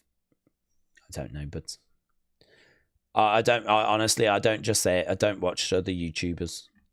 So I really can't comment. I don't know. Hannah said, Daze, in terms of Mania, maybe lowering expectation, the better the show is true. Maybe lower expectations and then it will better the show. Yeah. I think if you go it, but it's hard to lower your expectations, isn't it? I mean, I don't know how easy that is to do. It's one thing to say, but it's another hard thing to actually do. So I don't know. I mean, yes, if you can lower your expectations, do it, because it's only going to benefit you. That way the bar is low, and if, they exceed it, I mean, you'll be thrilled.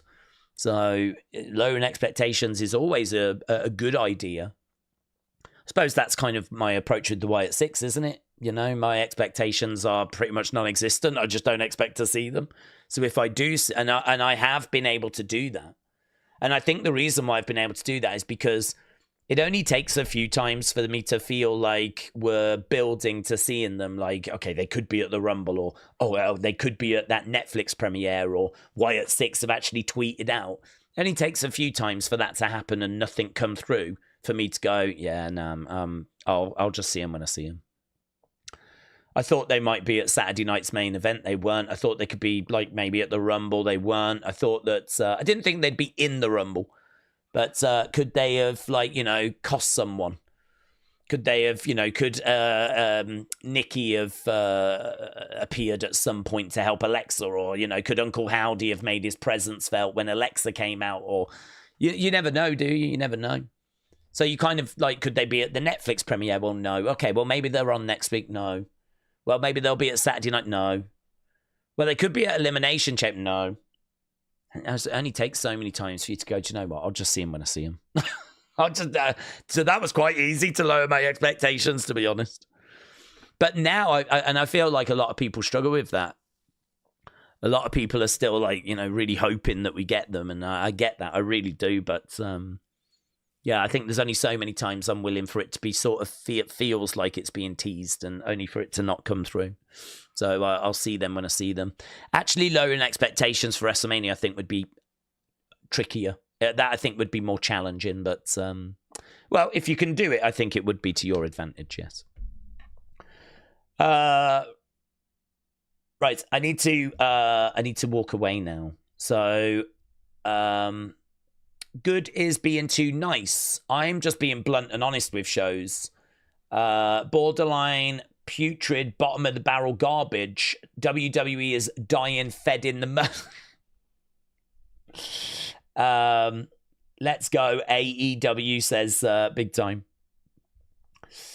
Right, yeah, we're done. I'm going to go and work on Unseen and the opinions video and everything. So if you want to share your opinions, and you are allowed to make them as negative as you want, right? You don't need to worry about these things.